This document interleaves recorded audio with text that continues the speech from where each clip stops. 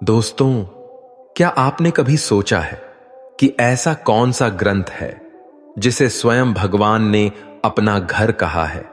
ऐसा कौन सा ज्ञान है जिसे समझ लेने भर से जीवन का हर अंधेरा रोशनी में बदल जाता है? वह है श्रीमद् भागवत गीता। श्रीमद् भागवत गीता कोई साधारण पुस्तक नहीं, यह साक्षात भगवान की दिव्य वाणी है।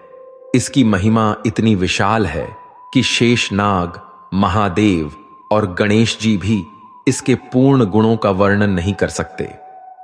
फिर हम मनुष्य कैसे कर पाएंगे?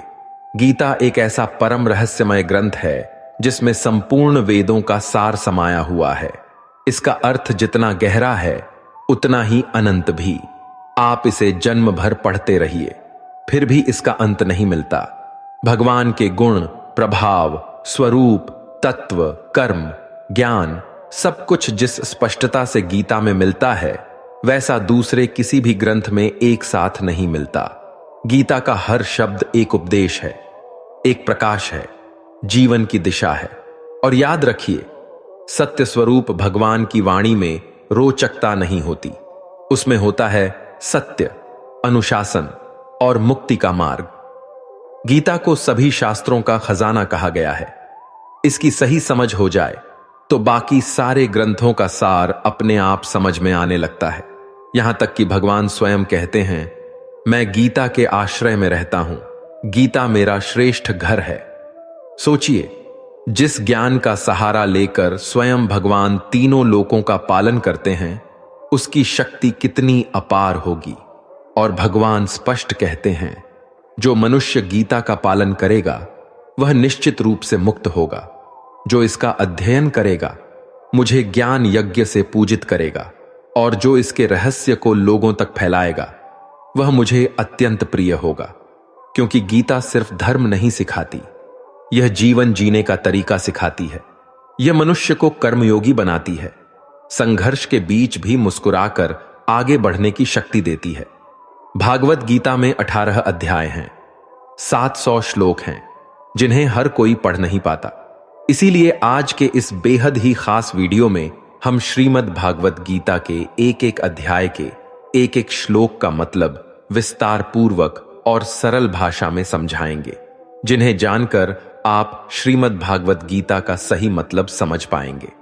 हर श्लोक आपको नया दृष्टिकोण देगा, नई ऊर्जा देगा और जीवन को समझने का एक ऐसा तरीका देगा जो शायद आज तक आपने महसूस ही न किया हो। दोस्तों, अगर आप भी अपने जीवन में शांति, दिशा और शक्ति चाहते हैं तो इन विचारों को रोज सुने और गीता को सिर्फ पढ़े नहीं, जीना शुरू करें। तो आइए, देर न करते हुए इस दिव्य यात्रा की शुरुआत करते हैं और प्रवेश करते हैं श्रीमद् भागवत गीता के अनंत ज्ञान में। श्रीमद् भागवत गीता, पहला अध्याय, अर्जुन विषाद योग। यह शुरुआत होती है धृतराष्ट्र के सवालों से। वह संजय से जानना चाहते हैं कि धर्म भूमि कुरुक्षेत्र में युद्ध करने के लिए एकत्र हुए मेरे और पांडु के पुत्र क्या कर रहे हैं, उनकी सेना क्या कर रही है। धृतराष्ट्र जानना चाहते हैं कि युद्ध स्थल पर आखिर हो क्या रहा है। धृतराष्ट्र अंधे थे, वह देख नहीं सकते थे, लेकिन वह आंख से अंधे थे, मन और मस्तिष्क से नहीं। वह जानते थे कि वह धर्म के साथ नहीं खड़े हैं, क्योंकि धर्म तो वहां था जहां श्री कृष्ण खड़े थे। अपने पुत्र मोह में उन्होंने शांति की जगह युद्ध को चुना था, लेकिन वह जानते थे कि इस युद्ध को जीतना आसान नहीं होगा। अपने जीवन में हम भी जब कोई गलत करते हैं तो हम भी समझ रहे होते हैं कि हमारे किए का नतीजा शायद अच्छा नहीं हो, और यही डर, चिंता धृतराष्ट्र को सता रहा था। संजय आंखों देखा हाल बताते हुए उत्तर देते हैं कि हे राजन, दुर्योधन पांडवों की सेना के व्यूह को देख रहे हैं और यह बात गुरु द्रोणाचार्य को जाकर बताते हैं। संजय को दिव्य दृष्टि प्राप्त हुई थी, वह युद्ध क्षेत्र से दूर रहते हुए भी युद्ध को देख सकते थे। दुर्योधन कह रहे हैं, हे आचार्य, पांडु पुत्रों की इस विशाल सेना को देखिए।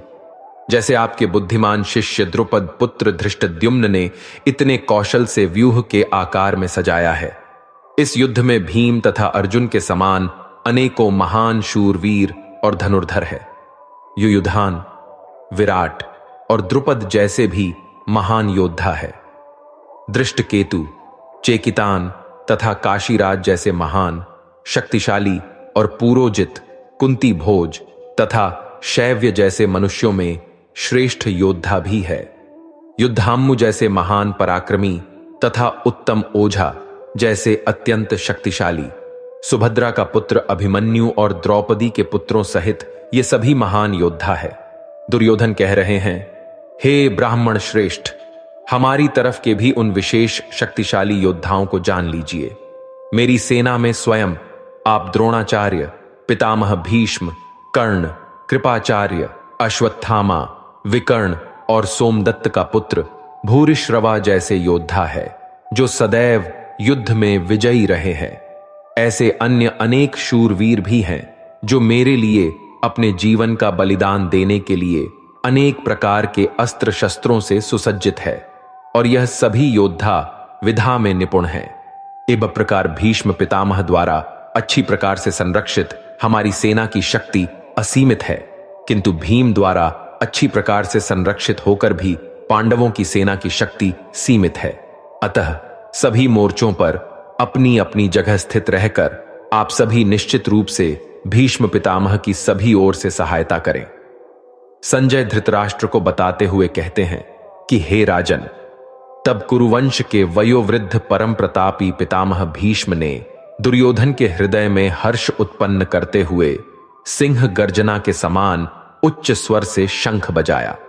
तत्पश्चात अनेक शंख, नगाड़े, ढोल, मृदंग और सिंग आदि बाजे अचानक एक साथ बजे थे। उनका वह शब्द बड़ा भयंकर था। तत्पश्चात दूसरी ओर से सफेद घोड़ों से युक्त उत्तम रथ पर आसीन योगेश्वर श्री कृष्ण और अर्जुन में भी अलौकिक शंख बजाए। हृदय के सर्वस्व ज्ञाता श्री कृष्ण ने पांचजन्य नामक, अर्जुन ने देवदत्त नामक और भयानक कर्म वाले भीमसेन ने पौंड नामक महाशंख बजाया। हे राजन, कुंती पुत्र राजा युधिष्ठिर में अनंत विजय नामक और नकुल तथा सहदेव में स्वघोष और मणिपुष्पक नामक शंख बजाए। श्रेष्ठ धनुष वाले काशीराज और महारथी शिखंडी एवं धृष्टद्युम्न तथा राजा विराट और कभी न हारने वाला सात्यकी, राजा द्रुपद एवं द्रौपदी के पांचों पुत्र और बड़ी भुजाओं वाले सुभद्रा पुत्र अभिमन्यु आदि सभी ने अलग अलग शंख बजाए। संजय कहते हैं, उस भयंकर ध्वनि ने आकाश और पृथ्वी को गुंजायमान करते हुए आपके पुत्रों के हृदय में शोक उत्पन्न कर दिया। हे राजन, इसके बाद हनुमान से अंकित पताका लगे रथ पर आसीन पांडु पुत्र अर्जुन ने धनुष उठाकर तीर चलाने की तैयारी के समय धृतराष्ट्र के पुत्रों को देखकर हृदय के सर्वस्व ज्ञाता श्री कृष्ण से प्रार्थना करते हुए कहा कि हे अच्युत, कृपा करके मेरे रथ को दोनों सेनाओं के बीच में खड़ा करें, जिससे मैं युद्ध भूमि में उपस्थित युद्ध की इच्छा रखने वालों को देख सकूं कि इस युद्ध में मुझे किन किन से एक साथ युद्ध करना है। मैं उनको भी देख सकूं जो ये राजा लोग यहां पर धृतराष्ट्र के दुर्बुद्धि पुत्र दुर्योधन के हित की इच्छा से युद्ध करने के लिए एकत्रित हुए हैं। संजय ने कहा, हे भारतवंशी, अर्जुन द्वारा इस प्रकार कहे जाने पर हृदय के पूर्ण ज्ञाता श्री कृष्ण ने दोनों सेनाओं के बीच में उस उत्तम रथ को खड़ा कर दिया और भीष्म पितामह, आचार्य द्रोण तथा संसार के सभी राजाओं के सामने भगवान श्री कृष्ण ने कहा कि हे पार्थ, युद्ध के लिए एकत्रित हुए इन सभी कुरु वंश के सदस्यों को देख। वहां प्रथापुत्र अर्जुन ने अपने ताऊ चाचा को, दादा परदादा को, गुरु को, मामा को, भाई को, पुत्रों को, पौत्रों को और मित्रों को देखा। कुंती पुत्र अर्जुन ने ससुर को और शुभचिंतकों सहित दोनों तरफ की सेनाओं में अपने ही सभी संबंधियों को देखा। तब करुणा से अभिभूत होकर शोक करते हुए अर्जुन ने कहा, हे कृष्ण, युद्ध की इच्छा वाले इन सभी मित्रों तथा संबंधियों को उपस्थित देखकर मेरे शरीर के सभी अंग कांप रहे हैं और मुख सूखा जा रहा है। मेरे हाथ से गांडीव धनुष छूट रहा है और त्वचा भी जल रही है। मेरा मन भ्रमित सा हो रहा है, इसलिए मैं खड़ा भी नहीं रह पा रहा हूं। हे केशव, मुझे तो केवल अशुभ लक्षण ही दिखाई दे रहे हैं। युद्ध में स्वजनों को मारने में मुझे कोई कल्याण दिखाई नहीं देता है। हे कृष्ण, मैं न तो विजय चाहता हूं और न ही राज्य और सुखों की इच्छा करता हूं। हे गोविंद, हमें ऐसे राज्य, सुख अथवा इस जीवन से भी क्या लाभ है जिनके साथ हमें राज्य आदि सुखों को भोगने की इच्छा है। वही गुरुजन, परिवारजन, पुत्रगण, पितामह, मामा, ससुर और सारे संबंधी अपने जीवन के सभी सुखों को त्याग कर इस युद्ध भूमि में खड़े हैं। हे मधुसूदन, मैं इन सभी को मारना नहीं चाहता हूं, भले ही यह सभी मुझे ही मार डालें। तीनों लोकों के राज्य के लिए भी मैं इन सभी को मारना नहीं चाहता, फिर पृथ्वी के लिए तो कहना ही क्या है। हे जनार्दन, धृतराष्ट्र के पुत्रों को मारकर हमें कौन सी प्रसन्नता मिलेगी, बल्कि इन आतताइयों को मारकर तो हमें पाप ही लगेगा। हे माधव, अतः मुझे धृतराष्ट्र के पुत्रों को उनके मित्रों और संबंधियों सहित मारना उचित नहीं लगता है, क्योंकि अपने ही कुटुंबियों को मारकर हम कैसे सुखी हो सकते हैं। यद्यपि लोभ के कारण इन भ्रमित चित्त वालों को कुल के नाश से उत्पन्न होने वाले दोष दिखाई नहीं देते हैं और मित्रों से विरोध करने में कोई पाप दिखाई नहीं देता है, परंतु हे जनार्दन, हम लोग तो कुल के नाश से उत्पन्न दोष को समझने वाले हैं। क्यों न हमें इस पाप से बचने के लिए विचार करना चाहिए। अर्जुन कहते हैं, कुल के नाश से सनातन कुल धर्म नष्ट हो जाते हैं तथा धर्म का नाश हो जाने पर संपूर्ण कुल में अधर्म फैल जाता है। हे कृष्ण, अधर्म अधिक बढ़कर जाने से कुल की स्त्रियां दूषित हो जाती हैं। स्त्रियों के दूषित हो जाने पर अवांछित संतानें उत्पन्न होती हैं। अवांछित संतानों की वृद्धि से निश्चय ही कुल में नारकीय जीवन उत्पन्न होता है। ऐसे पतित कुलों के पितृ गिर जाते हैं, क्योंकि पिंड और जल के दान की क्रियाएं समाप्त हो जाती हैं। इन अवांछित संतानों के दुष्कर्मों से सनातन कुल धर्म और जाति धर्म नष्ट हो जाते हैं। हे जनार्दन, जिनका कुल धर्म नष्ट हो गया है, ऐसे मनुष्यों को अनिश्चित काल तक नरक में रहना पड़ता है, ऐसा हम सुनते आए हैं। कितने आश्चर्य की बात है कि हम लोग बुद्धिमान होकर भी महान पाप करने को तैयार हो गए हैं, जो राज्य और सुख के लोभ से अपने प्रियजनों को मारने के लिए आतुर हो गए हैं।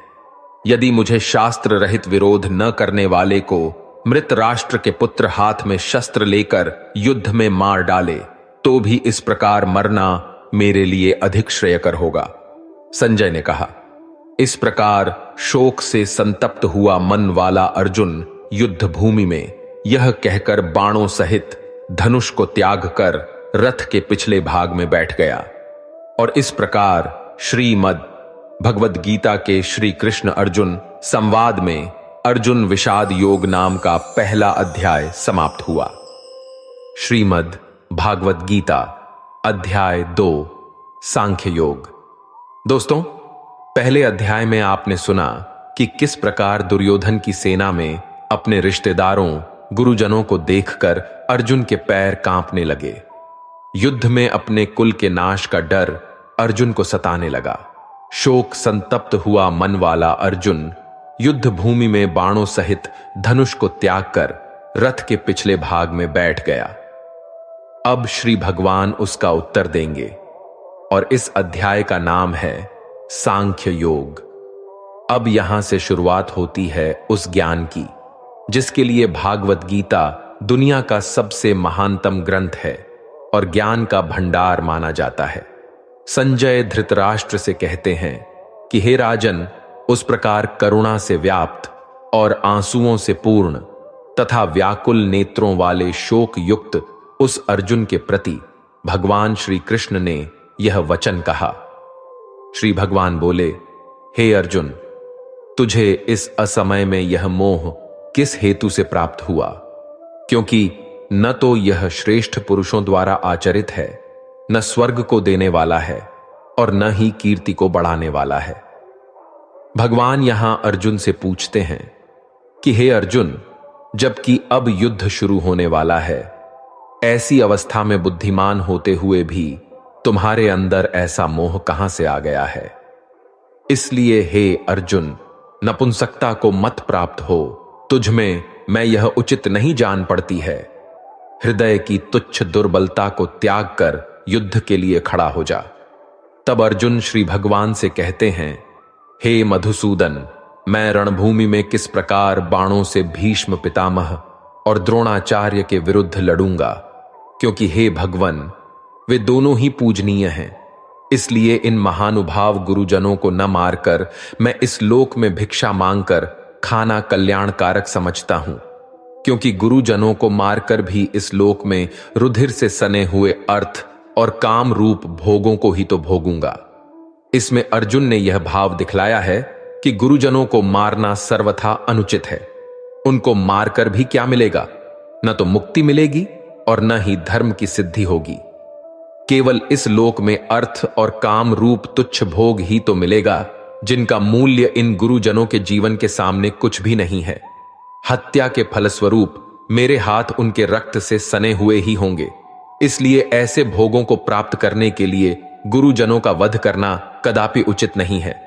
हम यह भी नहीं जानते कि हमारे लिए युद्ध करना और न करना, इन दोनों में से कौन सा श्रेष्ठ है, अथवा यह भी नहीं जानते कि उन्हें हम जीतेंगे या हमको वे जीतेंगे। और जिनको मारकर हम जीना भी नहीं चाहते, वे ही हमारे आत्मीय धृतराष्ट्र के पुत्र हमारे मुकाबले में खड़े हैं। इसलिए मैं आपसे पूछता हूं कि जो साधन निश्चित कल्याणकारक हो वह मेरे लिए कहिए, क्योंकि मैं आपका शिष्य हूं। इसलिए मुझको शिक्षा दीजिए, क्योंकि भूमि में निष्कंटक धन, धान्य संपन्न राज्य को और देवताओं के स्वामी पने को प्राप्त होकर भी मैं उस उपाय को नहीं देखता हूं जो मेरी इंद्रियों के सुखाने वाले शोक को दूर कर सके। इसमें अर्जुन ने यह भाव दिखलाया है कि युद्ध में विजय पा लेने पर ज्यादा से ज्यादा मैं इस पृथ्वी पर राज्य प्राप्त कर लूंगा, परंतु यदि मुझे देवताओं का आधिपत्य भी मिल जाए तो भी वह मेरे इंद्रियों को सुखा देने वाले शोक को दूर करने में समर्थ नहीं है। इसलिए मुझे कोई ऐसा उपाय बताएं जो मेरी इंद्रियों को सुखाने वाले शोक को दूर करके मुझे सदा के लिए सुखी बना दे। संजय धृतराष्ट्र से कहते हैं, हे राजन, निद्रा को जीतने वाले अर्जुन अंतर्यामी श्री कृष्ण महाराज के प्रति इस प्रकार कहकर फिर श्री गोविंद भगवान से कहकर कि युद्ध नहीं करूंगा और चुप हो गए। हे भारतवंशी धृतराष्ट्र, अंतर्यामी श्री कृष्ण महाराज दोनों सेनाओं के बीच में शोक करते हुए उस अर्जुन को हंसते हुए यह वचन बोले। श्री भगवान बोले, हे अर्जुन, तू न शोक करने योग्य मनुष्यों के लिए शोक करता है और पंडितों जैसे वचनों को कहता है, परंतु जिनके प्राण चले गए हैं उनके लिए और जिनके प्राण अभी नहीं गए हैं उनके लिए भी ज्ञानी जन शोक नहीं करते हैं। में न तो ऐसा ही है कि मैं किसी काल में नहीं था, तू नहीं था, अथवा यह राजा लोग नहीं थे, और न ऐसा ही है कि इससे आगे हम सब नहीं रहेंगे। जिस प्रकार जीवात्मा की इस देह में बालकपन, जवानी और वृद्धावस्था होती है, वैसे ही मरने के बाद नए शरीर की प्राप्ति होती है। उस विषय में धीर पुरुष मोहित नहीं होता। इसमें श्री भगवान के कहने का भाव है कि जिस प्रकार बालकपन, जवानी और बुढ़ापा ये अवस्थाएं आत्मा की नहीं होती है, स्थूल शरीर की होती है और आत्मा में उनका आरोप किया जाता है, ठीक उसी प्रकार एक शरीर से दूसरे शरीर में आना जाना भी वास्तव में आत्मा का नहीं होता, सूक्ष्म शरीर का ही होता है और उसका आरोप आत्मा में किया जाता है। इसलिए इस तत्व को नहीं जानने वाले अज्ञानी जन ही मरने वाले का शोक करते हैं। धीर पुरुष ऐसा नहीं करते, क्योंकि उनकी दृष्टि में आत्मा का शरीर से कोई संबंध नहीं है। इसलिए तुम्हारा शोक करना उचित नहीं है। हे कुंती पुत्र, सर्दी गर्मी और सुख दुख को देने वाले इंद्रिय और विषयों के संयोग तो उत्पत्ति विनाशशील और अनित्य है। इसलिए हे भारत, तो उनको सहन कर। इसमें श्री भगवान के कहने का भाव है कि सर्दी, गर्मी, सुख, दुख ये सब इंद्रियों के विकार है, इसलिए उसे क्षण भंगुर और अनित्य समझ और शोक मत कर। क्योंकि हे पुरुष, श्रेष्ठ दुख सुख को समान समझने वाले जिस धीर पुरुष को यह इंद्रिय और विषयों के संयोग व्याकुल नहीं करते, वह मोक्ष के योग्य होता है। दोस्तों, हमारे जीवन में भी दुख आने पर हम दुखी हो जाते हैं, जबकि ज्ञानी पुरुष जानता है कि अगर दुख घर में प्रवेश किया है तो सुख भी जरूर दरवाजे पर ही खड़ा होगा। इसलिए जो मनुष्य किसी भी विषम परिस्थिति से व्याकुल नहीं होता, वैसा ज्ञानी मनुष्य परमात्मा की प्राप्ति का पात्र बन जाता है। असत्य वस्तुओं की सत्ता नहीं है और सत्य का अभाव नहीं है। इस प्रकार इन दोनों का ही तत्वज्ञानी पुरुषों द्वारा देखा गया है।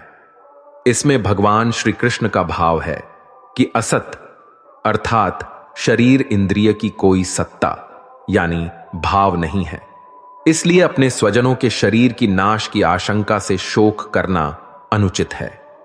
सत का भाव यहां परमात्मा से है। परमात्मा सर्वव्यापी है, अखंड और निर्विकार है। इसलिए यदि तुम आत्म रूप से अपने स्वजनों के नाश की आशंका करके शोक करते हो, तो भी तुम्हारा शोक करना उचित नहीं है।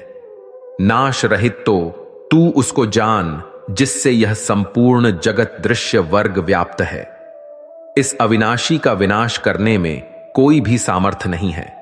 श्री भगवान कहते हैं, परमात्मा का कोई भी नाश नहीं कर सकता, इसीलिए परमात्मा ही सत है। उस नाश रहित अप्रमेय नित्य स्वरूप जीवात्मा के ये सब शरीर नाशवान कहे गए हैं। इसलिए हे भारतवंशी अर्जुन, तू युद्ध कर।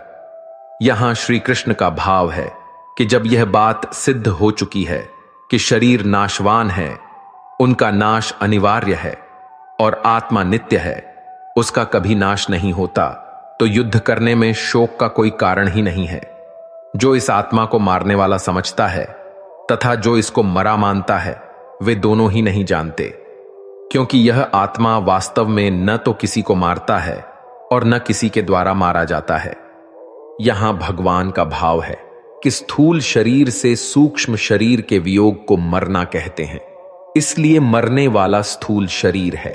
इसी तरह स्थूल शरीर की क्रिया से किसी दूसरे स्थूल शरीर के प्राणों का वियोग होता है, उसे मारने वाला कहते हैं। इसलिए मारने वाला भी शरीर ही है, आत्मा नहीं है। किंतु शरीर के धर्मों को अपने में अध्यारोपित करके अज्ञानी लोग आत्मा को मारने वाला मान लेते हैं, इसलिए उनको उन कर्मों का फल भोगना पड़ता है। यह आत्मा किसी काल में भी न तो जन्मता है और न मरता ही है, तथा न यह उत्पन्न होकर फिर होने वाला ही है, क्योंकि यह अजन्मा, नित्य, सनातन और पुरातन है। शरीर के मारे जाने पर भी यह नहीं मारा जाता। हे पृथापुत्र अर्जुन, जो पुरुष इस आत्मा को नाश रहित, नित्य, अजन्मा और अव्यय जानता है, वह पुरुष कैसे किसको मरवाता है और कैसे किसको मारता है। यहां श्री भगवान का भाव है कि स्थूल शरीर द्वारा किसी को मारना या मरवाना यह आत्मा का काम नहीं है, इसलिए किसी के लिए भी किसी प्रकार का शोक करना उचित नहीं है। जैसे मनुष्य पुराने वस्त्रों को त्याग कर दूसरे नए वस्त्रों को ग्रहण करता है, वैसे ही जीवात्मा पुराने शरीरों को त्याग कर दूसरे नए शरीरों को प्राप्त होता है। इस आत्मा को शस्त्र नहीं काट सकते, इसको आग नहीं जला सकती, इसको जल गीला नहीं कर सकता और वायु इसे सुखा नहीं सकती है। यह आत्मा नित्य, सर्वव्यापी, अचल, स्थिर रहने वाला और सनातन है। यह आत्मा अव्यक्त है, अर्थात आत्मा किसी भी इंद्रिय के द्वारा जाना नहीं जा सकता है। यह आत्मा अचिंत्य है, अर्थात आत्मा मन का भी विषय नहीं है। यह आत्मा विकार रहित कहा जाता है। इसलिए हे अर्जुन, इस आत्मा को उपर्युक्त प्रकार से जानकर तू शोक करने योग्य नहीं है, अर्थात तुझे शोक करना उचित नहीं है। किंतु यदि तू इस आत्मा को सदा जन्म लेने वाला तथा सदा मरने वाला मानता है, तो भी हे महाबाहो, तू इस प्रकार शोक करने के योग्य नहीं है। क्योंकि इस मान्यता के अनुसार जन्मे हुए की मृत्यु निश्चित है और मरे हुए का जन्म निश्चित है। इससे भी इस बिना उपाय वाले विषय में तू शोक करने के योग्य नहीं है। हे अर्जुन, संपूर्ण प्राणी जन्म से पहले अप्रकट थे और मरने के बाद भी अप्रकट हो जाने वाले हैं, केवल बीच में ही प्रकट है। फिर ऐसी स्थिति में क्या शोक करना है? कोई एक महापुरुष ही इस आत्मा को आश्चर्य की भांति देखता है, वैसा ही दूसरा कोई महापुरुष ही इसके तत्व का आश्चर्य की भांति वर्णन करता है, तथा दूसरा कोई अधिकारी पुरुष ही इसे आश्चर्य की भांति सुनता है, और कोई तो सुनकर भी इसको नहीं जानता। हाँ, श्री भगवान का भाव है कि आत्मा आश्चर्यमय है, इसलिए उसे देखने वाला संसार में कोई विरला ही होता है और वह उसे आश्चर्य की भांति देखता है। जो महापुरुष परमात्मा को जानने वाले हैं, जो संपूर्ण वेदों और शास्त्रों के ज्ञाता है, वे ही आत्मा का वर्णन कर सकते हैं, और उनका वर्णन करना भी आश्चर्य की भांति होता है। इस आत्मा के वर्णन को सुनने वाला सदाचारी आस्तिक पुरुष भी कोई विरला होता है और उसका सुनना भी आश्चर्य की भांति होता है। हे अर्जुन, यह आत्मा सबके शरीरों में सदा ही आबादियां हैं, इसका कभी नाश नहीं हो सकता। इस कारण संपूर्ण प्राणियों के लिए तू शोक करने के योग्य नहीं है, तथा अपने धर्म को देखकर भी तू शोक करने के योग्य नहीं है। अर्थात तुझे भय नहीं करना चाहिए, क्योंकि क्षत्रिय के लिए धर्मयुक्त युद्ध से बढ़कर दूसरा कोई कल्याणकारी कर्तव्य नहीं है। हे पार्थ, अपने आप प्राप्त हुए और खुले हुए स्वर्ग के द्वार रूपी इस प्रकार के युद्ध को भाग्यवान क्षत्रिय लोग ही पाते हैं। किंतु यदि तू इस धर्मयुक्त युद्ध को नहीं करेगा तो स्वधर्म और कीर्ति को खोकर पाप को प्राप्त होगा, तथा सब लोग अनंत काल तक तेरी अपकीर्ति की चर्चा करेंगे, और माननीय पौरुष के लिए अपकीर्ति मारण से भी बढ़कर है। और जिनकी दृष्टि में तू पहले बहुत सम्मानित होकर अब लघुता को प्राप्त होगा, वे महारथी लोग तुझे भय के कारण युद्ध से हटा हुआ मानकर तुम्हें डरपोक समझेंगे। तेरे वैरी लोग अर्थात तुम्हारे शत्रुगण तेरे सामर्थ्य की निंदा करते हुए तुझे बहुत से न कहने योग्य वचन भी कहेंगे। उससे अधिक दुख और क्या होगा? या तो तू युद्ध में मारा जाएगा और स्वर्ग को प्राप्त होगा, अथवा संग्राम में जीतकर पृथ्वी का राज्य भोगेगा। इस कारण हे अर्जुन, तू युद्ध के लिए निश्चित करके खड़ा हो जा। हार जीत, लाभ हानि और सुख दुखों को समान समझकर युद्ध के लिए तैयार हो जा। इस प्रकार युद्ध करने से तू पाप को नहीं प्राप्त होगा। हे पार्थ, यह बुद्धि तेरे लिए ज्ञान योग के विषय में कही गई, और अब तू इसको कर्म योग के विषय में सुन। जिस बुद्धि को जानकर तू कर्मों के बंधन को भली भांति त्याग देगा, अर्थात सर्वथा नष्ट कर डालेगा। इस कर्म योग में आरंभ का अर्थात बीज का नाश नहीं है, और उल्टा फल रूप दोष भी नहीं है, बल्कि इस कर्म योग रूप धर्म का थोड़ा सा भी साधन जन्म मृत्यु रूप महान भय से रक्षा कर लेता है। यहां श्री भगवान के कहने का भाव है कि कर्म योग का कभी नाश नहीं होता। इसके संस्कार साधक के अंतःकरण में स्थित हो जाते हैं, और वे साधक को दूसरे जन्म में पुनः साधन में लगा देते हैं। निष्काम भाव से किए गए कर्मों का विपरीत परिणाम भी नहीं होता है, और ऐसा साधक भगवान को प्राप्त हो जाता है। हे अर्जुन, इस कर्मयोग में निश्चयात्मक बुद्धि एक ही होती है, किंतु अस्थिर विचार वाले विवेकहीन सकाम मनुष्यों की बुद्धि या निश्चय ही बहुत भेदों वाली और अनंत होती है। जब फैसला लेना हो तो बुद्धि एक ही होती है, लेकिन जहां सोच की, फैसले की, निर्णय की कमी हो, वहां कई बुद्धियां काम करती है। यहां अनिर्णय की स्थिति के बारे में कहा गया है। जब आप फैसला नहीं ले पाते हैं तो न जाने कई दिशाओं में आपका ध्यान, आपकी बुद्धि जाती है। लेकिन अगर आप निर्णय करने की सोच लें तो उसके बाद सिर्फ उस काम को करने का ही प्रण होता है। हे अर्जुन, जो भोगों में तन्मय हो रहे हैं जो कर्मफल के प्रशंसक वेद वाक्यों में ही प्रीति रखते हैं, जिनकी बुद्धि में स्वर्ग ही परम प्राप्य वस्तु है और जिसके लिए स्वर्ग से बढ़कर दूसरी कोई वस्तु ही नहीं है। यानी ऐसे लोग जो कर्म के बदले में होने वाले सिर्फ फल या लाभ की बात करते हैं, तो वह कर्म नहीं स्वार्थ बन जाता है, उसे कर्म नहीं कह सकते। हे अर्जुन, जो अज्ञानी लोग सिर्फ दिखाऊ शोभा युक्त वाणी को कहते हैं, वह ढोंगी होते हैं। वह कहते बहुत कुछ है लेकिन करते बहुत कम है। ऐसे लोगों से बचकर रहना चाहिए जो कर्म की बातें सिर्फ भोग और ऐश्वर्य के लिए करते हैं, जिनका ध्येय सिर्फ भोग और ऐश्वर्य है। उन पुरुषों की परमात्मा में निश्चयात्मिका बुद्धि नहीं होती। हे अर्जुन, वेदों के कर्मकांड हमारी प्रकृति के 3 गुणों से जुड़े हैं, इसलिए तू उन भोगों एवं उनके साधनों में आसक्तिहीन, हर्ष, शोक आदि द्वंद्वों से रहित, योग और क्षेम को न चाहने वाला और स्वाधीन अंतकरण वाला हो। यहां श्री भगवान कहते हैं, वेद भी सिर्फ 3 गुणों में समाप्त हो जाते हैं, उससे आगे वे भी नहीं जानते। उससे आगे है कर्म योग। श्री भगवान का कहना है कि कर्म करो लेकिन उससे आसक्ति मत रखो। बेहद बड़े जलाशय के प्राप्त हो जाने पर छोटे जलाशय में मनुष्य का जितना प्रयोजन रहता है, उसी तरह से जिसने ब्रह्म तत्व को समझ लिया, तब उसके लिए वेदों की कोई आवश्यकता नहीं रह जाती है। तेरा कर्म करने में ही अधिकार है, उसके फलों में कभी नहीं।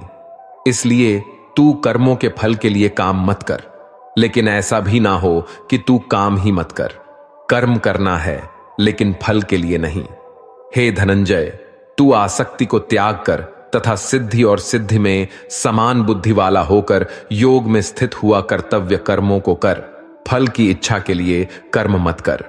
तुमको कर्मयोगी बनने के लिए संभव में स्थित होकर कर्म करना चाहिए।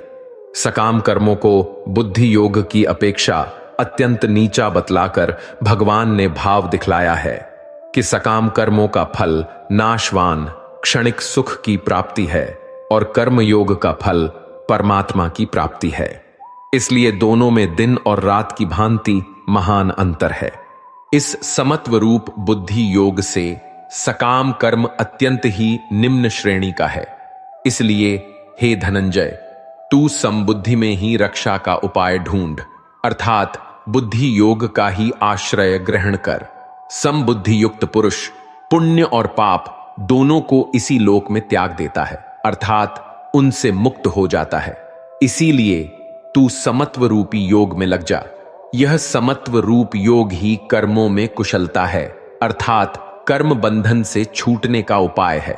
क्योंकि समबुद्धि से युक्त ज्ञानी जन कर्मों से उत्पन्न होने वाले फल को त्याग कर जन्म रूप बंधन से मुक्त होकर निर्विकार परम पद को प्राप्त हो जाते हैं।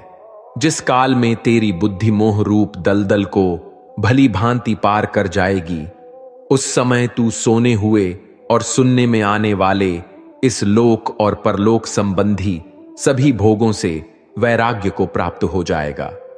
भांति भांति के वचनों को सुनने से विचलित हुई तेरी बुद्धि जब परमात्मा में अचल और स्थिर ठहर जाएगी, तब तू योग को प्राप्त हो जाएगा, अर्थात तेरा परमात्मा से नित्य संयोग हो जाएगा।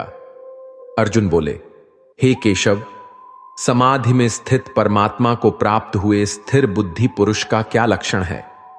वह स्थिर बुद्धि पुरुष कैसे बोलता है, कैसे बैठता है और कैसे चलता है? श्री भगवान बोले, हे अर्जुन, जिस काल में यह पुरुष मन में स्थित संपूर्ण कामनाओं को भली भांति त्याग देता है और आत्मा से आत्मा में ही संतुष्ट रहता है, उस काल में वो स्थित प्रज्ञ कहा जाता है। दुखों की प्राप्ति होने पर जिसके मन में उद्वेग नहीं होता, सुखों की प्राप्ति में जो सर्वथा स्पृहा रहित है तथा जिसके राग भय और क्रोध नष्ट हो गए हैं, ऐसा मुनि स्थिर बुद्धि कहा जाता है। जो पुरुष सर्वत्र स्नेह रहित होकर शुभ या अशुभ वस्तुओं को प्राप्त होकर न प्रसन्न होता है और न द्वेष करता है, उसकी बुद्धि स्थिर है। कछुआ सब ओर से अपने अनुभव को जैसे समेट लेता है, वैसे ही जब यह पुरुष इंद्रियों के विषयों से इंद्रियों को सब प्रकार से हटा लेता है, तब उसकी बुद्धि स्थिर है। ऐसा समझना चाहिए। इसलिए साधक को चाहिए कि वह उन संपूर्ण इंद्रियों को वश में करके समाहित चित्त होकर मेरा ध्यान करे, क्योंकि जिस पुरुष की इंद्रियां वश में होती हैं उसी की बुद्धि स्थिर हो जाती है। विषयों का चिंतन करने वाले पुरुष की उन विषयों में आसक्ति हो जाती है। आसक्ति से उन विषयों की कामना उत्पन्न होती है और कामना में विघ्न पड़ने से क्रोध उत्पन्न होता है। क्रोध से भ्रम पैदा होता है। स्मृति में भ्रम हो जाने से बुद्धि का नाश हो जाता है और बुद्धि का नाश हो जाने से उस पुरुष का पतन हो जाता है। जिस प्रकार हवा के झोंके नाव को भटका देती है, ठीक उसी प्रकार मनुष्य की इंद्रियां उसकी बुद्धि को भटका देती है। इसलिए हे महाबाहो, जिस पुरुष की इंद्रियां उसके वश में होती हैं उसी की बुद्धि स्थिर है।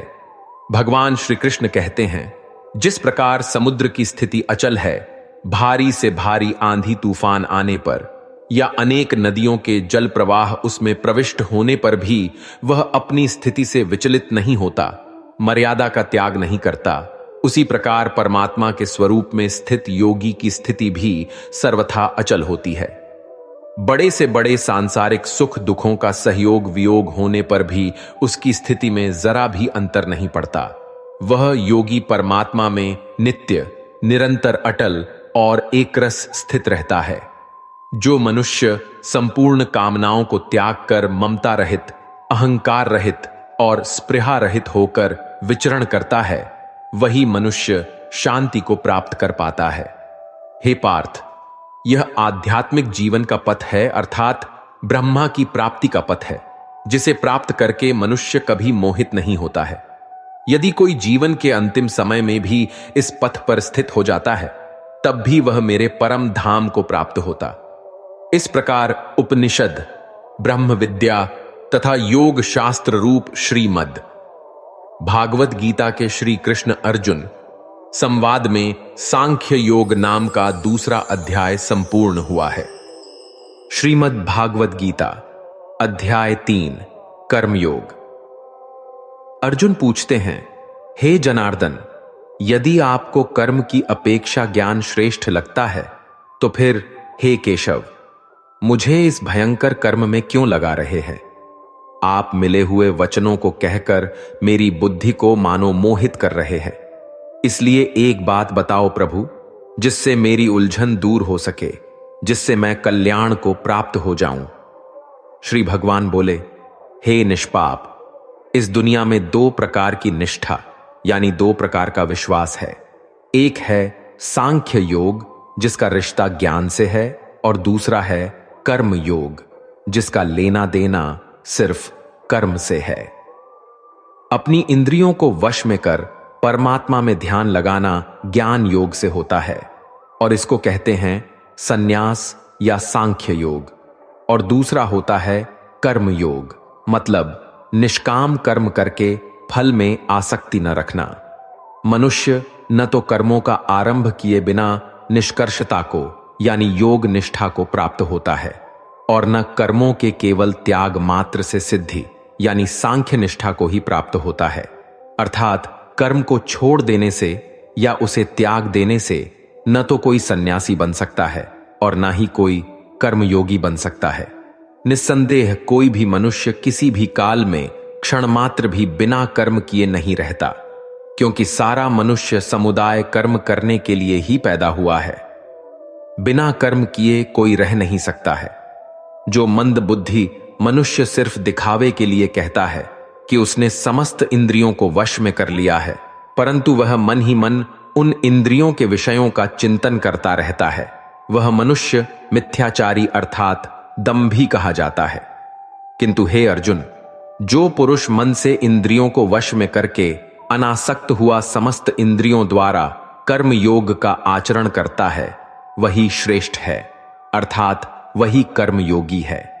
तू शास्त्र विहित कर्तव्य कर्म कर, क्योंकि कर्म न करने की अपेक्षा कर्म करना श्रेष्ठ है, तथा कर्म न करने से तेरा शरीर निर्वाह भी नहीं सिद्ध होगा।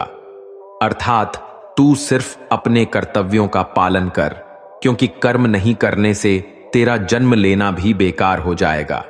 हे अर्जुन, तू यज्ञ समझकर अपना कर्म कर जिस प्रकार यज्ञ समाज और प्रजा की भलाई के लिए किया जाता है, उसी तरह तू इस युद्ध को यज्ञ समझकर अर्थात अपना कर्तव्य समझकर कर्म कर। प्रजापति ब्रह्मा ने इस दुनिया की शुरुआत में यज्ञ को रचकर अपनी जनता को कहा कि तुम लोग इस यज्ञ के द्वारा वेदी को प्राप्त हो और यह यज्ञ तुम लोगों को इच्छित भोग प्रदान करने वाला हो। यज्ञ एक तरीके से हमें रास्ता दिखाता है, हमें कर्म करना सिखाता है। ब्रह्मा कहते हैं कि यज्ञ के द्वारा देवताओं को खुश करना चाहिए और फिर वे देवता खुश होकर के हम सबकी भलाई करेंगे। इस प्रकार निस्वार्थ भाव से एक दूसरे को उन्नत करते हुए तुम लोग परम कल्याण को प्राप्त हो जाओगे। यज्ञ करके जब आप देवताओं की पूजा करते हैं तो वह बिना मांगे ही आपकी सारी इच्छाओं को पूरा कर देते हैं। लेकिन जो यज्ञ नहीं करता, उस यज्ञ से देवताओं को प्रणाम नहीं करता, लेकिन फिर भी अपनी इच्छाओं को पूरा करना चाहता है, उसे चोर समझना चाहिए। अर्थात बिना कर्म किए कोई चाहता है कि उसे सब कुछ मिल जाए तो उसे चोर ही तो समझना चाहिए। यज्ञ से बचे हुए अन्न को खाने वाले श्रेष्ठ पुरुष सब पापों से मुक्त हो जाते हैं, और जो पापी लोग अपना शरीर पोषण करने के लिए ही अन्न पकाते हैं, वे तो पाप को ही खाते हैं। अर्थात जो लोग ईश्वर को याद किए बिना अपने जिंदा रहने में ही लगे रहते हैं, उन्हें चोर समझना चाहिए। अगर अन्न खत्म हो जाए तो सब खत्म हो जाएंगे। संपूर्ण प्राणी अन्न से उत्पन्न होते हैं। अन्न की उत्पत्ति वृष्टि से होती है, यानी कि बारिश, और बारिश यज्ञ से होती है, और यज्ञ कर्मों से होते हैं, और कर्म की उत्पत्ति वेद से। हमारी संस्कृति का सारा ज्ञान वेद से ही तो आया है, और वेद परमपिता परमात्मा से उत्पन्न हुआ है। इससे सिद्ध होता है कि यज्ञ और ईश्वर में सीधा संबंध है। हे पार्थ, जो पुरुष परंपरा से नहीं चलता, सृष्टि चक्र के नियमों का पालन नहीं करता, अर्थात अपने कर्तव्य का पालन नहीं करता, वह इंद्रियों के द्वारा भोगों को भोगने वाला पापी पुरुष व्यर्थ ही जीता है।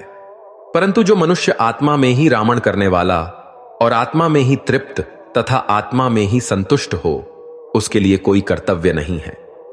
आत्मा का मतलब यहां सबसे बड़ा सच है, और जो सत्य को समझता है, सत्य में ही खुश होकर सत्य में ही रहता है, उसके लिए कोई कर्तव्य नहीं है।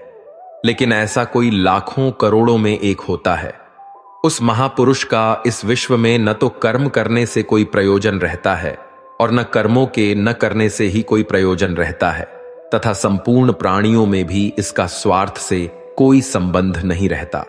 कहने का सीधा मतलब है, जिसे परमात्मा मिल चुका है, वह कोई और दूसरा कर्म क्यों करे। इसलिए तू निरंतर आसक्ति से रहित होकर, अर्थात अपनी इच्छा को त्याग कर सदा कर्तव्य कर्म को भली भांति करता रहे, क्योंकि आसक्ति से रहित होकर कर्म करता हुआ मनुष्य परमात्मा को प्राप्त हो जाता है। बहुत से ऐसे लोग हैं जो कर्म करते हुए ही परम सिद्धि को प्राप्त हुए थे। जनक आदि ज्ञानी जन भी आसक्ति रहित कर्म द्वारा ही परम सिद्धि को प्राप्त हुए थे। इसलिए तुझे कर्म करना ही उचित है।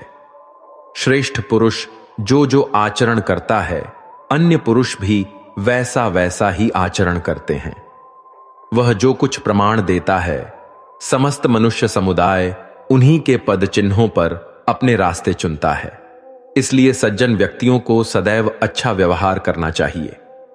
हे अर्जुन, मेरा इन तीनों लोकों में न तो कुछ कर्तव्य है और न ही कोई वस्तु प्राप्त करने योग्य है, फिर भी मैं कर्म में ही बरतता हूं, अर्थात मैं भी कर्म करते हुए अपने कर्तव्य का निर्वाह करता रहता हूं। श्री भगवान कहते हैं, हे पार्थ, यदि मैं कर्मों को करने में सावधानी न बरतूं तो बड़ा अनर्थ हो जाएगा, क्योंकि मनुष्य सब प्रकार से मेरे ही मार्ग का अनुसरण करते हैं। इसलिए यदि मैं कर्म न करूं तो यह सब मनुष्य नष्ट भ्रष्ट हो जाएंगे और मैं संकर्ता का करने वाला हो जाऊंगा तथा इस समस्त प्रजा को नष्ट करने वाला बन जाऊंगा। हे भारत, जिनमें समझ नहीं होती वह कर्म में आसक्त होकर कर्म करते हैं। आसक्ति रहित विद्वान को भी चाहिए कि वह भी लोगों को सही दिशा दिखाने के लिए उसी प्रकार कर्म करे। जो ज्ञानी हैं, जिन्हें ईश्वर की सच्चाई मालूम हो चुकी है, उनकी यह जिम्मेदारी बन चुकी है कि उनके काम करने के तरीके से कहीं किसी और के मन में काम करने के प्रति अश्रद्धा या अपमान न पैदा हो जाए। इसलिए उन ज्ञानी जनों के लिए यह जरूरी है कि वह ऐसा उदाहरण सामने रखें जिससे हर कोई अपना कर्म, अपना कर्तव्य करने के लिए प्रेरित हो। वास्तव में संपूर्ण कर्म सब प्रकार से प्रकृति के गुणों द्वारा किए जाते हैं, तो भी जिसका अंतकरण अहंकार से मोहित हो रहा है, ऐसा अज्ञानी मैं करता हूं, ऐसा मानता है। तामसिक गुण वाले व्यक्ति आलस्य या नींद इसी प्रकार के कर्म करते हैं। राजसिक गुण वाले बात बात पर शौर्य या बहादुरी दिखाने का काम करते हैं। लेकिन ज्ञानी मनुष्य जानते हैं उसके गुण ही उससे कर्म करवा रहे हैं, और जो ज्ञानी नहीं होते वह समझते हैं कि सब कुछ वही कर रहे हैं। कर्म में लगे हुए ज्ञानियों को यह जानना चाहिए कि गुण ही उनसे कर्म करवाते हैं, वह खुद कुछ भी नहीं करते। और जो ज्ञानी इस बात को समझ लें तो यह उनकी जिम्मेदारी होती है कि वह अज्ञानियों को समझाए कि कर्म ही उनका धर्म है। श्री कृष्ण अर्जुन से कहते हैं कि तुम मुझ अंतर्यामी परमात्मा में अपने सारे कर्मों को अर्पण कर आशा और ममता को छोड़कर युद्ध करो। जो कोई मनुष्य दोष दृष्टि से रहित और श्रद्धा युक्त होकर मेरे इस मत का सदा अनुसरण करते हैं, वे भी संपूर्ण कर्मों से छूट जाते हैं। परंतु जो मनुष्य मुझ में दोषारोपण करते हुए मेरे इस मत के अनुसार नहीं चलते हैं, उन मूर्खों को तो संपूर्ण ज्ञानों में मोहित और नष्ट हुआ ही समझ। इस प्रकार उपनिषद, ब्रह्म विद्या तथा योग शास्त्र रूप श्रीमद् भगवद गीता के श्री कृष्ण अर्जुन संवाद में कर्म योग नाम का 3रा अध्याय संपूर्ण हुआ। श्रीमद् भागवत गीता अध्याय 4, ज्ञान कर्म संन्यास योग। दोस्तों, जिस प्रकार कहावत है कि नेकी कर दरिया में डाल, ठीक उसी प्रकार कर्म का ज्ञान कहता है कि कर्म कर और उसे भगवान को समर्पित कर दे। गीता के 4थे अध्याय में श्री भगवान ज्ञान, कर्म और संन्यास योग के बारे में बताएंगे। तो चलिए सुनते हैं। भागवत गीता का अध्याय 4, ज्ञान कर्म संन्यास योग। श्री भगवान बोले, मैंने इस अविनाशी योग को सूर्य से कहा था। सूर्य ने अपने पुत्र मनु से कहा और मनु ने अपने पुत्र राजा इक्ष्वाकु से कहा। हे परंतप अर्जुन, इस प्रकार परंपरा से प्राप्त इस योग को राजर्षियों ने जाना, किंतु उसके बाद योग बहुत काल से इस पृथ्वी लोक में लुप्त हो गया। तू मेरा भक्त और प्रिय सखा है, इसलिए यह पुरातन योग आज मैंने तुझको कहा है, क्योंकि यह बड़ा ही उत्तम रहस्य है, अर्थात गुप्त रखने योग्य विषय है।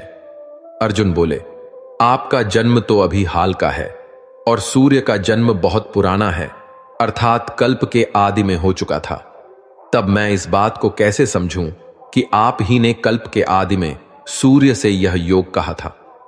श्री भगवान बोले, हे परंतप अर्जुन, मेरे और तेरे बहुत से जन्म हो चुके हैं, उन सब को तू नहीं जानता, किंतु मैं जानता हूं। मैं अजन्मा और अविनाशी स्वरूप होते हुए भी तथा समस्त प्राणियों का ईश्वर होते हुए भी अपनी प्रकृति को अधीन करके अपनी योग माया से प्रकट होता हूं। हे भारत, जब जब धर्म की हानि और अधर्म की वृद्धि होती है, तब तब मैं अपने रूप को रचता हूं, अर्थात साकार रूप से लोगों के सम्मुख प्रकट होता हूं। साधु पुरुषों का उद्धार करने के लिए, पाप कर्म करने वालों का विनाश करने के लिए और धर्म की अच्छी तरह से स्थापना करने के लिए मैं युग युग में प्रकट हुआ करता हूं। हे अर्जुन, मेरे जन्म और कर्म दिव्य है, अर्थात निर्मल और अलौकिक है। इस प्रकार जो मनुष्य इस तत्व को अच्छे से जान लेता है, वह शरीर को त्याग कर फिर जन्म को प्राप्त नहीं होता, किंतु मुझे ही प्राप्त होता है। पहले भी जिनके राग, भय और क्रोध सर्वथा नष्ट हो गए थे और जो मुझ में अनन्य प्रेम पूर्वक स्थिर रहते थे, ऐसे मेरे आश्रित रहने वाले बहुत से भक्त से ऊपर युक्त ज्ञान रूपी ताप से पवित्र होकर मेरे स्वरूप को प्राप्त हो चुके हैं। हे अर्जुन, जो भक्त मुझे जिस प्रकार भजते हैं, मैं भी उनको उसी प्रकार भजता हूं, क्योंकि सभी मनुष्य सब प्रकार से मेरे ही मार्ग का अनुसरण करते हैं। इस मनुष्य लोक में कर्मों के फल को चाहने वाले लोग देवताओं का पूजन किया करते हैं, क्योंकि उनको कर्मों से उत्पन्न होने वाली सिद्धि शीघ्र मिल जाती है। ब्राह्मण, क्षत्रिय, वैश्य और शूद्र, इन 4 वर्णों का समूह गुण और कर्मों के अनुसार मेरे द्वारा रचा गया है। इस प्रकार सृष्टि रचना आदि कर्म का कर्ता होने पर भी मुझ अविनाशी परमेश्वर को तू वास्तव में अकर्ता ही जान। कर्मों के फल में मेरी स्पृहा नहीं है, इसलिए मुझे कर्म लिप्त नहीं करते। यहां श्री भगवान के कहने का भाव है कि कर्म करो, लेकिन फल की इच्छा से नहीं, बस अपना कर्म करते जाओ और आगे बढ़ते जाओ। पूर्व काल में पूर्वजों ने भी इस प्रकार मेरे बताए अनुसार ही कर्म किए हैं और मोक्ष को प्राप्त हुए हैं। इसलिए अगर तू भी मोक्ष को पाना चाहता है तो पूर्वजों द्वारा सदा से किए जाने वाले कर्मों को ही कर। कर्म क्या है और अकर्म क्या है, इस प्रकार इसका निर्णय करने में बुद्धिमान पुरुष भी मोहित हो जाते हैं। इसलिए वह कर्म तत्व मैं तुझे भली भांति समझाकर कहूंगा, जिसे जानकर तू अशुभ से अर्थात कर्म बंधन से मुक्त हो जाएगा। यहां श्री भगवान बताएंगे कि सही में कर्म क्या है।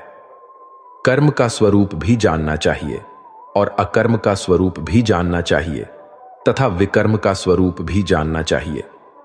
जो मनुष्य कर्म में अकर्म देखता है और जो अकर्म में कर्म देखता है, वह मनुष्यों में बुद्धिमान है और वह योगी समस्त कर्मों को करने वाला है। यहां श्री भगवान का भाव है कि जो मनुष्य कर्म तो करता है, लेकिन उस कर्म में अकर्म को देखता है, अर्थात यह नहीं सोचता है कि मैं ही करता हूं, वह फल की इच्छा नहीं रखता। सही मायने में वैसा बुद्धिमान पुरुष योगी के समान है। हे अर्जुन, जिसके संपूर्ण कर्म बिना कामना और संकल्प के होते हैं तथा जिसके समस्त कर्म ज्ञान रूपी अग्नि के द्वारा भस्म हो गए हैं, अर्थात जो कर्मों के बंधन से मुक्त हो चुके हैं, जिन्हें परमात्मा की प्राप्ति हो गई है, उस महापुरुष को ज्ञानी जन भी पांडित्य कहते हैं। जो पुरुष समस्त कर्मों में और उनके फल में आसक्ति का सर्वथा त्याग करके संसार के आश्रय से रहित हो गया है और परमात्मा में नित्य तृप्त है, उसके लिए भगवान की भक्ति के अलावा और कोई कर्म नहीं रह जाता है। अर्थात वह कर्म करते हुए भी वास्तव में कुछ भी नहीं करता। जिसने अपने मन और इंद्रियों को जीत लिया है और जिसने समस्त भोगों की सामग्री का परित्याग कर दिया है, ऐसा आशा रहित पुरुष केवल शरीर संबंधी कर्म करता हुआ भी पापों को नहीं प्राप्त होता है।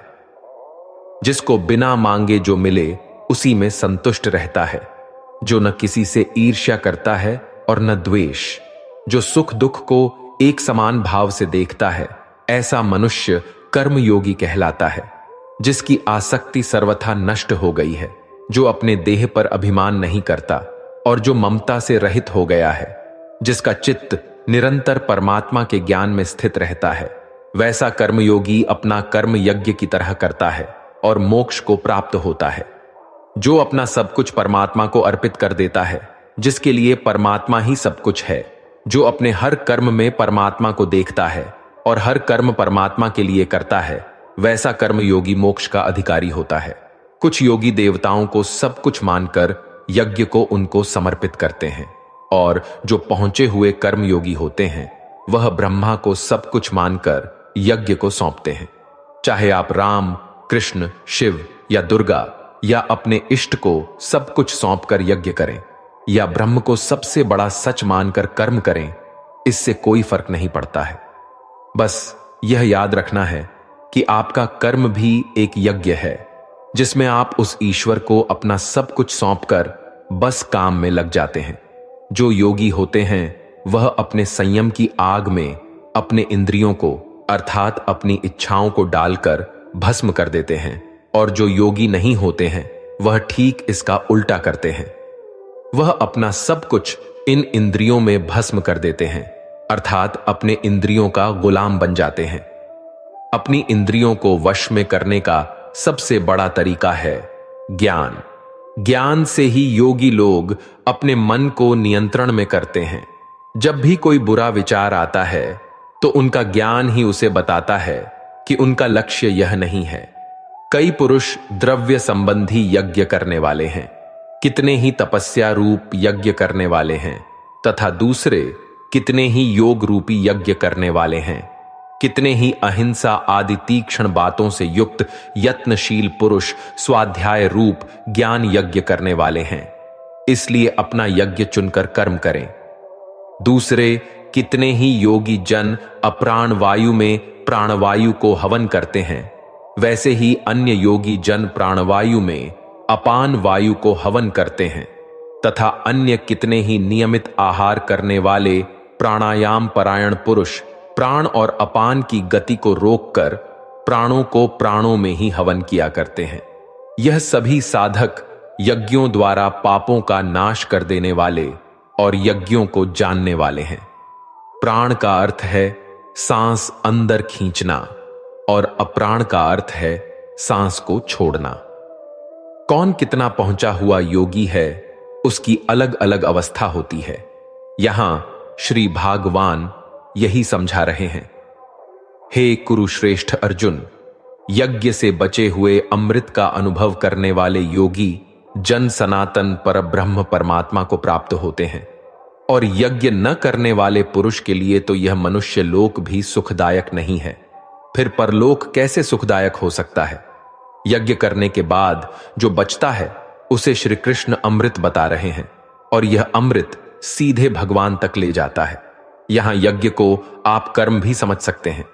कर्म करने के बाद जो उसका फल हो उसे भगवान का आशीर्वाद समझ उसमें संतुष्ट होकर अपने अगले कर्म में लग जाना चाहिए।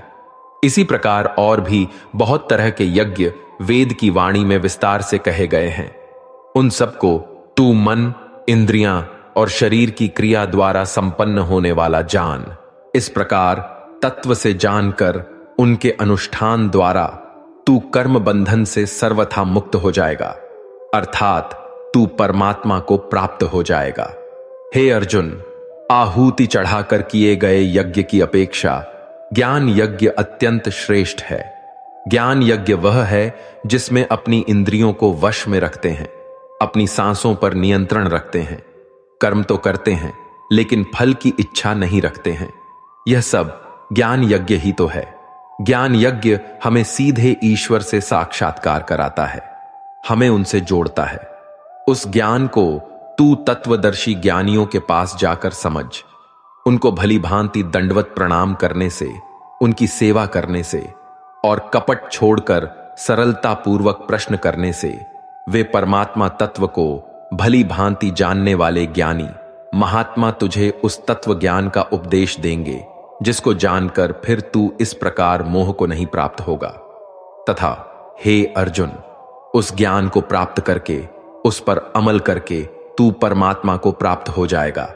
यदि तू अन्य सब पापियों से भी अधिक पाप करने वाला है तो भी तू ज्ञान रूप नाव द्वारा परमात्मा की भक्ति करके पाप रूपी समुद्र से तर जाएगा।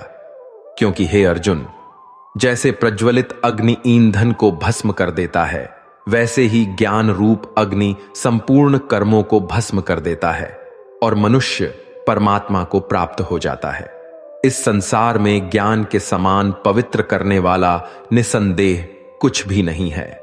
उस ज्ञान को कितने ही काल से कर्मयोग के द्वारा मनुष्य अपनी मृत्यु के पश्चात अगले जन्म में अपने आप ही आत्मा में पा लेता है और वह मनुष्य फिर से कर्मयोग में लग जाता है।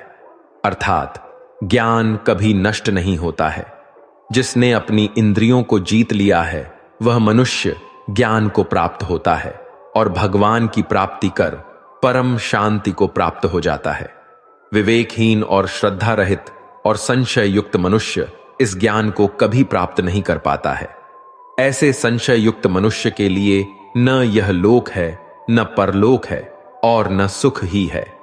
हे धनंजय, जिसने कर्मयोगी की विधि से समस्त कर्मों को परमात्मा में अर्पण कर दिया है और जिसने विवेक द्वारा समस्त संशयों का नाश कर दिया है, ऐसे वश में किए हुए मन वाले पुरुष को कर्म नहीं बांधते और वह सीधे परमात्मा को प्राप्त होते हैं।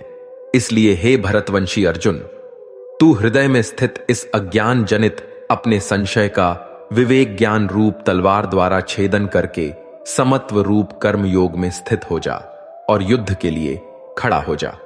इस प्रकार उपनिषद, ब्रह्म विद्या तथा योग शास्त्र रूप श्रीमद् भागवत गीता के श्री कृष्ण अर्जुन संवाद में ज्ञान कर्म संन्यास योग नाम का चौथा अध्याय संपूर्ण हुआ। श्रीमद् भागवत गीता अध्याय 5 कर्म संन्यास योग। अर्जुन कहते हैं, हे प्रभु, कभी आप संन्यास माध्यम से कर्म करने के लिए कहते हैं और कभी निष्काम माध्यम से कर्म करने के लिए कहते हैं। इसलिए इन दोनों में मेरे लिए जो परम कल्याणकारी हो उसे कहिए। श्री भगवान ने कहा, संन्यास माध्यम से किया जाने वाला कर्म और निष्काम माध्यम से किया जाने वाला कर्म, ये दोनों ही परम श्रेय को दिलाने वाला है, परंतु संन्यास माध्यम की अपेक्षा निष्काम कर्मयोग श्रेष्ठ है। हे महाबाहु, जो मनुष्य न तो किसी से घृणा करता है और न ही किसी की इच्छा करता है, वह सदा सन्यासी ही समझने योग्य है, क्योंकि ऐसा मनुष्य राग, द्वेष आदि सभी द्वंद्वों को त्याग कर सुखपूर्वक संसार बंधन से मुक्त हो जाता है। अल्पज्ञानी मनुष्य ही सन्यास योग और निष्काम कर्म योग को अलग अलग समझते हैं, न कि पूर्ण विद्वान मनुष्य, क्योंकि दोनों में से एक में भी अच्छी प्रकार से स्थित पुरुष परम सिद्धि को प्राप्त होता है, अर्थात दोनों प्रकार के कर्मों का बराबर फल मिलता है। जो फल ज्ञान योगियों को प्राप्त होता है वही निष्काम कर्म योगियों को भी प्राप्त होता है। इसलिए जो मनुष्य संन्यास योग और निष्काम कर्म योग दोनों को फल की दृष्टि से एक समान देखता है, वही वास्तविक सत्य को देख पाता है। हे महाबाहु, निष्काम कर्म योग के आचरण के बिना सन्यासी जीवन दुख का कारण होता है और भगवान के किसी भी एक स्वरूप को मन में धारण करने वाला निष्काम कर्म योगी परब्रह्म परमात्मा को शीघ्र प्राप्त हो जाता है। कर्मयोगी इंद्रियों पर विजय प्राप्त करने वाला होता है और परमात्मा में निष्काम भाव से मन को स्थित करके कर्म करता हुआ भी कभी कर्म से लिप्त नहीं होता है। कर्मयोगी परम तत्व परमात्मा की अनुभूति करके दिव्य चेतना में स्थित होकर देखता हुआ, सुनता हुआ, स्पर्श करता हुआ, सूंघता हुआ, भोजन करता हुआ, चलता हुआ, सोता हुआ, सांस लेता हुआ, सब प्रकार से यही सोचता है कि मैं कुछ भी नहीं करता हूं। वह सब कर्मों का कारण ईश्वर को मानता है। कर्मयोगी बोलता हुआ, त्यागता हुआ, ग्रहण करता हुआ तथा आंखों को खोलता और बंद करता हुआ भी यही सोचता है कि सभी इंद्रियां अपने अपने विषयों में प्रवृत्त हो रही हैं। ऐसी धारणा वाला होता है, अर्थात कर्मयोगी जो भी कार्य करते हैं वह शास्त्र अनुकूल और लोकहित के लिए ही होती है। कर्मयोगी सभी कर्म फलों को परमात्मा को समर्पित करके निष्काम भाव से कर्म करता है, इसीलिए उसको पाप कर्म कभी स्पर्श नहीं कर पाते हैं। जिस प्रकार कमल का पत्ता जल को स्पर्श नहीं कर पाता है, कर्मयोगी निष्काम भाव से शरीर, मन, बुद्धि और इंद्रियों के द्वारा केवल आत्मा की शुद्धि के लिए ही कर्म करते हैं। कर्मयोगी सभी कर्म के फलों का त्याग करके परम शांति को प्राप्त होता है और जो सिर्फ फल की इच्छा से ही कर्म करते हैं वह तो 84 लाख योनियों में ही भटकते रहते हैं। शरीर में स्थित जीवात्मा मन से समस्त कर्मों का परित्याग करके वह न तो कुछ करता है और न ही कुछ करवाता है। तब वह 9 द्वारों वाले स्थूल शरीर में आनंद पूर्वक आत्मस्वरूप में स्थित रहता है। शरीर में स्थित जीवात्मा देह का कर्ता न होने के कारण इस लोक में उसके द्वारा न तो कर्म उत्पन्न होते हैं और न ही कर्म फलों से कोई संबंध रहता है, बल्कि यह सब प्रकृति के गुणों के द्वारा ही किए जाते हैं।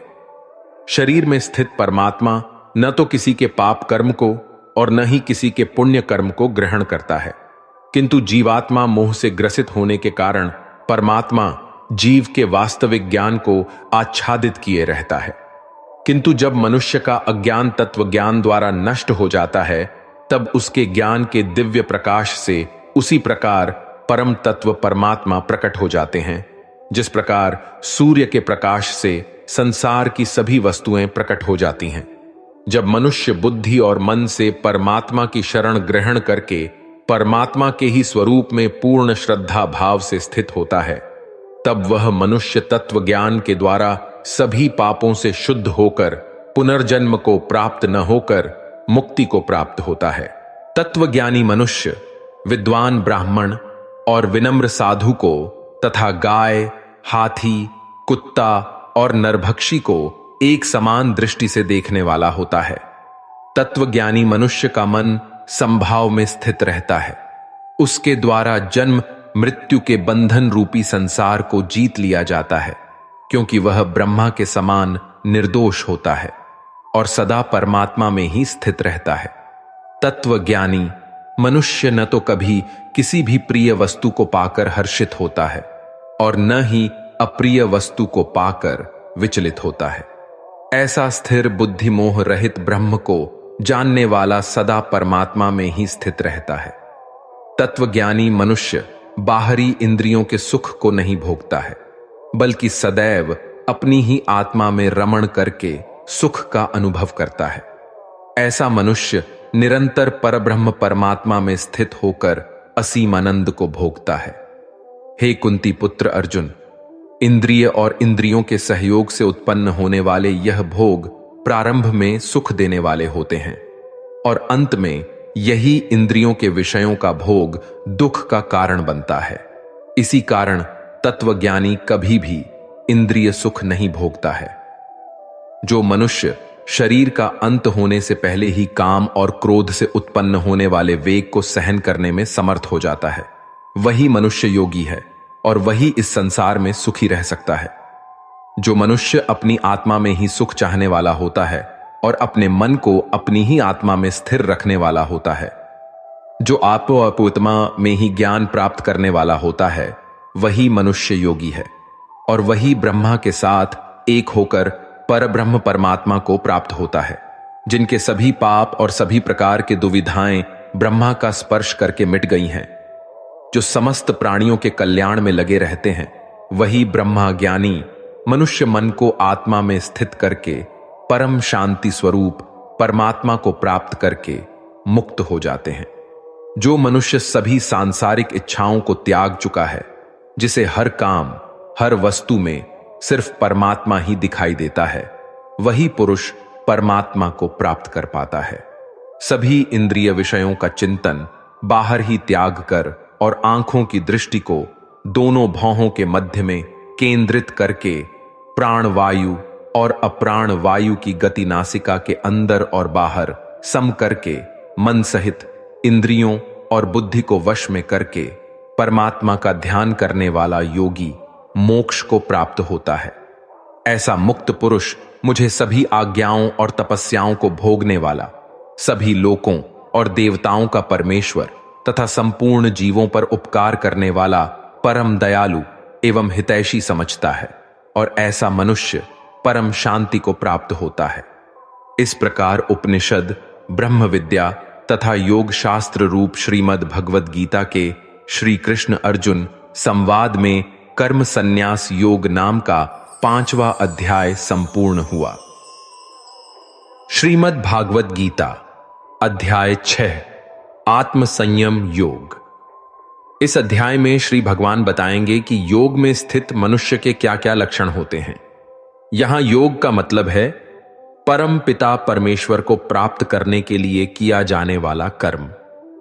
श्री भगवान कहते हैं, जो मनुष्य बिना किसी फल की इच्छा से अपना कर्तव्य समझकर कार्य करता है, वही सन्यासी है और वही योगी है।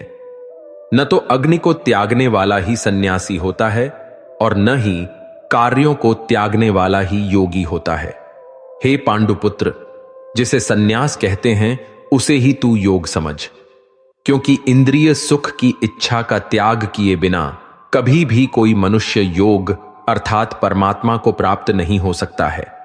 मन को वश में करने की इच्छा वाले मनुष्य को योग की प्राप्ति के लिए कर्म करना कारण होता है, और योग को प्राप्त होते होते सभी सांसारिक इच्छाओं का अभाव हो जाना ही कारण होता है।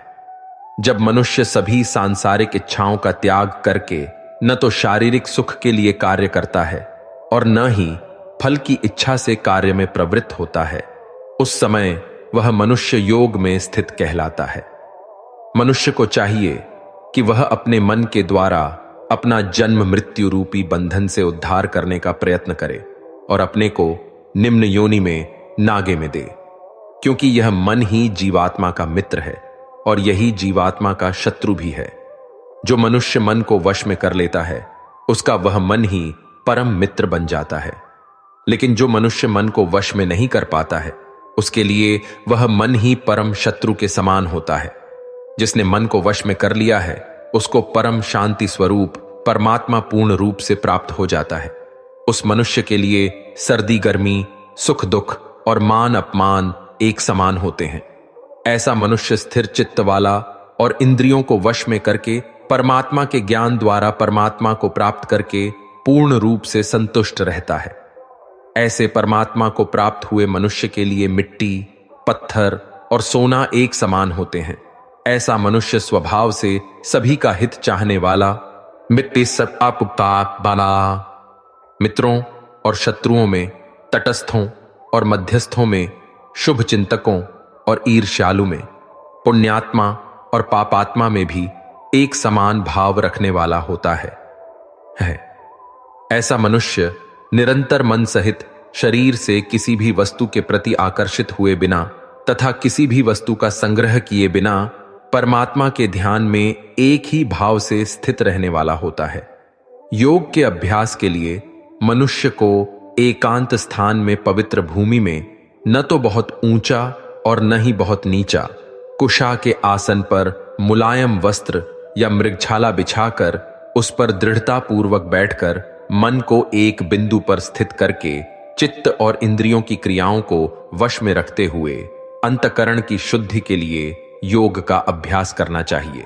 योग के अभ्यास के लिए मनुष्य को अपने शरीर, गर्दन तथा सिर को अचल और स्थिर रखकर नासिका के आगे के सिरे पर दृष्टि स्थित करके इधर उधर अन्य दिशाओं को न देखता हुआ बिना किसी भय से इंद्रिय विषयों से मुक्त ब्रह्मचर्य व्रत में स्थित मन को भली भांति शांत करके मुझे अपना लक्ष्य बनाकर और मेरे ही आश्रय होकर अपने मन को मुझ में स्थिर करके मनुष्य को अपने हृदय में मेरा ही चिंतन करना चाहिए।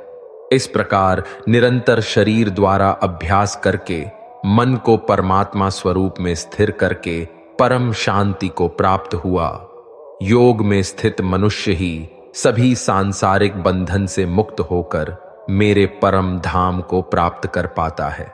हे अर्जुन, योग में स्थित मनुष्य को न तो अधिक भोजन करना चाहिए और न ही कम भोजन करना चाहिए, न ही अधिक सोना चाहिए और न ही सदा जागते रहना चाहिए।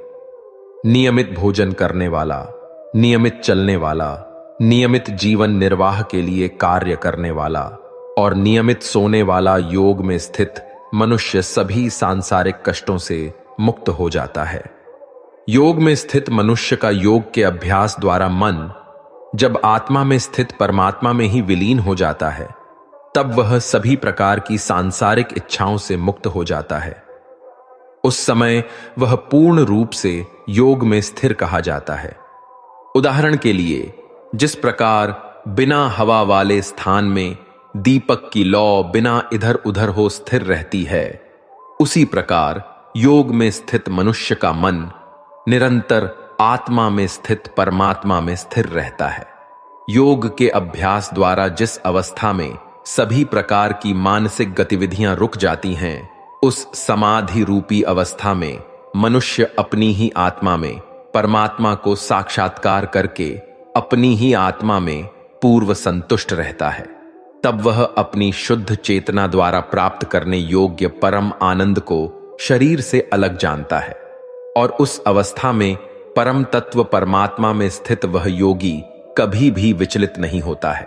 परमात्मा को प्राप्त करके वह योग में स्थित मनुष्य परम आनंद को प्राप्त होकर इससे अधिक अन्य कोई सुख नहीं मानता हुआ भारी से भारी दुख में भी विचलित नहीं होता है।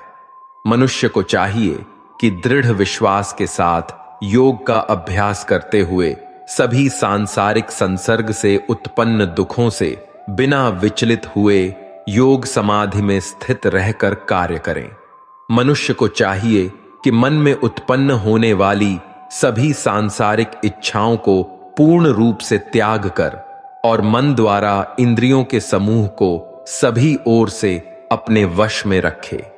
मनुष्य को चाहिए कि मन को आत्मा में स्थित करके परमात्मा के चिंतन के अलावा अन्य किसी वस्तु का चिंतन न करें।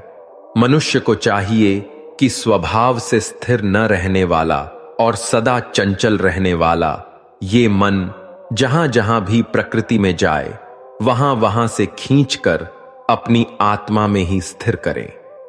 योग में स्थित मनुष्य का मन जब परमात्मा में एक ही भाव में स्थिर रहता है और जिसकी राजगुण से उत्पन्न होने वाली कामनाएं भली प्रकार से शांत हो चुकी है, ऐसा योगी सभी पाप कर्मों से मुक्त होकर परम आनंद को प्राप्त करता है। इस प्रकार योग में स्थित मनुष्य निरंतर योगाभ्यास द्वारा सभी प्रकार के पापों से मुक्त होकर सुखपूर्वक परब्रह्म से एक ही भाव में स्थिर रहकर दिव्य प्रेम स्वरूप परम आनंद को प्राप्त करता है। योग में स्थित मनुष्य सभी प्राणियों में एक ही आत्मा का प्रसार देखता है और सभी प्राणियों को उस एक ही परमात्मा में स्थित देखता है। ऐसा योगी सभी को एक समान भाव से देखने वाला होता है। जो मनुष्य सभी प्राणियों में मुझ परमात्मा को ही देखता है और सभी प्राणियों को मुझ परमात्मा में ही देखता है, उसके लिए मैं कभी अदृश्य नहीं होता हूं और वह मेरे लिए कभी अदृश्य नहीं होता है। योग में स्थित जो मनुष्य सभी प्राणियों के हृदय में मुझको स्थित देखता है और भक्ति भाव में स्थित होकर मेरा ही स्मरण करता है, वह योगी सभी प्रकार से सदैव मुझ में ही स्थित रहता है। हे अर्जुन, योग में स्थित जो मनुष्य अपने ही समान सभी प्राणियों को देखता है, सभी प्राणियों के सुख और दुख को भी एक समान रूप से देखता है, उसी को परम पूर्ण योगी समझना चाहिए।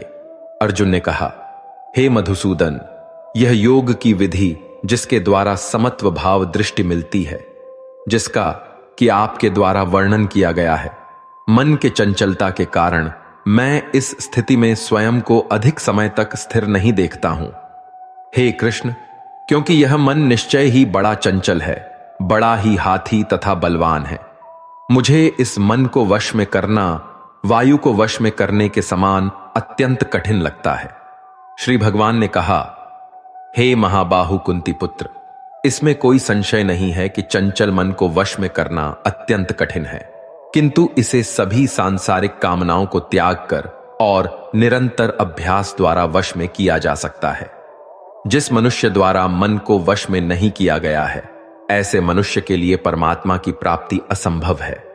लेकिन मन को वश में करने वाले प्रयत्नशील मनुष्य के लिए परमात्मा की प्राप्ति सहज होता है, ऐसा मेरा विचार है। अर्जुन ने कहा, हे कृष्ण, प्रारंभ में श्रद्धा पूर्वक योग में स्थिर रहने वाला किंतु बाद में योग से विचलित मन वाला असफल मनुष्य परम सिद्धि को न प्राप्त करके किस लक्ष्य को प्राप्त करता है? हे महाबाहु कृष्ण, परमात्मा की प्राप्ति के मार्ग से विचलित हुआ मनुष्य, जो कि न तो सांसारिक भोग को ही भोग पाया और न ही आपको प्राप्त कर सका, ऐसा मोह से ग्रसित मनुष्य क्या छिन्न भिन्न बादल की तरह दोनों ओर से नष्ट तो नहीं हो जाता है? हे श्री कृष्ण, मैं आपसे प्रार्थना करता हूं कि मेरे संशय को संपूर्ण रूप से केवल आप ही दूर कर सकते हैं, क्योंकि आपके अतिरिक्त अन्य कोई इस संशय को दूर करने वाला मिलना संभव नहीं है। श्री भगवान ने कहा, हे पृथा पौत्र, उस असफल योगी का न तो इस जन्म में और न अगले जन्म में ही विनाश होता है, क्योंकि परम कल्याणकारी नियत कर्म करने वाला कभी भी दुर्गति को प्राप्त नहीं होता है। योग में असफल हुआ मनुष्य स्वर्ग आदि उत्तम लोकों को प्राप्त होकर उनमें अनेकों वर्षों तक जिन इच्छाओं के कारण योग भ्रष्ट हुआ था, उन इच्छाओं को भोग करके फिर संपन्न सदाचारी मनुष्यों के परिवार में जन्म लेता है, अथवा उत्तम लोकों में न जाकर स्थिर बुद्धि वाले विद्वान योगियों के परिवार में जन्म लेता है। किंतु इस संसार में इस प्रकार का जन्म निसंदेह अत्यंत दुर्लभ है। हे अर्जुन, ऐसा जन्म प्राप्त करके वहां उसे पूर्व जन्म के योग संस्कार पुनः प्राप्त हो जाते हैं और उन संस्कारों के प्रभाव से वह परमात्मा प्राप्ति रूपी परम सिद्धि की प्राप्ति का फिर से प्रयत्न करता है। पूर्व जन्म के अभ्यास के कारण वह निश्चित रूप से परमात्म पथ की ओर खुद ही आकर्षित हो जाता है। ऐसा जिज्ञासु योगी शास्त्रों के अनुष्ठानों का उल्लंघन करके योग में स्थित हो जाता है। ऐसा योगी समस्त पाप कर्मों से शुद्ध होकर अनेक जन्मों के कठिन अभ्यास से इस जन्म में प्रयत्न करते हुए परम सिद्धि को प्राप्त करने के पश्चात परम गति को प्राप्त करता है। तपस्वियों से योगी श्रेष्ठ है, शास्त्र ज्ञानियों से भी योगी श्रेष्ठ माना जाता है और सकाम कर्म करने वालों की अपेक्षा भी योगी श्रेष्ठ है। इसलिए हे अर्जुन, तू योगी बन। सभी प्रकार के योगियों में से जो पूर्ण श्रद्धा सहित संपूर्ण रूप से मेरे आश्रित हुए अपने अंतकरण से मुझको निरंतर स्मरण करता है, ऐसा योगी मेरे द्वारा परम योगी माना जाता है। इस प्रकार उपनिषद, ब्रह्म विद्या तथा योग शास्त्र रूप श्रीमद् भागवत गीता के श्री कृष्ण अर्जुन संवाद में ध्यान योग अर्थात आत्म संयम योग नाम का 6ठा अध्याय संपूर्ण हुआ। श्रीमद् भागवत गीता अध्याय 7 ज्ञान विज्ञान योग।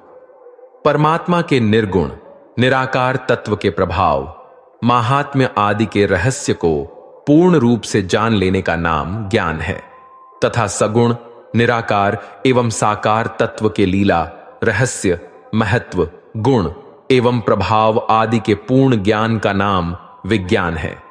इस अध्याय के पहले श्लोक में श्री भगवान कहते हैं कि हे अर्जुन, अब उसको सुन जिससे तू योग का अभ्यास करते हुए मुझ में अनन्य भाव से मन को स्थित करके और मेरी शरण होकर संपूर्णता से मुझको बिना किसी संशय के जान सकेगा। अब मैं तेरे लिए उस परम ज्ञान को अनुभव सहित कहूंगा जिसको पूर्ण रूप से जानने के बाद भविष्य में इस संसार में तेरे लिए अन्य कुछ भी जानने योग्य शेष नहीं रहेगा। हे अर्जुन, हजारों मनुष्यों में से कोई एक मेरी प्राप्ति के लिए प्रयत्न करता है और उन प्रयत्न करने वालों में भी कोई एक ही होता है जो मुझे यथार्थ रूप से जान पाता है। पृथ्वी, जल, अग्नि, वायु, आकाश, मन, बुद्धि और अहंकार ऐसे ही 8 प्रकार के भेदों वाली तो मेरी जड़ स्वरूप अपरा प्रकृति है। हे अर्जुन, परंतु इस जड़ स्वरूप अपरा प्रकृति के अतिरिक्त अन्य चेतन दिव्य स्वरूप परा प्रकृति को जानने का प्रयत्न कर, जिसके द्वारा जीव रूप से संसार का भोग किया जाता है। यहां अपरा प्रकृति का अर्थ माया है। यह पृथ्वी, जल, अग्नि, वायु, आकाश, मन, बुद्धि और अहंकार ये सब माया ही तो है और पारा प्रकृति का अर्थ यहां आत्मा से है। हे अर्जुन, तू मेरी इन जड़ तथा चेतन प्रकृति को ही सभी प्राणियों के जन्म का कारण समझ और मैं ही इस संपूर्ण जगत की उत्पत्ति तथा प्रलय का मूल कारण हूं। हे धनंजय, मेरे अतिरिक्त अन्य कुछ भी नहीं है। जिस प्रकार माला में मोती धागे में गुंथे रहते हैं, उसी प्रकार यह संपूर्ण जगत मणियों के समान मुझ में ही गुंथा हुआ है। हे कुंती पुत्र अर्जुन, मैं ही जल का स्वाद हूं, सूर्य तथा चंद्रमा का प्रकाश हूं। समस्त वैदिक मंत्रों में ओमकार हो, आकाश में ध्वनि हूं और पुरुषों में पुरुषत्व भी मैं ही हूं। मैं पृथ्वी में पवित्र गंध हूं, अग्नि में ऊष्मा हूं, समस्त प्राणियों में उनका जीवन हूं और तपस्वियों में तप भी मैं हूं। हे अर्जुन, तू मुझको ही सभी प्राणियों का अनादि अनंत बीज समझ। मैं बुद्धिमानों की बुद्धि और तेजस्वी मनुष्यों का तेज हूं। मैं बलवानों का कामना रहित और आसक्ति रहित बल हूं और सब प्राणियों में धर्मानुसार विषयी जीवन हूं। प्रकृति के 3 गुण, सत्व गुण, रज गुण और तम गुण से उत्पन्न होने वाले भाव, उन सबको तू मुझसे उत्पन्न होने वाला समझ। परंतु प्रकृति के गुण मेरे अधीन रहते हैं, मैं उनके अधीन नहीं हूं। प्रकृति के इन तीनों गुणों से उत्पन्न भावों द्वारा संसार के सभी जीव मोहग्रस्त रहते हैं। इस कारण वे मुझ परम अविनाशी को नहीं जान पाते हैं। हे अर्जुन, इन तीनों दिव्य गुणों से युक्त मेरी माया को पार कर पाना असंभव है, परंतु जो मनुष्य मेरे शरणागत हो जाते हैं वह मेरी इस माया को आसानी से पार कर जाते हैं। मनुष्यों में अधर्मी और दुष्ट स्वभाव वाले मूर्ख लोग मेरी शरण ग्रहण नहीं करते हैं। ऐसे नास्तिक स्वभाव धारण करने वालों का ज्ञान मेरी माया द्वारा हर लिया जाता है।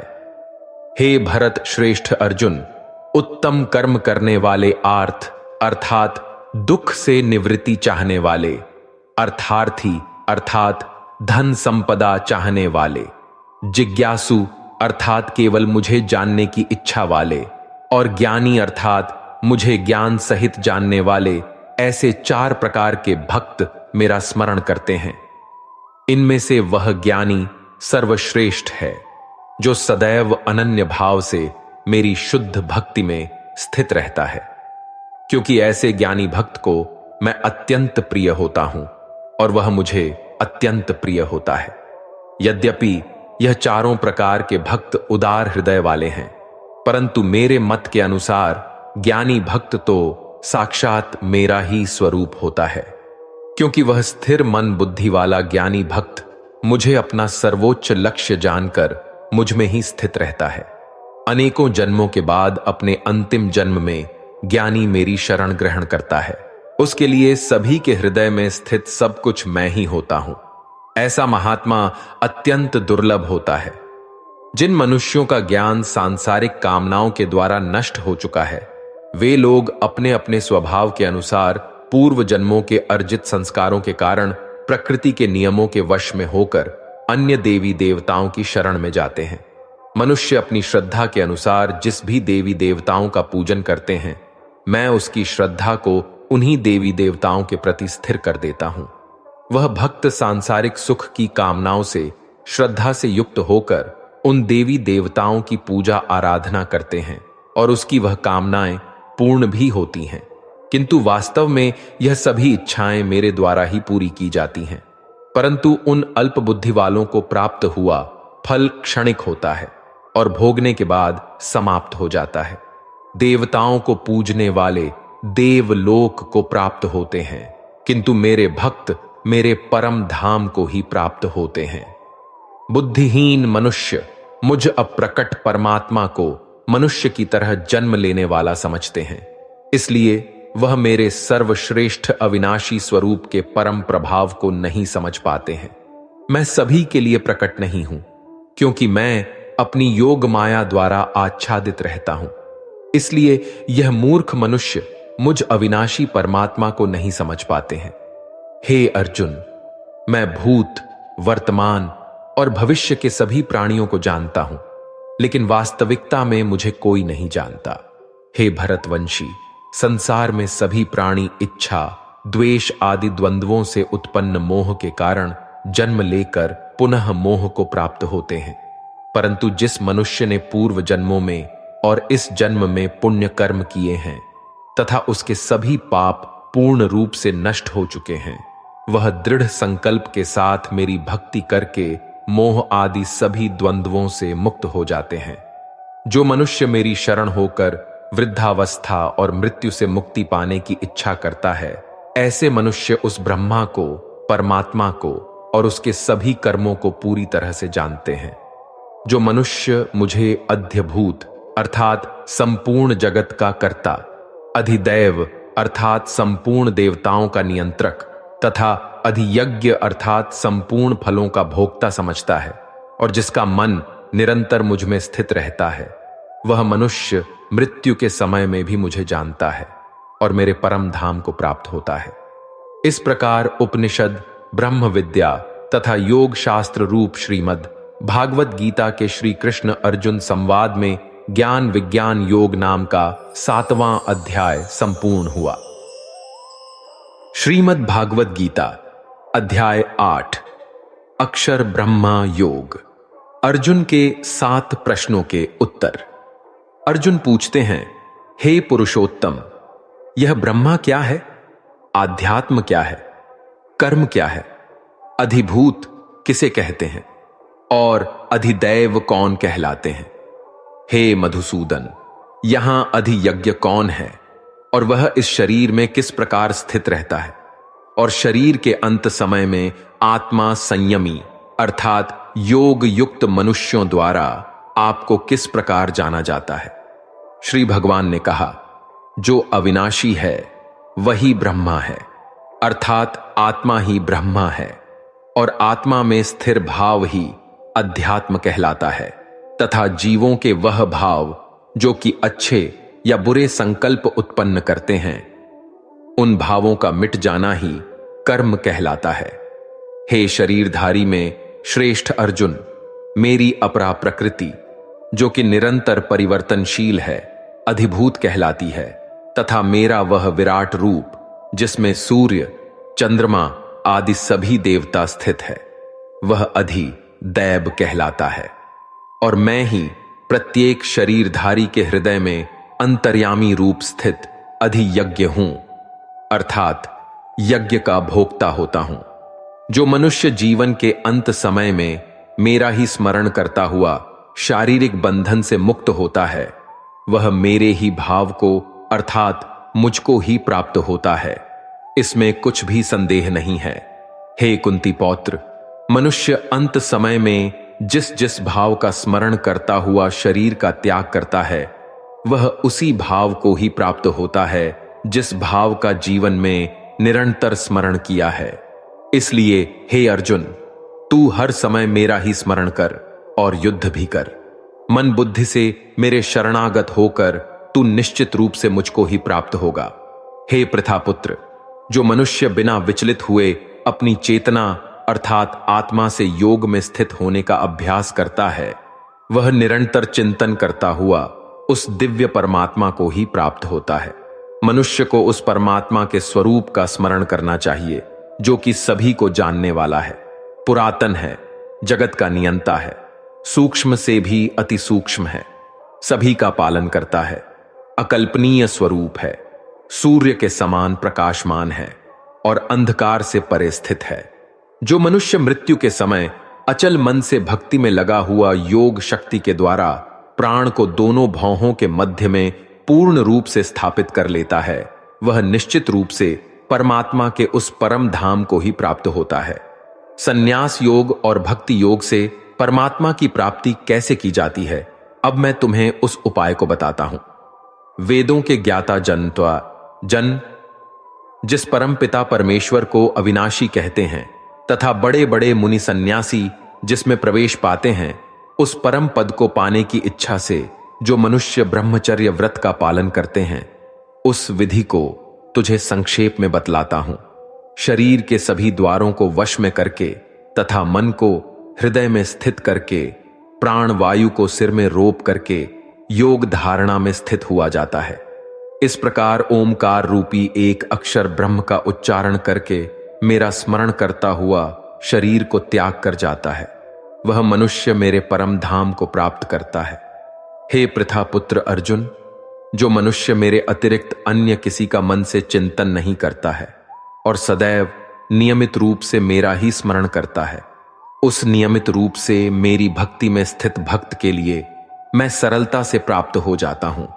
मुझे प्राप्त करके उस मनुष्य का इस दुख रूपी अस्तित्व रहित क्षण भंगुर संसार में पुनर्जन्म कभी नहीं होता है, बल्कि वह महात्मा परम सिद्धि को प्राप्त करके मेरे परम धाम को प्राप्त होता है। हे अर्जुन, इस ब्रह्मांड में निम्न लोक से ब्रह्मलोक तक के सभी लोकों में सभी जीव जन्म मृत्यु को प्राप्त होते रहते हैं, किंतु हे कुंती पुत्र अर्जुन, मुझे प्राप्त करके मनुष्य का पुनर्जन्म कभी नहीं होता है। जो मनुष्य 1000 चतुर्युगों का ब्रह्मा का दिन और 1000 चतुर्युगों की ब्रह्मा की रात्रि को जानते हैं, वह मनुष्य समय के तत्व को वास्तविकता से जानने वाले होते हैं। ब्रह्मा के दिन की शुरुआत में सभी जीव उस अव्यक्त से प्रकट होते हैं और रात्रि की शुरुआत में पुनः अव्यक्त में ही विलीन हो जाते हैं। उस अव्यक्त को ही ब्रह्मा के नाम से जाना जाता है। हे पृथापुत्र, वही यह समस्त जीवों का समूह बार बार उत्पन्न और विलीन होता रहता है। ब्रह्मा की रात्रि के आने पर विलीन हो जाता है और दिन के आने पर अपने आप प्रकट हो जाता है। लेकिन उस अव्यक्त ब्रह्मा के अतिरिक्त शाश्वत परम अव्यक्त परब्रह्म है। वह परब्रह्म सभी जीवों के नाश होने पर भी कभी नष्ट नहीं होता है। जिसे वेदों में अव्यक्त अविनाशी के नाम से कहा गया है, उसी को परम गति कहा जाता है। जिसको प्राप्त करके मनुष्य कभी वापस नहीं आता है, वही मेरा परम धाम है। हे पृथा पौत्र, वह ब्रह्मा जो परम श्रेष्ठ है, जिसे अनन्य भक्ति के द्वारा ही प्राप्त किया जा सकता है, जिसके अंदर सभी जीव स्थित है और जिसके कारण सारा जगत दिखाई देता है। हे भरत श्रेष्ठ, जिस समय में शरीर को त्याग कर जाने वाले योगियों का पुनर्जन्म नहीं होता है और जिस समय में शरीर त्यागने पर पुनर्जन्म होता है, अब मैं तुम्हें उस समय के बारे में बतलाता होता हूं, जिस समय ज्योतिर्मय अग्नि जल रही हो, दिन का पूर्व सूर्य प्रकाश हो, शुक्ल पक्ष का चंद्रमा बढ़ रहा हो और जब सूर्य उत्तर दिशा में रहता है, उन 6 महीनों के समय में शरीर का त्याग करने वाले ब्रह्मा ज्ञानी मनुष्य ब्रह्म को प्राप्त होते हैं। जिस समय अग्नि से धुआं फैल रहा हो, रात्रि का अंधकार हो, कृष्ण पक्ष का चंद्रमा घट रहा हो और जब सूर्य दक्षिण दिशा में रहता है, उन 6 महीनों के समय में शरीर त्यागने वाला स्वर्ग लोकों को प्राप्त होकर अपने शुभ कर्मों का फल भोगकर पुनर्जन्म को प्राप्त होता है।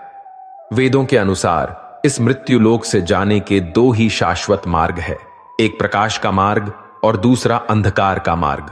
जो मनुष्य प्रकाश मार्ग से जाता है वह वापस नहीं आता है और जो मनुष्य अंधकार मार्ग से जाता है वह वापस लौट आता है।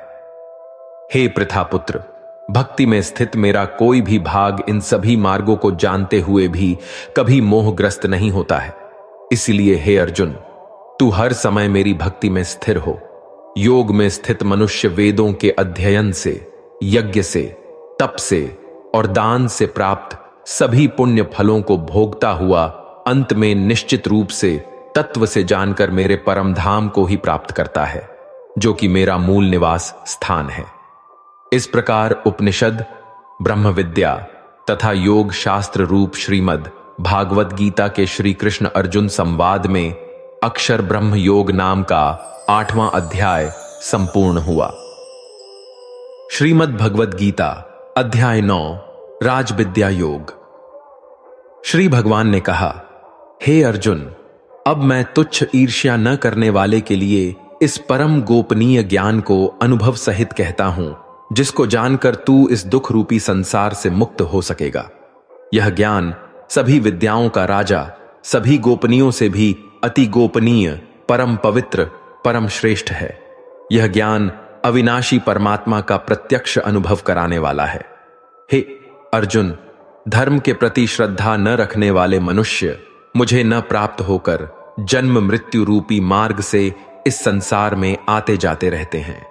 मेरे कारण ही यह सारा संसार दिखाई देता है और मैं ही इस संपूर्ण जगत में अदृश्य शक्ति रूप में सभी जगह स्थित हूं। सभी प्राणी मुझ में ही स्थित हैं, परंतु मैं उनमें स्थित नहीं हूं। हे अर्जुन, यह मेरी ऐश्वर्यपूर्ण योग शक्ति को देख। यह संपूर्ण सृष्टि मुझ में कभी स्थित नहीं रहती है, फिर भी मैं सभी प्राणियों का पालन पोषण करने वाला हूं और सभी प्राणियों में शक्ति रूप में स्थित हूं। परंतु मेरा आत्मा सभी प्राणियों में स्थित नहीं रहता है, क्योंकि मैं ही सृष्टि का मूल कारण हूं। जिस प्रकार सभी जगह बहने वाली महान वायु सदैव आकाश में स्थित रहती है, उसी प्रकार सभी प्राणी मुझ में स्थित रहते हैं। हे कुंती पौत्र, कल्प के अंत में सभी प्राणी मेरी प्रकृति में प्रवेश करके विलीन हो जाते हैं और अगले कल्प के आरंभ में उनको अपनी इच्छा शक्ति से फिर उत्पन्न करता हूं। तब 84 लाख योनियों में सभी प्राणी अपनी इच्छा शक्ति के कारण बार बार मेरी इच्छा शक्ति से विलीन और उत्पन्न होते रहते हैं। यह सभी पूर्ण रूप से खुद ही मेरी इच्छा शक्ति के अधीन होते हैं, अर्थात मेरी प्रकृति के अधीन होते हैं।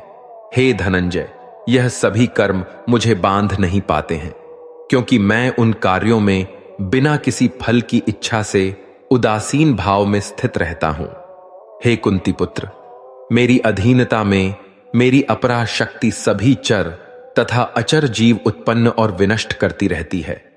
इसी कारण से यह संसार परिवर्तनशील है। मूर्ख मनुष्य मुझे अपने ही समान जन्म मृत्यु को प्राप्त होने वाला समझते हैं। इसलिए वह सभी मनुष्य जीवात्माओं का परम ईश्वर वाले मेरे स्वभाव को नहीं समझ पाते हैं। ऐसे मनुष्य कभी न पूर्ण होने वाली आशा में, कभी न पूर्ण होने वाले कर्मों में और कभी न प्राप्त होने वाले ज्ञान में मोहग्रस्त होकर मेरी मोहने वाली भौतिक प्रकृति की ओर आकृष्ट होकर निश्चित रूप से राक्षसी प्रवृत्ति और आसुरी स्वभाव धारण किए रहते हैं। हे प्रथापुत्र, मोह से मुक्त हुए महापुरुष दैवीय स्वभाव को धारण करके मेरी शरण ग्रहण करते हैं और मुझको सभी जीवात्माओं का उद्गम जानकर अनन्य भाव से मुझ अविनाशी का स्मरण करते हैं। ऐसे महापुरुष दृढ़ संकल्प से प्रयत्न करके निरंतर मेरे नाम और महिमा का गुणगान करते हैं और सदैव मेरी भक्ति में स्थिर होकर मुझे बार बार प्रणाम करते हुए मेरी पूजा करते हैं। कुछ मनुष्य ज्ञान के अनुशीलन द्वारा यज्ञ करके, कुछ मनुष्य मुझे एक ही तत्व जानकर, कुछ मनुष्य अलग अलग तत्व जानकर अनेक विधियों से निश्चित रूप से मेरे वैश्व स्वरूप की ही पूजा करते हैं।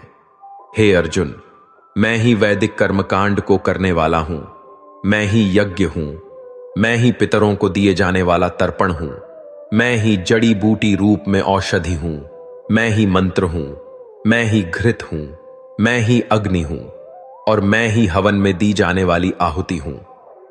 इस संपूर्ण ब्रह्मांड का मैं ही पालन करने वाला पिता हूं, मैं ही उत्पन्न करने वाली माता हूं, मैं ही मूल स्रोत दाता हूं, मैं ही इसे धारण करने वाला हूं, मैं ही पवित्र करने वाला ओमकार शब्द हूं, मैं ही ऋग्वेद, सामवेद और यजुर्वेद हूं, मैं ही सभी प्राप्त होने वाला परम लक्ष्य हूं, मैं ही सभी का भरण पोषण करने वाला हूं, मैं ही सभी का स्वामी हूं, मैं ही सभी के अच्छे बुरे कर्मों को देखने वाला हूं, मैं ही सभी का परम धाम हूं, मैं ही सभी की शरण स्थली हूं, मैं ही सभी से प्रेम करने वाला घनिष्ठ मित्र हूं, मैं ही सृष्टि को उत्पन्न करने वाला हूं, मैं ही सृष्टि का संहार करने वाला हूं, मैं ही सभी का स्थिर आधार हूं, मैं ही सभी को आश्रय देने वाला हूं और मैं ही सभी का अविनाशी कारण हूं।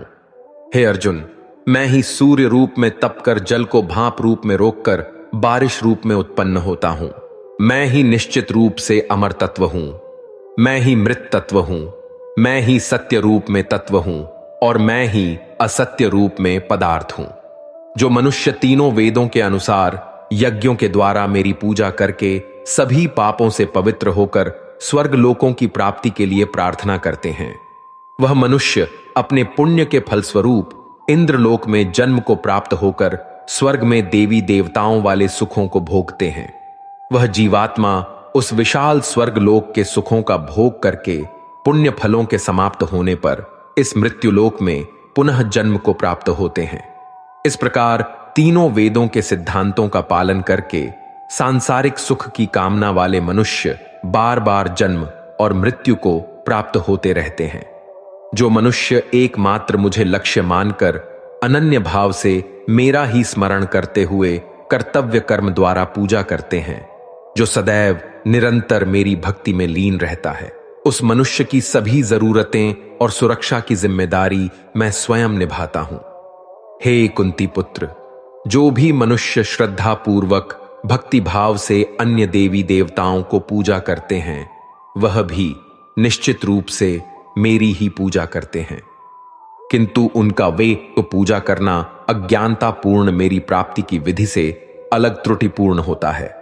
मैं ही निश्चित रूप से समस्त यज्ञों का भोग करने वाला हूं और मैं ही स्वामी हूं, परंतु वह मनुष्य मेरे वास्तविक स्वरूप को तत्व से नहीं जानते, इसलिए वह कामनाओं के कारण पुनर्जन्म को प्राप्त होते हैं। जो मनुष्य देवताओं की पूजा करते हैं, वह देवताओं को प्राप्त होते हैं। जो अपने पूर्वजों की पूजा करते हैं, वह पूर्वजों को प्राप्त होते हैं। जो भूतों की पूजा करते हैं, वह उन भूतों के कुल को प्राप्त होते हैं, परंतु जो मनुष्य मेरी पूजा करते हैं, वह मुझे ही प्राप्त होते हैं।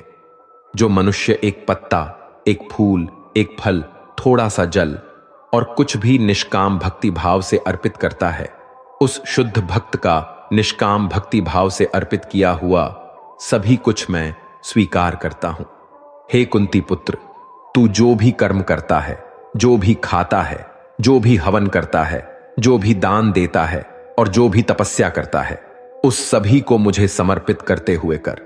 इस प्रकार तू समस्त अच्छे और बुरे कर्मों के फलों के बंधन से मुक्त हो जाएगा और मन से सभी सांसारिक कर्मों को त्याग कर मन को परमात्मा में स्थिर करके विशेष रूप से मुक्त होकर मुझे ही प्राप्त होगा। मैं सभी प्राणियों में समान रूप से स्थित हूं। सृष्टि में न किसी से द्वेष रखता हूं और न ही कोई मेरा प्रिय है, परंतु जो मनुष्य शुद्ध भक्ति भाव से मेरा स्मरण करता है तब वह मुझ में स्थित रहता है और मैं भी निश्चित रूप से उसमें स्थित रहता हूं। यदि कोई भी अत्यंत दुराचारी मनुष्य अनन्य भाव से मेरा निरंतर स्मरण करता है तो वह निश्चित रूप से साधु ही समझना चाहिए, क्योंकि वह संपूर्ण रूप से मेरी भक्ति में ही स्थित है। हे अर्जुन, वह शीघ्र ही मन से शुद्ध होकर धर्म का आचरण करता हुआ चिरस्थायी परम शांति को प्राप्त होता है। इसलिए तू निश्चित होकर घोषित कर दे कि मेरा भक्त कभी नष्ट नहीं होता है। हे पृथापुत्र, स्त्री, वैश्य, शूद्र, भूत, पिशाच कोई भी हो, वह भी मेरी शरण ग्रहण करके मेरे परम धाम को ही प्राप्त होते हैं। तो फिर पुण्यात्मा ब्राह्मणों, भक्तों और राजर्षि क्षत्रियों का तो कहना ही क्या है। इसलिए 2 क्षण में नष्ट होने वाले दुख से भरे हुए इस जीवन में निरंतर मेरा ही स्मरण कर। हे अर्जुन, तू मुझ में ही मन को स्थिर कर, मेरा ही भक्त बन, मेरी ही पूजा कर और मुझे ही प्रणाम कर। इस प्रकार अपने मन को मुझ परमात्मा में पूर्ण रूप से स्थिर करके मेरी शरण होकर तू निश्चित रूप से मुझे ही प्राप्त होगा। इस प्रकार उपनिषद, ब्रह्म विद्या तथा योग शास्त्र रूप श्रीमद् भागवत गीता के श्री कृष्ण अर्जुन संवाद में राज विद्या योग नाम का 9वां अध्याय संपूर्ण हुआ। श्रीमद् भागवत गीता अध्याय 10 विभूति योग। भगवान के ऐश्वर्य का वर्णन। श्री भगवान ने कहा, हे महाबाहु अर्जुन, तू मेरे परम प्रभावशाली वचनों को फिर से सुन, क्योंकि मैं तुझे अत्यंत प्रिय मानता हूं। इसलिए तेरे हित के लिए कहता हूं। मेरे ऐश्वर्य के प्रभाव को न तो कोई देवतागण जानते हैं और न ही कोई महान ऋषिगण ही जानते हैं, क्योंकि मैं ही सभी प्रकार से देवताओं और महर्षियों को उत्पन्न करने वाला हूं। जो मनुष्य मुझे जन्म मृत्यु रहित, आदि अंत रहित और सभी लोकों का महान ईश्वरीय रूप को जान जाता है, वह मृत्यु को प्राप्त होने वाला मनुष्य मोह से मुक्त होकर सभी पापों से मुक्त हो जाता है।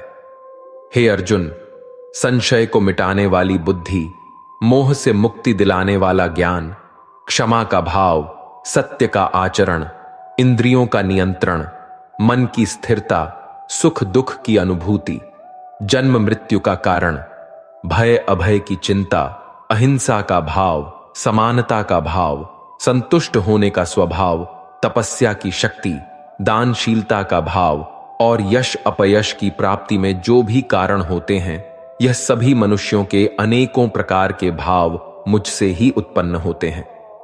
7 महान ऋषि और उनसे भी पहले उत्पन्न होने वाले 4 सनकादि कुमारों तथा स्वयंभू मनु आदि, ये सभी मेरे मन की इच्छा शक्ति से उत्पन्न हुए हैं। संसार के सभी लोकों के समस्त जीव इन्हीं की ही संतानें हैं। जो मनुष्य मेरी इस विशेष ऐश्वर्य पूर्व योग शक्ति को तत्व सहित जानता है, वह स्थिर मन से मेरी भक्ति में स्थित हो जाता है। इसमें किसी भी प्रकार का संदेह नहीं है। मैं ही संपूर्ण जगत की उत्पत्ति का कारण हूं और मुझसे ही संपूर्ण जगत की क्रियाशीलता है। इस प्रकार मानकर विद्वान मनुष्य अत्यंत भक्ति भाव से मेरा ही निरंतर स्मरण करते हैं। जिन मनुष्यों के चित्त मुझ में स्थिर रहते हैं और जिन्होंने अपना जीवन मुझको ही समर्पित कर दिया है, वह भक्तजन आपस में एक दूसरे को मेरा अनुभव कराते हैं। वह भक्त मेरा ही गुणगान करते हुए निरंतर संतुष्ट रहकर मुझ में ही आनंद की प्राप्ति करते हैं। जो सदैव अपने मन को मुझ में स्थित रखते हैं और प्रेम पूर्वक निरंतर मेरा स्मरण करते हैं, उन भक्तों को मैं वह बुद्धि प्रदान करता हूं जिससे वह मुझको ही प्राप्त होते हैं। हे अर्जुन, उन भक्तों पर विशेष कृपा करने के लिए उनके हृदय में स्थित आत्मा के द्वारा उनके अज्ञान रूपी अंधकार को ज्ञान रूपी दीपक के प्रकाश से दूर करता हूं। अर्जुन ने कहा, हे कृष्ण, आप परमेश्वर हैं, आप परब्रह्म हैं, आप परम आश्रय दाता हैं, आप परम शुद्ध चेतना हैं, आप शाश्वत पुरुष हैं, आप दिव्य हैं, आप अजन्मा हैं, आप समस्त देवताओं के भी आदिदेव और आप ही सर्वत्र व्याप्त है। हे कृष्ण, जो अब आप स्वयं मुझे बता रहे हैं, यह तो सभी ऋषिगण आसित, देवल और व्यास तथा देवर्षि नारद भी कहते हैं। हे केशव, जो यह सब कुछ आप मुझे बता रहे हैं, उसे मैं पूर्ण सत्य रूप से स्वीकार करता हूं। हे प्रभो, आपके स्वरूप को न तो देवतागण और न ही असरगंज जान सकते हैं। हे पुरुषोत्तम, हे संपूर्ण ब्रह्मांड के स्वामी, हे समस्त देवताओं के देव, हे समस्त प्राणियों को उत्पन्न करने वाले, हे सभी प्राणियों के ईश्वर, एकमात्र आप ही अपने आप को जानते हैं, या फिर वही जान पाता है जिसकी अंतर आत्मा में प्रकट होकर आप अपना ज्ञान कराते हैं। हे कृष्ण, कृपा करके आप अपने उन अलौकिक ऐश्वर्यपूर्ण स्वरूपों को विस्तार से कहिए, जिसे कहने में केवल आप ही समर्थ हैं। जिन ऐश्वर्यों द्वारा आप इन सभी लोकों में व्याप्त होकर स्थित हैं। हे योगेश्वर, मैं किस प्रकार आपका निरंतर चिंतन करके आपको जान सकता हूं, और मैं आपके ईश्वरीय स्वरूप का किन किन भावों से स्मरण करूं। हे जनार्दन, अपनी योग शक्ति और अपने ऐश्वर्य पूर्व रूपों को फिर भी विस्तार से कहिए, क्योंकि आपके अमृत स्वरूप वचनों को सुनते हुए भी मेरी तृप्ति नहीं हो रही है।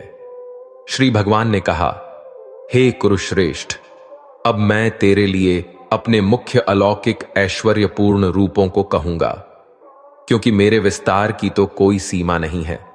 हे अर्जुन, मैं समस्त प्राणियों के हृदय में स्थित आत्मा हूं, और मैं ही सभी प्राणियों की उत्पत्ति का, मैं ही सभी प्राणियों के जीवन का, और मैं ही सभी प्राणियों की मृत्यु का कारण हूं। मैं सभी आदित्यों में विष्णु हूं, मैं सभी ज्योतियों में प्रकाशमान सूर्य हूं, मैं सभी मरुतों में मरीचि नामक वायु हूं, और मैं ही सभी नक्षत्रों में चंद्रमा हूं। मैं सभी वेदों में सामवेद हूं, मैं सभी देवताओं में स्वर्ग का राजा इंद्र हूं, सभी इंद्रियों में मन हूं, और सभी प्राणियों में चेतना स्वरूप जीवन शक्ति हूं। मैं सभी रुद्रों में शिव हूं, मैं यक्षों तथा राक्षसों में धन का स्वामी कुबेर हूं, मैं सभी वसुओं में अग्नि हूं, और मैं ही सभी शिखरों में मेरु हूं। हे पार्थ, सभी पुरोहितों में मुख्य बृहस्पति मुझे ही समझ। मैं सभी सेना नायकों में कार्तिकेय हूं, और मैं ही सभी जलाशयों में समुद्र हूं। मैं महर्षियों में भेरूग हूं, मैं सभी वाणी में एक अक्षर हूं, मैं सभी प्रकार के यज्ञों में जप यज्ञ हूं, और मैं ही सभी स्थिर रहने वालों में हिमालय पर्वत हूं। मैं सभी वृक्षों में पीपल हूं, मैं सभी देवर्षियों में नारद हूं, और मैं सभी गंधर्वों में चित्ररथ हूं, और मैं ही सभी सिद्ध पुरुषों में कपिल मुनि हूं। समस्त घोड़ों में समुद्र मंथन से अमृत के साथ उत्पन्न उच्चैश्रवा घोड़ा मुझे ही समझ। मैं सभी हाथियों में ऐरावत हूं, और मैं ही सभी मनुष्यों में राजा हूं।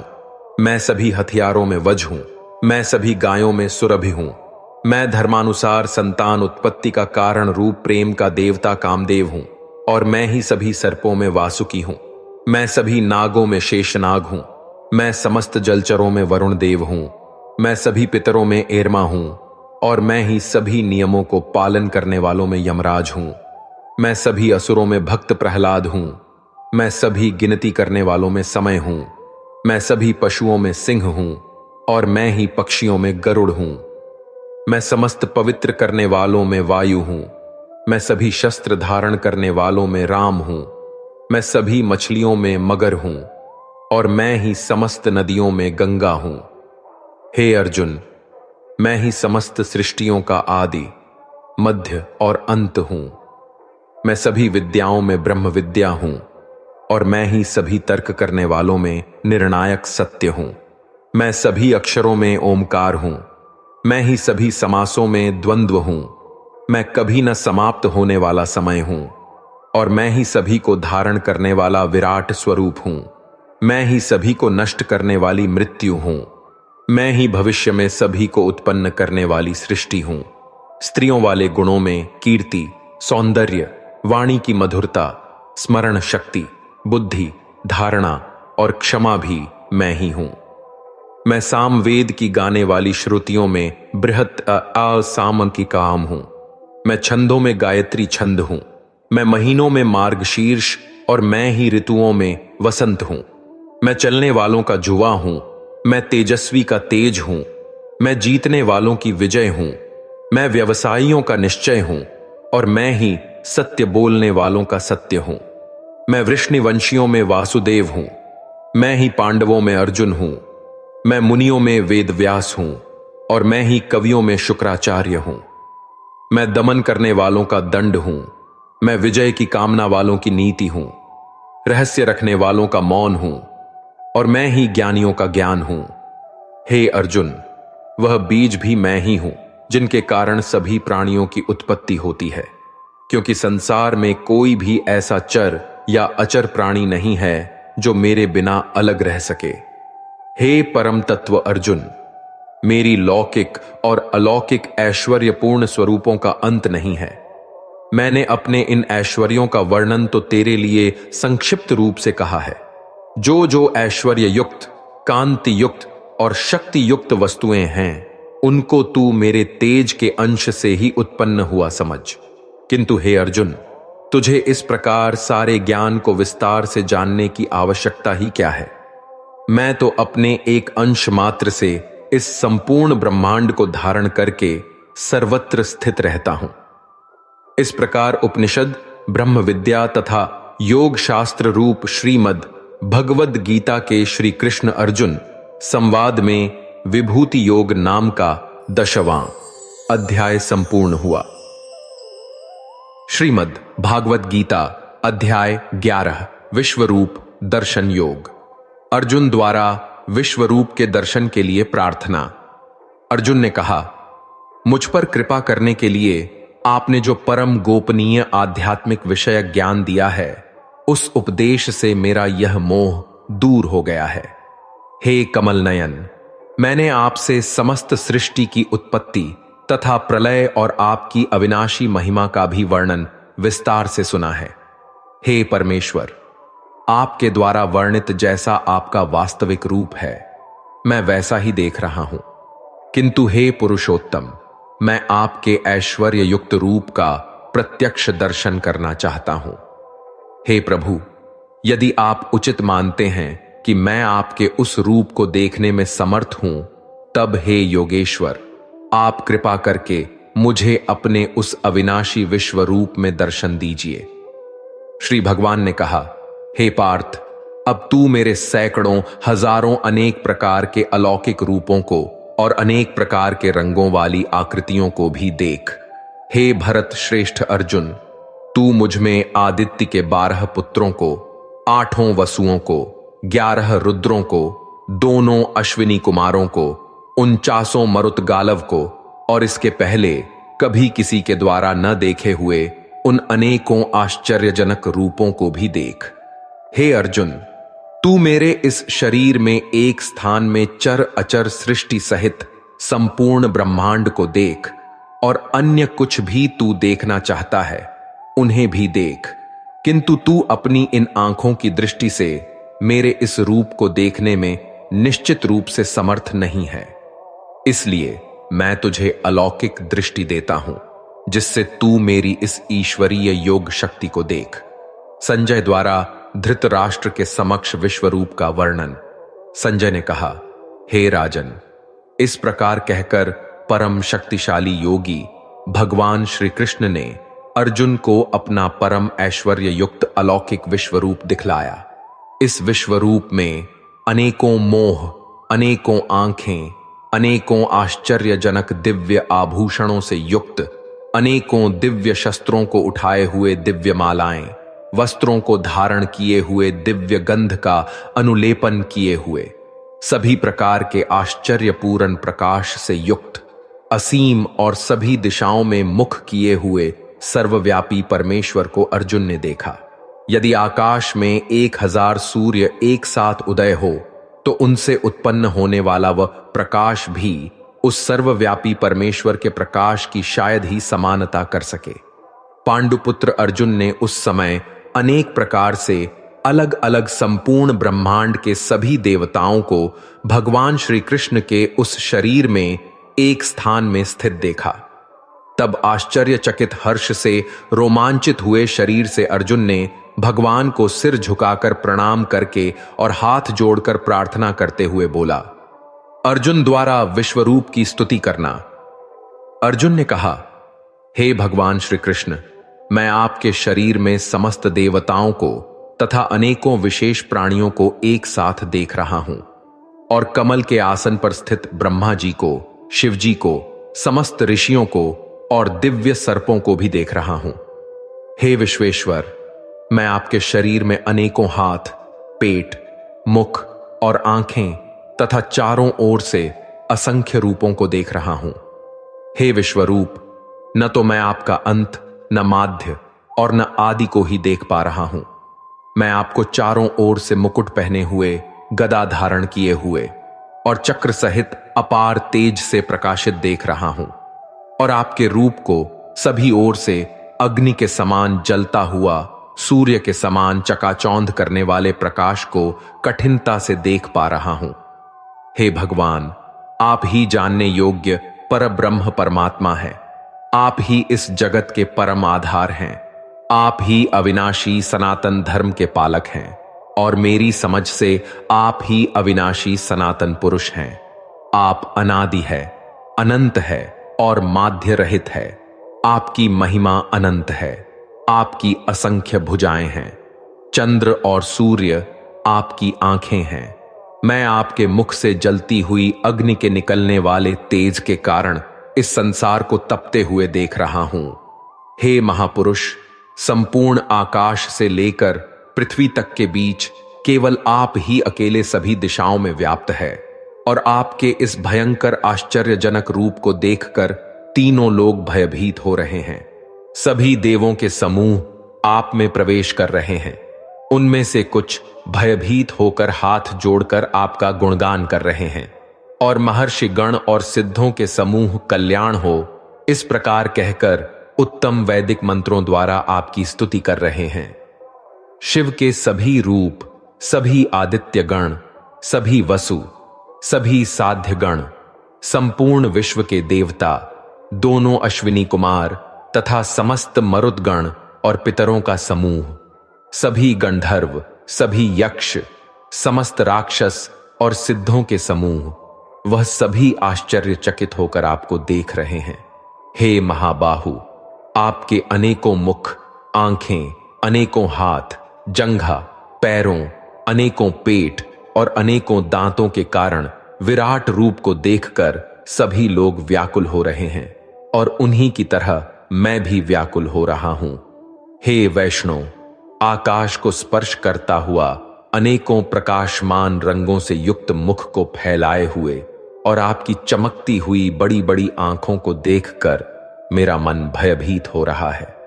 मैं न तो धैर्य धारण कर पा रहा हूं और न ही शांति को प्राप्त कर पा रहा हूं। इस प्रकार दांतों के कारण विकराल और प्रलयकारी अग्नि के समान आपके मुखों को देखकर मैं आपकी न तो कोई दिशा को जान पा रहा हूं और न ही सोख पा रहा हूं। इसलिए हे देवेश, हे जगह निवास, आप मुझ पर प्रसन्न हो।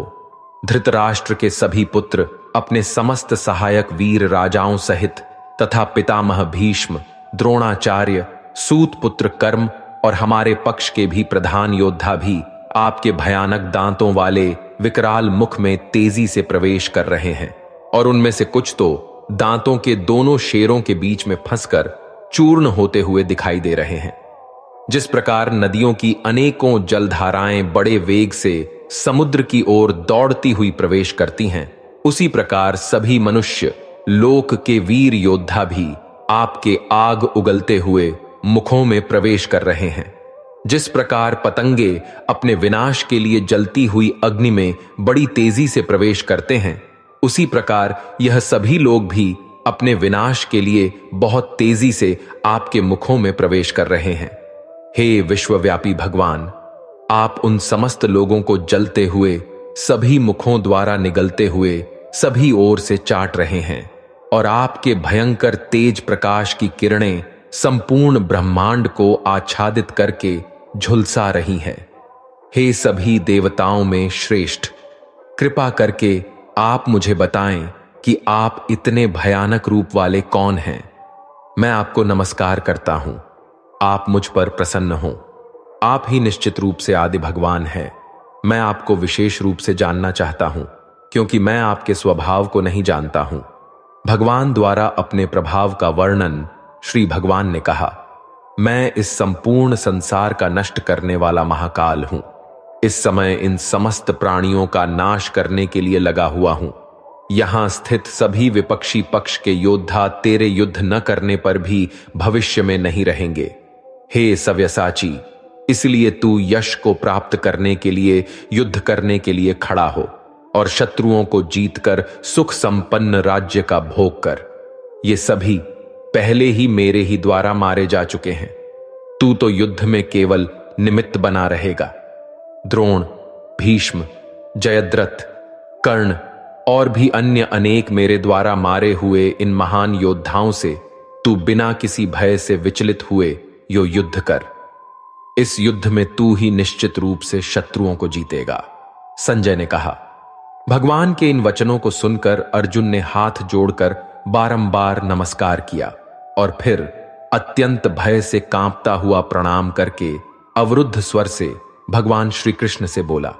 अर्जुन ने कहा, हे अंतर्यामी प्रभु, यह उचित ही है कि आपके नाम के कीर्तन से संपूर्ण संसार अत्यंत हर्षित होकर आपके प्रति अनुरक्त हो रहा है तथा आसुरी स्वभाव के प्राणी आपके भय के कारण इधर उधर भाग रहे हैं और सभी सिद्ध पुरुष आपको नमस्कार कर रहे हैं। हे महात्मा, ये सभी श्रेष्ठ जन आपको नमस्कार क्यों न करें, क्योंकि आप ही ब्रह्मा को भी उत्पन्न करने वाले हैं। हे अनंत, हे देवाधिदेव, हे जगत के आश्रय, आप अविनाशी, समस्त कारणों के मूल कारण और आप ही परम तत्व हैं। आप आदि देव सनातन पुरुष है। आप इस संसार के परम आश्रय है। आप जानने योग्य है तथा आप ही जानने वाले हैं। आप ही परम धाम है और आपके ही द्वारा यह संसार अनंत रूपों में व्याप्त है। आप वायु, यम, अग्नि, वरुण, चंद्रमा तथा सभी प्राणियों के पिता ब्रह्मा भी हैं और आप ही ब्रह्मा के पिता भी हैं। आपको बारंबार नमस्कार, आपको हजारों बार नमस्कार। हे असीम शक्तिमान, मैं आपको आगे से, पीछे से और सभी ओर से भी नमस्कार करता हूं, क्योंकि आप ही सब कुछ है। आप अनंत पराक्रम के स्वामी हैं। आप ही से समस्त संसार व्याप्त है, अतः आप ही सब कुछ है। आपको अपना मित्र मानकर मैंने हठपूर्वक आपको हे कृष्ण, हे यादव, हे सखा, इस प्रकार आपकी महिमा को जाने बिना मूर्खतावश या प्रेमवश जो कुछ कहा है। हे अच्युत, यही नहीं, हंसी मजाक में आराम करते हुए, सोते हुए, बैठते हुए या भोजन करते हुए, कभी अकेले में या कभी मित्रों के सामने मैंने आपका जो अनादर किया है, उन सभी अपराधों के लिए मैं क्षमा मांगता हूं। आप इस चल और अचल जगत के पिता और आप ही इस जगत में पूज्यनीय आध्यात्मिक गुरु है। हे अचिंत्य शक्ति वाले प्रभु, तीनों लोकों में अन्य न तो कोई आपके समान हो सकता है और न ही कोई आपसे बढ़कर हो सकता है। अतः मैं समस्त जीवों के पूज्यनीय भगवान के चरणों में गिरकर साष्टांग प्रणाम करके आपकी कृपा के लिए प्रार्थना करता हूं। हे मेरे प्रभु, जिस प्रकार पिता अपने पुत्र के अपराधों को, मित्र अपने मित्र के अपराधों को और प्रेमी अपनी प्रिय के अपराधों को सहन कर लेता है, उसी प्रकार आप मेरे अपराधों को सहन करने की कृपा करें। अर्जुन द्वारा चतुर्भुज रूप के लिए प्रार्थना पहले कभी न देखे गए। आपके इस रूप को देखकर मैं हर्षित हो रहा हूं और साथ ही मेरा मन भय के कारण विचलित भी हो रहा है। इसलिए हे देवताओं के स्वामी, हे जगत के आश्रय, आप मुझ पर प्रसन्न होकर अपने पुरुषोत्तम रूप को मुझे दिखलाइए। हे हजारों भुजाओं वाले विराट स्वरूप भगवान, मैं आपके मुकुट धारण किए हुए और हाथों में शंख, चक्र, गदा और पद्म लिए रूप का दर्शन करना चाहता हूं। कृपा करके आप चतुर्भुज रूप में प्रकट हो। भगवान द्वारा विश्वरूप के दर्शन की महिमा और चतुर्भुज दर्शन। श्री भगवान ने कहा, हे अर्जुन, मैंने प्रसन्न होकर अपनी अंतरंग शक्ति के प्रभाव से तुझे अपना दिव्य विश्वरूप दिखाया है। मेरे इस तेजोमय अनंत विश्वरूप को तेरे अतिरिक्त अन्य किसी के द्वारा पहले कभी नहीं देखा गया है। हे कुरुश्रेष्ठ, मेरे इस विश्वरूप को मनुष्य लोक में न तो यज्ञों के द्वारा, न वेदों के अध्ययन द्वारा, न दान के द्वारा, न पुण्य कर्मों के द्वारा और न कठिन तपस्या द्वारा ही देखा जाना संभव है। मेरे इस विश्वरूप को तेरे अतिरिक्त अन्य किसी के द्वारा पहले कभी नहीं देखा गया है। हे मेरे परम भक्त, तू मेरे इस विकराल रूप को देखकर न तो अधिक विचलित हो और न ही मोहग्रस्त हो। अब तू पुनः सभी चिंताओं से मुक्त होकर प्रसन्न चित्त से मेरे इस चतुर्भुज रूप को देख। संजय ने कहा, वासुदेव, भगवान श्री कृष्ण ने अर्जुन से इस प्रकार कहने के बाद अपना वैष्णव स्वरूप चतुर्भुज रूप को प्रकट किया और फिर 2 भुजाओं वाले मनुष्य स्वरूप को प्रदर्शित करके भयभीत अर्जुन को धैर्य बंधाया। अर्जुन ने कहा, हे जनार्दन, आपके इस अत्यंत सुंदर मनुष्य रूप को देखकर अब मैं स्थिर चित्त हो गया हूं और अपनी स्वाभाविक स्थिति को प्राप्त हो गया हूं। श्री भगवान ने कहा, मेरा जो चतुर्भुज रूप तुमने देखा है, उसे देख पाना अत्यंत दुर्लभ है। देवता भी इस शाश्वत रूप के दर्शन की आकांक्षा करते रहते हैं। मेरे इस चतुर्भुज रूप को, जिसको तेरे द्वारा देखा गया है, इस रूप को न वेदों के अध्ययन से, न तपस्या से, न दान से और न यज्ञ से ही देखा जाना संभव है। हे अर्जुन, केवल अनन्य भक्ति के द्वारा ही मेरा साक्षात दर्शन किया जा सकता है, वास्तविक स्वरूप को जाना जा सकता है और इसी विधि से मुझ में प्रवेश भी पाया जा सकता है। हे पांडुपुत्र, जो मनुष्य केवल मेरी शरण होकर मेरे ही लिए संपूर्ण कर्तव्य कर्मों को करता है, मेरी भक्ति में स्थित रहता है, सभी कामनाओं से मुक्त रहता है और समस्त प्राणियों से मैत्री भाव रखता है, वह मनुष्य निश्चित रूप से मुझे ही प्राप्त करता है। इस प्रकार उपनिषद, ब्रह्म विद्या तथा योग शास्त्र रूप श्रीमद् भागवत गीता के श्री कृष्ण अर्जुन संवाद में विश्व रूप दर्शन योग नाम का 11वां अध्याय संपूर्ण हुआ। श्रीमद् भागवत गीता अध्याय 12 भक्ति योग। साकार और निराकार रूप से भागवत प्राप्ति। अर्जुन ने पूछा, हे भगवन, जो विधि आपने बताई है उसी विधि के अनुसार अनन्य भक्ति से आपकी शरण होकर कुछ लोग आपके सगुण साकार रूप की निरंतर पूजा आराधना करते हैं। अन्य लोग जो आपकी शरण न होकर अपने भरोसे आपके निर्गुण निराकार रूप की पूजा आराधना करते हैं, इन दोनों प्रकार के योगियों में किसे अधिक पूर्व सिद्ध योगी माना जाए? श्री भगवान बोले, हे अर्जुन, जो मनुष्य मुझ में अपने मन को स्थिर करके निरंतर मेरे सगुण साकार रूप की पूजा में लगे रहते हैं और अत्यंत श्रद्धा पूर्वक मेरे दिव्य स्वरूप की आराधना करते हैं, वह मेरे द्वारा योगियों में अधिक पूर्ण सिद्ध योगी माने जाते हैं।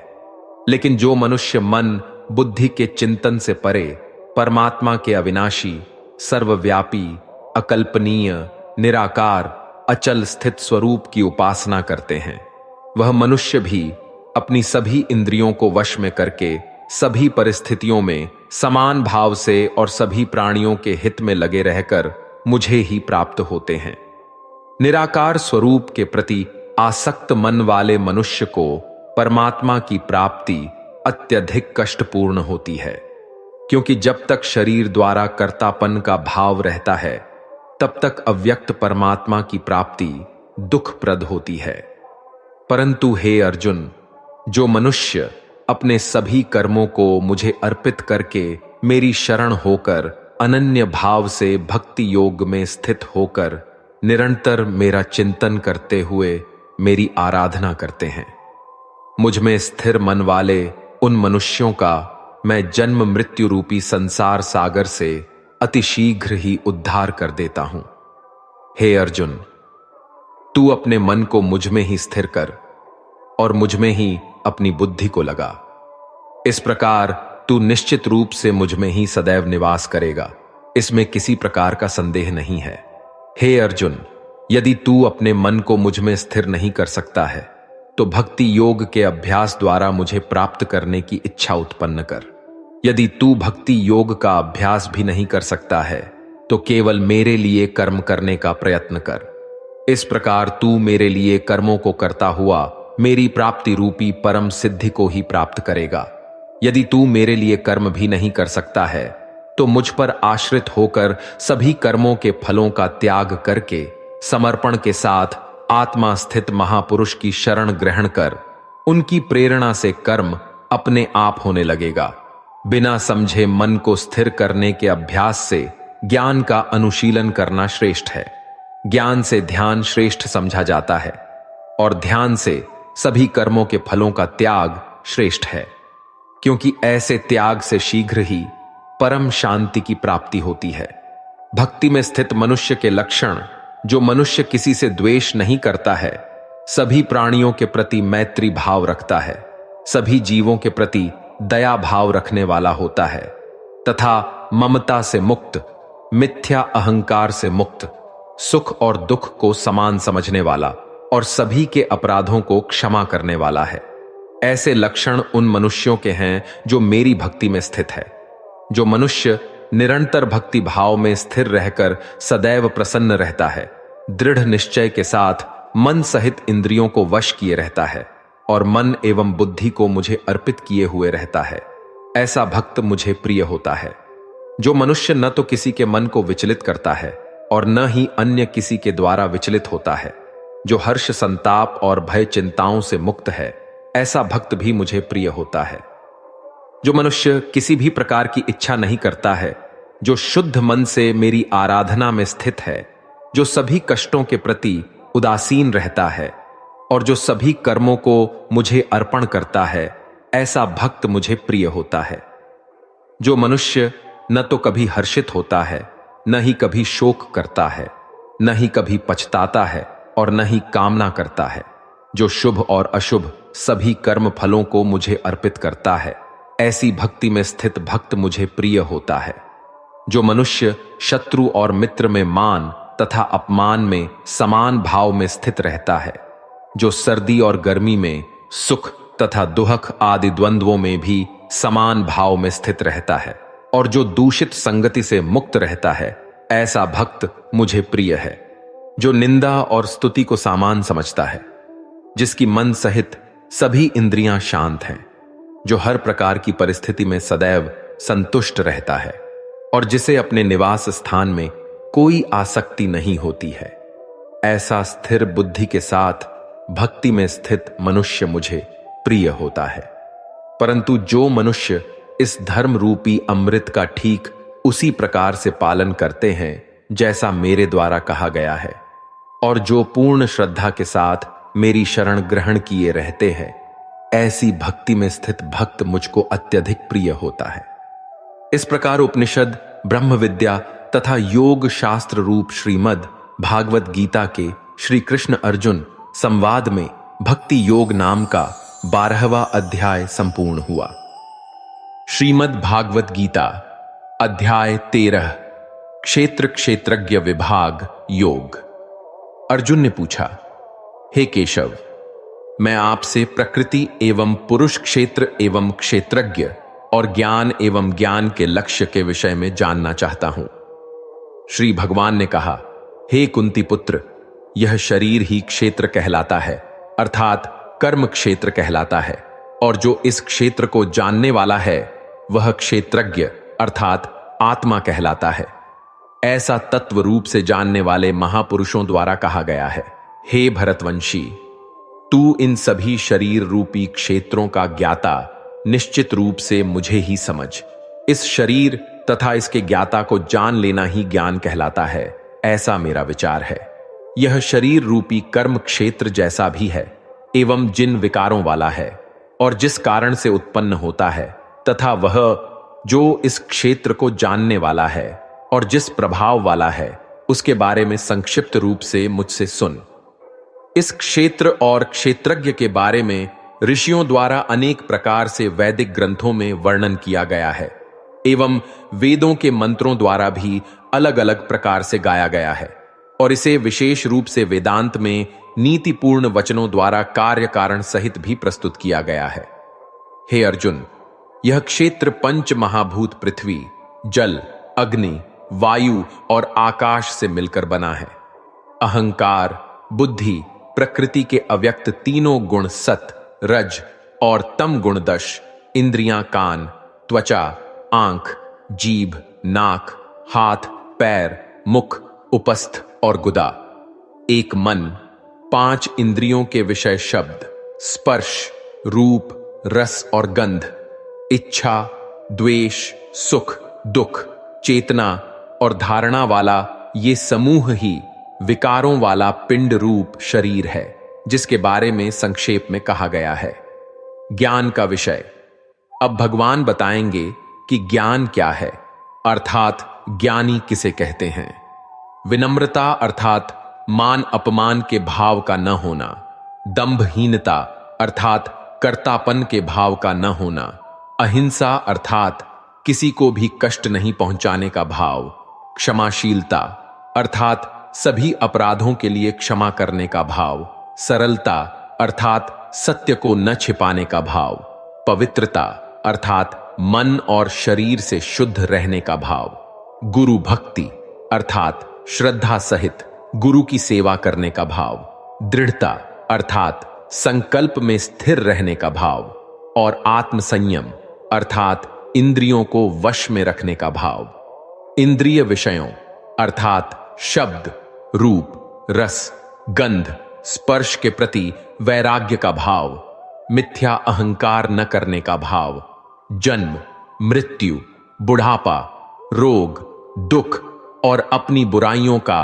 बार बार चिंतन करने का भाव, पुत्र, स्त्री, घर और अन्य भौतिक वस्तुओं के प्रति आसक्त न होने का भाव, शुभ और अशुभ की प्राप्ति पर भी निरंतर एक समान रहने का भाव, मेरे अतिरिक्त अन्य किसी वस्तु को प्राप्त न करने का भाव, बिना विचलित हुए मेरी भक्ति में स्थिर रहने का भाव, शुद्ध है एकांत स्थान में रहने का भाव, और सांसारिक भोगों में लिप्त मनुष्यों के प्रति आसक्ति के भाव का न होना, निरंतर आत्म स्वरूप में स्थित रहने का भाव और तत्व स्वरूप परमात्मा से साक्षात्कार करने का भाव, यह सब मेरे द्वारा ज्ञान कहा गया है। और इनके अतिरिक्त जो भी है वह अज्ञान है, क्षेत्रज्ञ का ज्ञान। हे अर्जुन, जो जानने योग्य है अब मैं उसके विषय में बताऊंगा, जिसे जानकर मृत्यु को प्राप्त होने वाला मनुष्य अमृत तत्व को प्राप्त होता है, जिसका जन्म कभी नहीं होता है, जो कि मेरे अधीन रहने वाला है, वह न तो करता है और न ही कारण है, उसे परम ब्रह्म परमात्मा कहा जाता है। वह परमात्मा सभी ओर से हाथ पांव वाला है, वह सभी ओर से आंखें, सिर तथा मुख वाला है, वह सभी ओर सुनने वाला है, और वही संसार में सभी वस्तुओं में व्याप्त होकर स्थित है। वह परमात्मा समस्त इंद्रियों का मूल स्रोत है, फिर भी वह सभी इंद्रियों से परे स्थित रहता है। वह सभी का पालन करता होते हुए भी अनासक्त भाव में स्थित रहता है, और वही प्रकृति के गुणों सत, रज, तम से परे स्थित होकर भी समस्त गुणों का भोक्ता है। वह परमात्मा चराचर सभी प्राणियों के अंदर और बाहर भी स्थित है। उसे अति सूक्ष्म होने के कारण इंद्रियों के द्वारा नहीं जाना जा सकता है। वह अत्यंत दूर स्थित होने पर भी सभी प्राणियों के अत्यंत पास भी वही स्थित है।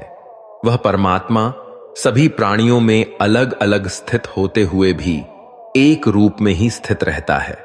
यद्यपि वही समस्त प्राणियों को ब्रह्मा रूप से उत्पन्न करने वाला है, विष्णु रूप से पालन करने वाला है और रौद्र रूप से संहार करने वाला है, वह परमात्मा सभी प्रकाशित होने वाली वस्तुओं के प्रकाश का मूल स्रोत होते हुए भी अंधकार से परे स्थित रहता है। वही ज्ञान स्वरूप आत्मा है, वही जानने योग्य परमात्मा है, वही ज्ञान स्वरूप आत्मा द्वारा प्राप्त करने वाला लक्ष्य है और वही सभी के हृदय में विशेष रूप से स्थित रहता है। इस प्रकार कर्म क्षेत्र अर्थात शरीर, ज्ञान स्वरूप अर्थात आत्मा और जानने योग्य अर्थात परमात्मा के स्वरूप का संक्षेप में वर्णन किया गया है। मेरे भक्त ही यह सब जानकर मेरे स्वभाव को प्राप्त होते हैं। ज्ञान सहित प्रकृति पुरुष का विषय। हे अर्जुन, इस प्रकृति अर्थात भौतिक जड़ प्रकृति एवं पुरुष अर्थात परमात्मा, इन दोनों को ही तू निश्चित रूप से अनादि समझ और राग द्वेष आदि विकारों को प्रकृति के तीनों गुणों से उत्पन्न हुआ ही समझ। जिसके द्वारा कार्य उत्पन्न किए जाते हैं और जिसके द्वारा कार्य संपन्न किए जाते हैं उसे ही भौतिक प्रकृति कहा जाता है और प्राणी सुख तथा दुख के भोग का कारण कहा जाता है। भौतिक प्रकृति में स्थित होने के कारण ही प्राणी प्रकृति के तीनों गुणों से उत्पन्न पदार्थों को भोगता है और प्रकृति के गुणों की संगति के कारण ही जीव उत्तम और अधम योनियों में जन्म को प्राप्त होता रहता है। सभी शरीरों का पालन पोषण करने वाला परमेश्वर ही भौतिक प्रकृति का भोक्ता साक्षी भाव में स्थित होकर अनुमति देने वाला है, जो कि इस शरीर में आत्मा के रूप में स्थित होकर परमात्मा कहलाता है। जो मनुष्य इस प्रकार जीव को प्रकृति के गुणों के साथ ही जानता है, वह वर्तमान में किसी भी परिस्थिति में स्थित होने पर भी सभी प्रकार से मुक्त रहता है और वह फिर से जन्म को प्राप्त नहीं होता है। कुछ मनुष्य ध्यान योग में स्थित होकर परमात्मा को अपने अंदर हृदय में देखते हैं। कुछ मनुष्य वैदिक कर्मकांड के अनुशीलन के द्वारा और अन्य मनुष्य निष्काम कर्म योग द्वारा परमात्मा को प्राप्त होते हैं। कुछ ऐसे भी मनुष्य हैं जो आध्यात्मिक ज्ञान को नहीं जानते हैं, परंतु वो अन्य महापुरुषों से परमात्मा के विषय में सुनकर उपासना करने लगते हैं। परमात्मा के विषय में सुनने की इच्छा करने के कारण वह मनुष्य भी मृत्यु रूपी संसार सागर को निश्चित रूप से पार कर जाते हैं। हे भरतवंशी अर्जुन, इस संसार में जो कुछ भी उत्पन्न होता है और जो भी चर अचर प्राणी अस्तित्व में हैं, उन सबको तो क्षेत्र अर्थात जड़ प्रकृति और क्षेत्रज्ञ अर्थात चेतन प्रकृति के सहयोग से ही उत्पन्न हुआ समझ। जो मनुष्य समस्त नाशवान शरीरों में अविनाशी आत्मा के साथ अविनाशी परमात्मा को समान भाव से स्थित देखता है, वही वास्तविक सत्य को यथार्थ रूप में देखता है। जो मनुष्य सभी चर अचर प्राणियों में समान भाव से एक ही परमात्मा को समान रूप से स्थित देखता है, वह अपने मन के द्वारा अपने आप को कभी नष्ट नहीं करता है। इस प्रकार वह मेरे परम धाम को प्राप्त करता है। जो मनुष्य समस्त कार्यों को सभी प्रकार से प्रकृति के द्वारा ही संपन्न होते हुए देखता है और आत्मा को अकर्ता देखता है, वही यथार्थ रूप से देखता है। जब जो मनुष्य सभी प्राणियों के अलग अलग भावों में एक परमात्मा को ही स्थित देखता है और उस एक परमात्मा से ही समस्त प्राणियों का विस्तार देखता है, तब वह परमात्मा को ही प्राप्त होता है। हे कुंती पुत्र, यह अविनाशी आत्मा आदि रहित और प्रकृति के गुणों से परे होने के कारण शरीर में स्थित होते हुए भी न तो कुछ करता है और न ही कर्म उससे लिप्त होते हैं। जिस प्रकार सभी जगह व्याप्त आकाश अपनी सूक्ष्म प्रकृति के कारण किसी वस्तु से लिप्त नहीं होता, उसी प्रकार शरीर में सभी जगह स्थित आत्मा भी शरीरों के कार्यों से कभी लिप्त नहीं होता है। हे भरतवंशी अर्जुन, जिस प्रकार एक ही सूर्य इस संपूर्ण ब्रह्मांड को प्रकाशित करता है, उसी प्रकार शरीर में स्थित एक ही आत्मा संपूर्ण शरीर को अपनी चेतना से प्रकाशित करता है।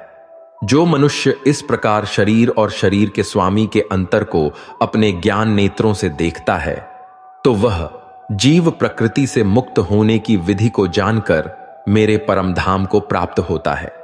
इस प्रकार उपनिषद, ब्रह्म विद्या तथा योग शास्त्र रूप श्रीमद् भागवत गीता के श्री कृष्ण अर्जुन संवाद में क्षेत्र क्षेत्रज्ञ विभाग योग नाम का 13वां अध्याय संपूर्ण हुआ। श्रीमद् भागवत गीता अध्याय 14 गुण त्रय विभाग योग, प्रकृति और पुरुष द्वारा जगत की उत्पत्ति। श्री भगवान ने कहा, हे अर्जुन, समस्त ज्ञानों में भी सर्वश्रेष्ठ इस परम ज्ञान को मैं तेरे लिए फिर से कहता हूं, जिसे जानकर सभी संत मुनियों ने इस संसार से मुक्त होकर परम सिद्धि को प्राप्त किया है। इस ज्ञान में स्थिर होकर वह मनुष्य मेरे जैसे स्वभाव को ही प्राप्त होता है। वह जीव न तो सृष्टि के प्रारंभ में फिर से उत्पन्न नहीं होता है और न ही प्रलय के समय कभी व्याकुल होता है। हे भरतवंशी, मेरी यह 8 तत्वों वाली जड़ प्रकृति जल, अग्नि, वायु, पृथ्वी, आकाश, मन, बुद्धि और अहंकार ही समस्त वस्तुओं को उत्पन्न करने वाली माता है और मैं ही ब्रह्म रूप में चेतन रूपी बीज को स्थापित करता हूं। इस जड़ चेतन के सहयोग से ही सभी चर अचर प्राणियों का जन्म संभव होता है। हे अर्जुन, नाना प्रकार की सभी योनियों में जितने भी शरीरधारी प्राणी उत्पन्न होते हैं, प्रकृति उन सब की गर्भ धारण करने वाली माता है और मैं बीज को स्थापन करने वाला पिता हूं। प्रकृति के गुणों की क्रियाशीलता।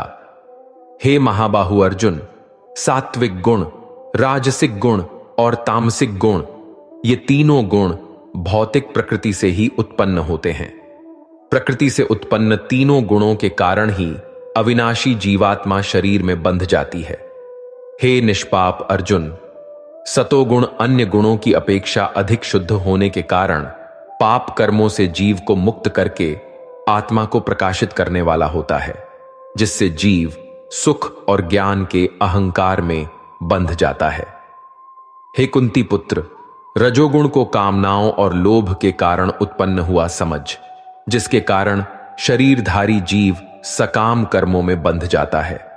हे भरतवंशी, तमोगुण को शरीर के प्रति मोह के कारण अज्ञान से उत्पन्न हुआ समझ, जिसके कारण जीव प्रमाद, आलस्य और निद्रा द्वारा बंध जाता है। हे अर्जुन, सतोगुण मनुष्य को सुख में बांधता है, रजोगुण मनुष्य को सकाम कर्म में बांधता है और तमोगुण मनुष्य के ज्ञान को आच्छादित कर प्रमाद में बांधता है। हे भरतवंशी अर्जुन, रजोगुण और तमोगुण के घटने पर सतोगुण बढ़ता है, सतोगुण और रजोगुण के घटने पर तमोगुण बढ़ता है।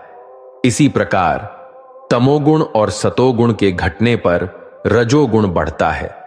जिस समय इस शरीर में तथा अंतकरण और इंद्रियों में चेतना और विवेक शक्ति उत्पन्न होती है, उस समय ऐसा जानना चाहिए कि सत्व गुण बढ़ रहा है।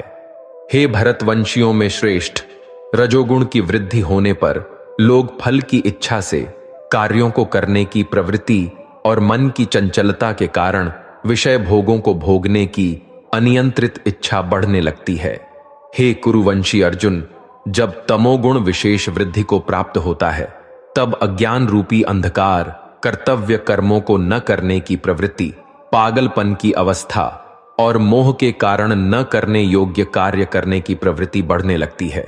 जब कोई मनुष्य सतोगुण की वृद्धि होने पर मृत्यु को प्राप्त होता है, तब वह उत्तम कर्म करने वालों के निर्मल स्वर्ग लोकों को प्राप्त होता है। जब कोई मनुष्य रजोगुण की वृद्धि होने पर मृत्यु को प्राप्त होता है, तब वह सकाम कर्म करने वाले मनुष्यों में जन्म लेता है और उसी प्रकार तमोगुण की वृद्धि होने पर मृत्यु को प्राप्त मनुष्य पशु पक्षियों आदि निम्न योनियों में जन्म लेता है। सतोगुण में किए गए कर्म का फल सुख और ज्ञान युक्त निर्मल फल कहा गया है। रजोगुण में किए गए कर्म का फल दुख कहा गया है और तमोगुण में किए गए कर्म का फल अज्ञान कहा गया है। सतोगुण से वास्तविक ज्ञान उत्पन्न होता है।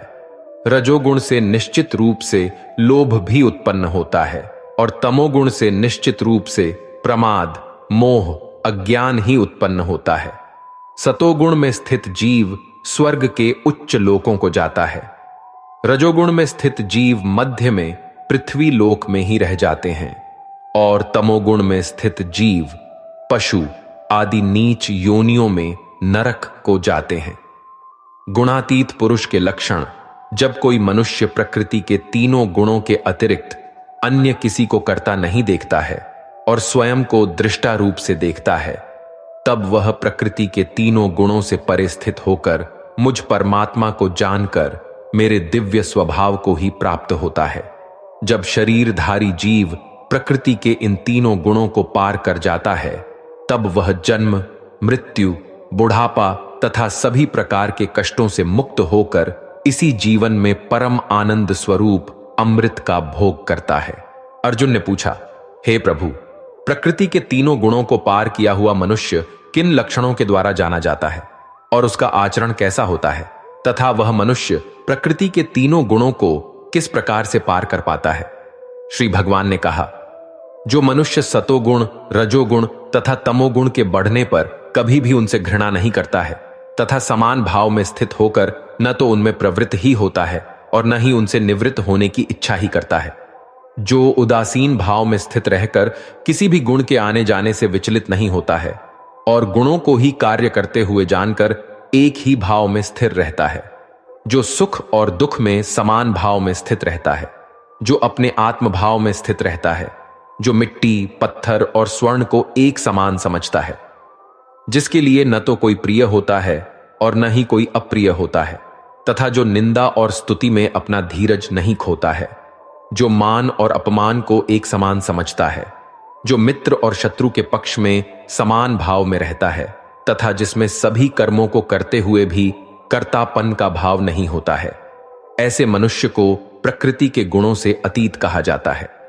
जो मनुष्य हर परिस्थिति में बिना विचलित हुए अनन्य भाव से मेरी भक्ति में स्थिर रहता है, वह भक्त प्रकृति के तीनों गुणों को अतिशीघ्र पार करके ब्रह्म पद पर स्थित हो जाता है। उस अविनाशी ब्रह्मा पद का मैं ही अमृत स्वरूप, शाश्वत स्वरूप, धर्म स्वरूप और परम आनंद स्वरूप एकमात्र आश्रय हूं।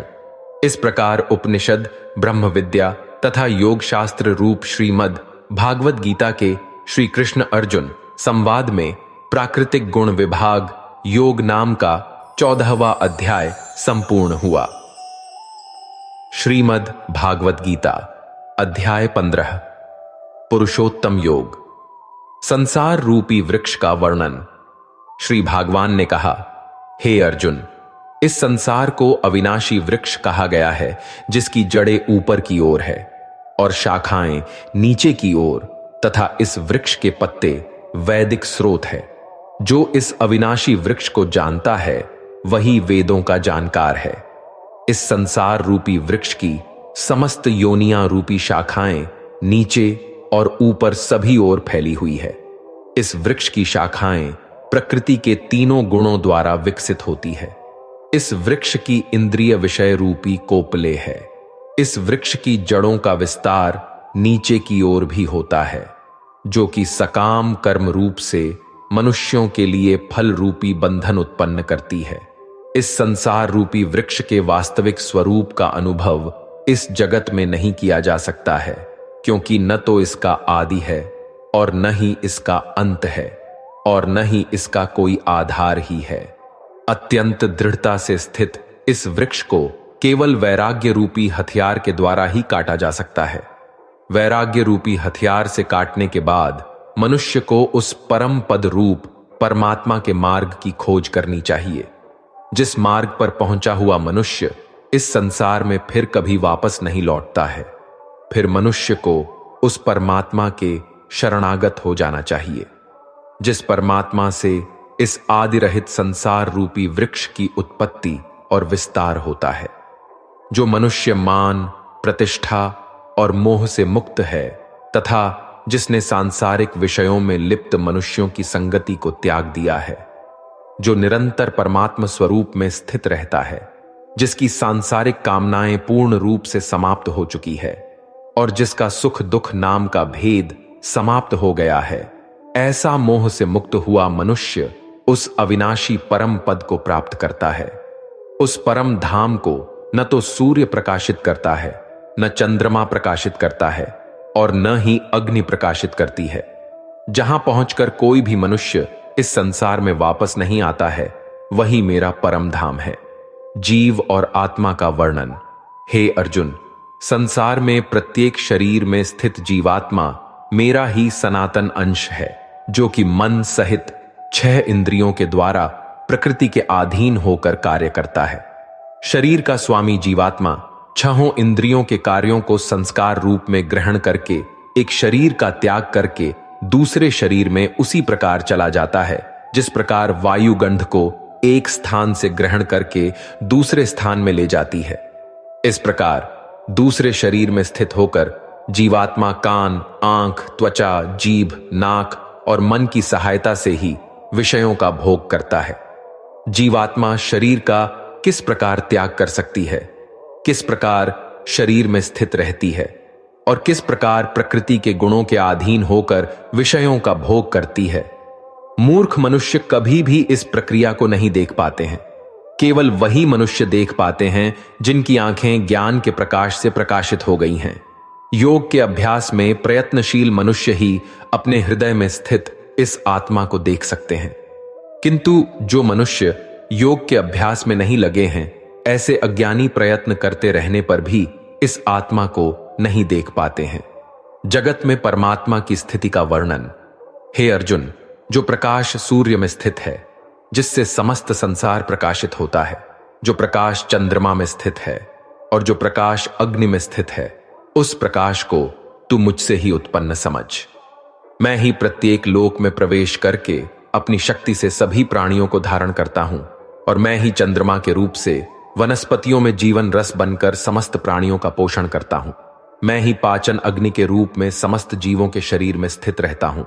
मैं ही प्राण वायु और अप्राण वायु को संतुलित रखते हुए 4 प्रकार के चबाने वाले, पीने वाले, चाटने वाले और चूसने वाले अन्नों को पचाता हूं। मैं ही समस्त जीवों के हृदय में आत्मा रूप में स्थित हूं। मेरे द्वारा ही जीव को वास्तविक स्वरूप की स्मृति, विस्मृति और ज्ञान होता है। मैं ही समस्त वेदों के द्वारा जानने योग्य हूं। मुझसे ही समस्त वेद उत्पन्न होते हैं और मैं ही समस्त वेदों को जानने वाला हूं। शरीर, आत्मा और परमात्मा का वर्णन। हे अर्जुन, संसार में 2 प्रकार के ही जीव होते हैं, एक नाशवान और दूसरे अविनाशी। इनमें समस्त जीवों के शरीर तो नाशवान होते हैं और समस्त जीवों की आत्मा को अविनाशी कहा जाता है, परंतु इन दोनों के अतिरिक्त एक श्रेष्ठ पुरुष है जिसे परमात्मा कहा जाता है। वह अविनाशी भगवान तीनों लोकों में प्रवेश करके सभी प्राणियों का भरण पोषण करता है, क्योंकि मैं ही क्षर और अक्षर दोनों से परे स्थित सर्वोत्तम हूं। इसलिए संसार में तथा वेदों में पुरुषोत्तम रूप में विख्यात हूं। हे भरतवंशी अर्जुन, जो मनुष्य इस प्रकार मुझको संशय रहित होकर भगवान रूप से जानता है, वह मनुष्य मुझे ही सब कुछ जानकर सभी प्रकार से मेरी ही भक्ति करता है। हे निष्पाप अर्जुन, इस प्रकार यह शास्त्रों का अति गोपनीय रहस्य मेरे द्वारा कहा गया है। हे भरतवंशी, जो मनुष्य इस परम ज्ञान को इसी प्रकार से समझता है, वह बुद्धिमान हो जाता है और उसके सभी प्रयत्न पूर्ण हो जाते हैं। इस प्रकार उपनिषद, ब्रह्म विद्या तथा योग शास्त्र रूप श्रीमद् भागवत गीता के श्री कृष्ण अर्जुन संवाद में पुरुषोत्तम योग नाम का 15वां अध्याय संपूर्ण हुआ। श्रीमद् भागवत गीता अध्याय 16 देव असुर संपदा विभाग योग। दैवीय स्वभाव वालों के लक्षण।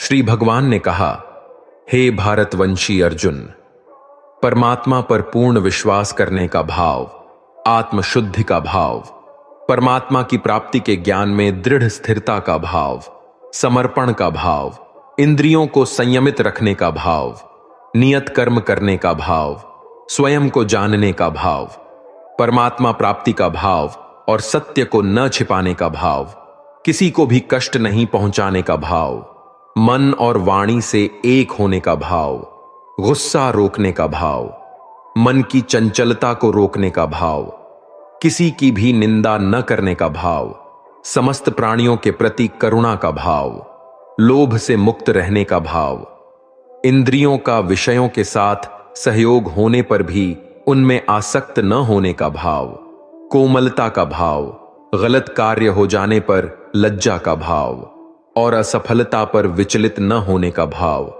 ईश्वरीय तेज का होना, अपराधों के लिए माफ कर देने का भाव, किसी भी परिस्थिति में विचलित न होने का भाव, मन और शरीर से शुद्ध रहने का भाव, किसी से भी ईर्ष्या न करने का भाव और सम्मान न पाने का भाव, ये सभी तो दैवीय स्वभाव वाले मनुष्य के लक्षण हैं। हे पृथापुत्र, पाखंड, घमंड, अभिमान, क्रोध, निष्ठुरता और अज्ञानता ये सभी आसुरी स्वभाव वाले मनुष्य के लक्षण हैं। दैवीय गुण मुक्ति का कारण बनते हैं और आसुरी गुण बंधन का कारण माने जाते हैं। हे पांडुपुत्र अर्जुन, तू शोक मत कर, क्योंकि तू दैवीय गुणों से युक्त होकर उत्पन्न हुआ है। आसुरी स्वभाव वालों के लक्षण। हे अर्जुन, इस संसार में उत्पन्न सभी मनुष्यों के स्वभाव दो प्रकार के ही होते हैं, एक दैवीय स्वभाव और दूसरा आसुरी स्वभाव। उनमें से दैवीय गुणों को तू विस्तार पूर्वक कह चुका हूं। अब तू आसुरी गुणों को भी मुझसे सुन। आसुरी स्वभाव वाले मनुष्य यह नहीं जानते हैं कि क्या करना चाहिए और क्या नहीं करना चाहिए। वह न तो बाहर से और न अंदर से ही पवित्र होते हैं। वह न तो कभी उचित आचरण करते हैं और न ही उनमें सत्य ही पाया जाता है। आसुरी स्वभाव वाले मनुष्य कहते हैं कि जगत झूठा है, इसका न तो कोई आधार है और न ही कोई ईश्वर है। यह संसार बिना किसी कारण के केवल स्त्री पुरुष के संसर्ग से उत्पन्न हुआ है। कामेच्छा के अतिरिक्त अन्य कोई कारण नहीं है। इस प्रकार की दृष्टि को स्वीकार करने वाले मनुष्य जिनका आत्मज्ञान नष्ट हो गया है, वह बुद्धिहीन होते हैं। ऐसे आसुरी स्वभाव वाले मनुष्य केवल विनाश के लिए ही अनुपयोगी कर्म करते हैं, जिससे संसार का अहित होता है। आसुरी स्वभाव वाले मनुष्य कभी न तृप्त होने वाले काम वासनाओं के अधीन झूठी मान प्रतिष्ठा के अहंकार से युक्त मोहग्रस्त होकर जड़ वस्तुओं को प्राप्त करने के लिए अपवित्र संकल्प धारण किए रहते हैं। आसुरी स्वभाव वाले मनुष्य जीवन के अंतिम समय तक असंख्य चिंताओं के अधीन रहते हैं। उनके जीवन का परम लक्ष्य केवल इंद्रिय तृप्ति के लिए ही निश्चित रहता है। आसुरी स्वभाव वाले मनुष्य आशा रूपी सैकड़ों रस्सियों से बंधे हुए कामनाओं और क्रोध के अधीन होकर इंद्रिय विषय भोगों के लिए अवैध रूप से धन को जमा करने की इच्छा करते रहते हैं। आसुरी स्वभाव वाले मनुष्य सोचते रहते हैं कि आज मैंने इतना धन प्राप्त कर लिया है, अब इससे और अधिक धन प्राप्त कर लूंगा। मेरे पास आज इतना धन है, भविष्य में बढ़कर और अधिक हो जाएगा। आसुरी स्वभाव वाले मनुष्य सोचते रहते हैं कि वह शत्रु मेरे द्वारा मारा गया और उन अन्य शत्रुओं को भी मैं मार डालूंगा। मैं ही भगवान हूं, मैं ही समस्त ऐश्वर्य को भोगने वाला हूं, मैं ही सिद्ध हूं, मैं ही सबसे शक्तिशाली हूं और मैं ही सबसे सुखी हूं। आसुरी स्वभाव वाले मनुष्य सोचते रहते हैं कि मैं सबसे धनी हूं, मेरा संबंध बड़े कुलीन परिवार से है, मेरे समान अन्य कौन है, मैं यज्ञ करूंगा, दान दूंगा और इस प्रकार मैं जीवन का मजा लूंगा। इस प्रकार आसुरी स्वभाव वाले मनुष्य अज्ञानवश मोहग्रस्त होते रहते हैं। अनेक प्रकार की चिंताओं से भ्रमित होकर मोह रूपी जाल से बंधे हुए इंद्रिय विषय भोगों में आसक्त आसुरी स्वभाव वाले मनुष्य महान अपवित्र नरक में गिर जाते हैं। आसुरी स्वभाव वाले स्वयं को ही श्रेष्ठ मानने वाले घमंडी मनुष्य धन और झूठी मान प्रतिष्ठा के मद में लीन होकर केवल नाम मात्र के लिए बिना किसी शास्त्र विधि के घमंड के साथ यज्ञ करते हैं। आसुरी स्वभाव वाले मनुष्य मिथ्या अहंकार, बल, घमंड, कामनाओं और क्रोध के अधीन होकर अपने और दूसरों के शरीर में स्थित मुझ परमात्मा की निंदा करने वाले ईर्ष्यालु होते हैं। आसुरी स्वभाव वाले ईर्ष्यालु क्रूर कर्मी और मनुष्यों में अधम होते हैं। ऐसे अधम मनुष्यों को मैं संसार रूपी सागर में निरंतर आसुरी योनियों में ही गिराता रहता हूं। हे कुंती पुत्र, आसुरी योनि को प्राप्त हुए मूर्ख मनुष्य अनेकों जन्मों तक आसुरी योनि को ही प्राप्त होते रहते हैं। ऐसे आसुरी स्वभाव वाले मनुष्य मुझे प्राप्त न होकर अत्यंत निम्न योनि को ही प्राप्त होते हैं। शास्त्र अनुकूल आचरणों के लिए प्रेरणा। हे अर्जुन, जीवात्मा का विनाश करने वाले काम, क्रोध और लोभ, ये 3 प्रकार के द्वार मनुष्य को नरक में ले जाने वाले हैं। इसलिए इन तीनों को त्याग देना चाहिए। हे कुंती पुत्र, जो मनुष्य इन तीनों अज्ञान रूपी नरक के द्वारों से मुक्त हो जाता है, वह मनुष्य अपनी आत्मा के लिए कल्याणकारी कर्म का आचरण करता हुआ परमात्मा को प्राप्त हो जाता है। जो मनुष्य कामनाओं के वश में होकर शास्त्रों की विधियों को त्याग कर अपने ही मन से उत्पन्न की गई विधियों से कर्म करता रहता है, वह मनुष्य न तो सिद्धि को प्राप्त कर पाता है, न सुख को प्राप्त कर पाता है और न परम गति को ही प्राप्त हो पाता है। हे अर्जुन, मनुष्य को क्या कर्म करना चाहिए और क्या कर्म नहीं करना चाहिए, इसके लिए शास्त्र ही एकमात्र प्रमाण होता है। इसलिए तुझे इस संसार में शास्त्र की विधि को जानकर ही कर्म करना चाहिए। इस प्रकार उपनिषद, ब्रह्म विद्या तथा योग शास्त्र रूप श्रीमद् भागवत गीता के श्री कृष्ण अर्जुन संवाद में देव असुर संपदा विभाग योग नाम का 16वां अध्याय संपूर्ण हुआ। श्रीमद् भागवत गीता अध्याय 17 श्रद्धा त्रय विभाग योग। स्वभाव के अनुसार श्रद्धा। अर्जुन ने कहा, हे कृष्ण, जो मनुष्य शास्त्रों के विधान को त्याग कर पूर्ण श्रद्धा से युक्त होकर पूजा करते हैं, उनकी श्रद्धा सतोगुणी, रजोगुणी, तमोगुणी या अन्य किस प्रकार की होती है? श्री भगवान ने कहा, शरीर धारण करने वाले सभी मनुष्यों की श्रद्धा प्राकृतिक गुणों के अनुसार सात्विक, राजसी और तामसी 3 प्रकार की ही होती है। अब इसके विषय में मुझसे सुन। हे भरतवंशी, सभी मनुष्यों की श्रद्धा स्वभाव से उत्पन्न अर्जित गुणों के अनुसार विकसित होती है। यह मनुष्य श्रद्धा से युक्त है।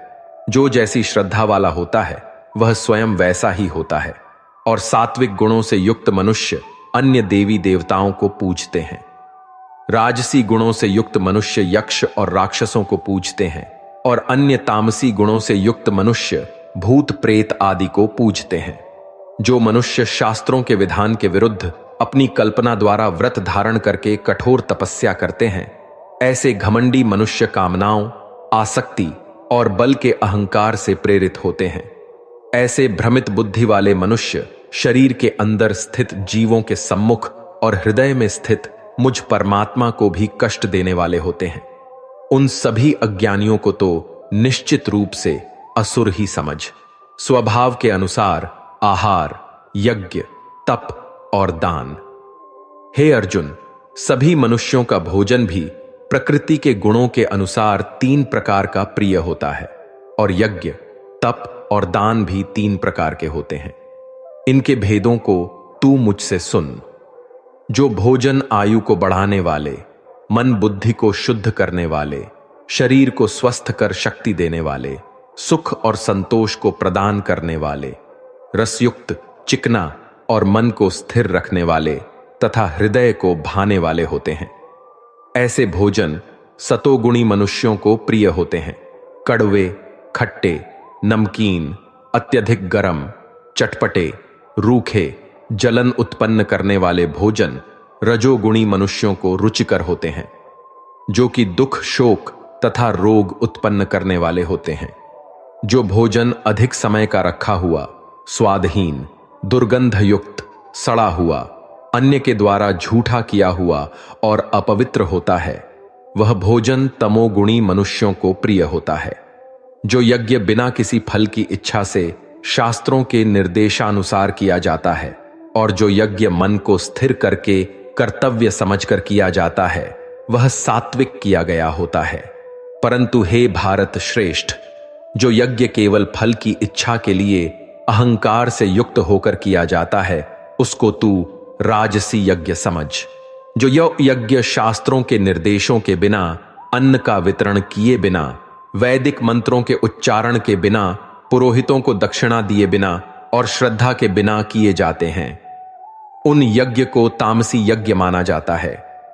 ईश्वर, ब्राह्मण, गुरु, माता पिता के समान पूज्यनीय व्यक्तियों का पूजन करना, आचरण की शुद्धता, मन की शुद्धता, इंद्रियों विषयों के प्रति अनासक्ति और मन, वाणी और शरीर से किसी को भी कष्ट न पहुंचाना शरीर संबंधी तप कहा जाता है। किसी को भी कष्ट न पहुंचाने वाले शब्द बोलना, सत्य बोलना, प्रिय लगने वाले हितकारी शब्द बोलना और वेद शास्त्रों का उच्चारण द्वारा अध्ययन करना वाणी संबंधी तप कहा जाता है। मन में संतुष्टि का भाव, सभी प्राणियों के प्रति आदर का भाव, केवल ईश्वरीय चिंतन का भाव, मन को आत्मा में स्थिर करने का भाव और सभी प्रकार से मन को शुद्ध करना मन संबंधी तप कहा जाता है। पूर्ण श्रद्धा से युक्त होकर मनुष्यों द्वारा बिना किसी फल की इच्छा से उपर्युक्त तीनों प्रकार से जो तप किया जाता है, उसे सात्विक तप कहा जाता है।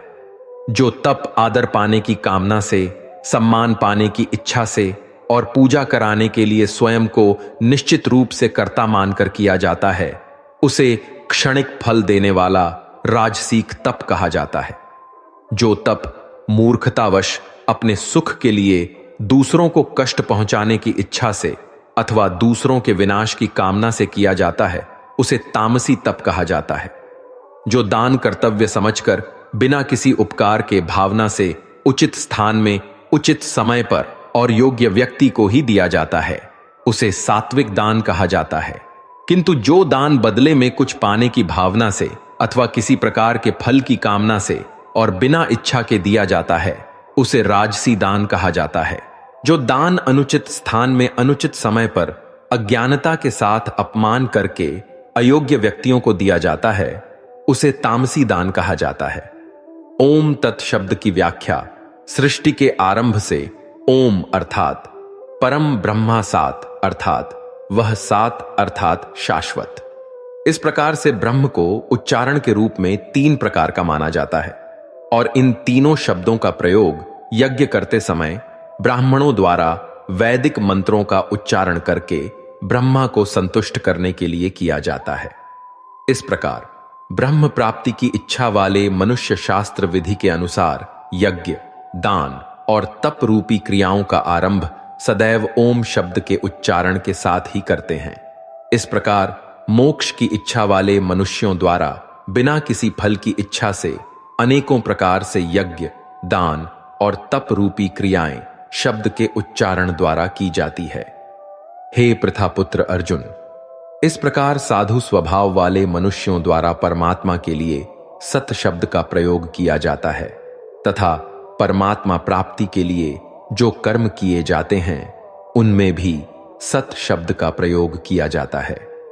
जिस प्रकार यज्ञ से, तप से और दान से जो स्थिति प्राप्त होती है उसे भी सत ही कहा जाता है और उस परमात्मा की प्रसन्नता के लिए जो भी कर्म किया जाता है वह भी निश्चित रूप से सत ही कहा जाता है। हे प्रथापुत्र अर्जुन, बिना श्रद्धा के यज्ञ, दान और तप के रूप में जो कुछ भी संपन्न किया जाता है वह सभी असत्य से आपको कहा जाता है। इसलिए वह न तो इस जन्म में लाभदायक होता है और न ही अगले जन्म में लाभदायक होता है। इस प्रकार उपनिषद, ब्रह्म विद्या तथा योग शास्त्र रूप श्रीमद् भागवत गीता के श्री कृष्ण अर्जुन संवाद में श्रद्धा त्रय विभाग योग नाम का 17वां अध्याय संपूर्ण हुआ। श्रीमद् भागवत गीता अध्याय 18 मोक्ष संन्यास योग। अर्जुन संस्कृत में प्राय प्रयुक्त होने वाले 2 शब्दों संन्यास और त्याग के संबंध में प्रश्न पूछने के साथ संन्यास के विषय पर चर्चा प्रारंभ करता है। हे महाबाहो, हे अंतर्यामिन, केशिनाशक संन्यास और त्याग के तत्व को पृथक पृथक जानना चाहता हूं। पंडित जन तो मनोकामना के लिए किए धार्मिक कर्मों के त्याग को संन्यास समझते हैं तथा दूसरे विचार कुशल पुरुष सब कर्मों के फल के त्याग को त्याग कहते हैं। कई एक विद्वान ऐसा कहते हैं कि शास्त्राविधि रहित भक्ति कर्म दोषयुक्त हैं, इसलिए त्यागने के योग्य हैं, और दूसरे विद्वान यह कहते हैं कि यज्ञ, दान और तपरूपी कर्म त्यागने योग्य नहीं हैं। हे शेर पुरुष अर्जुन, सन्यास और त्याग, इन दोनों में से पहले त्याग के विषय में तू मेरा निश्चय सुन, क्योंकि त्याग 3 प्रकार का कहा गया है। यज्ञ, दान और तपरूप कर्म त्याग करने के योग्य नहीं है, बल्कि वह तो अवश्य कर्तव्य है, क्योंकि यज्ञ, दान और तप ही कर्म बुद्धिमान पुरुषों को पवित्र करने वाले हैं। हे पार्थ, इन यज्ञ, दान और तपरूप कर्मों को तथा भी संपूर्ण कर्तव्य कर्मों को आसक्ति और फलों का त्याग करके करना चाहिए। यह मेरा निश्चय किया हुआ उत्तम मत है। परंतु नियत शास्त्रानुकूल कर्म का त्याग उचित नहीं है। मोह के कारण अज्ञानतावश भाविक होकर उसका त्याग कर देना तामस त्याग कहा गया है।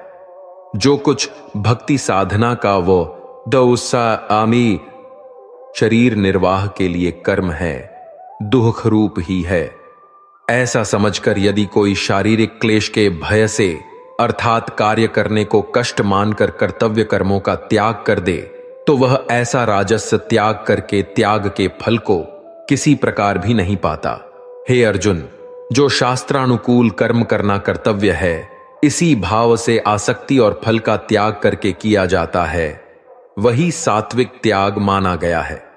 अकुशल कर्म से तो द्वेष नहीं करता और कुशल कर्म में आसक्त नहीं होता, वह सत्व गुण से युक्त पुरुष संशय रहित बुद्धिमान और सच्चा त्यागी है।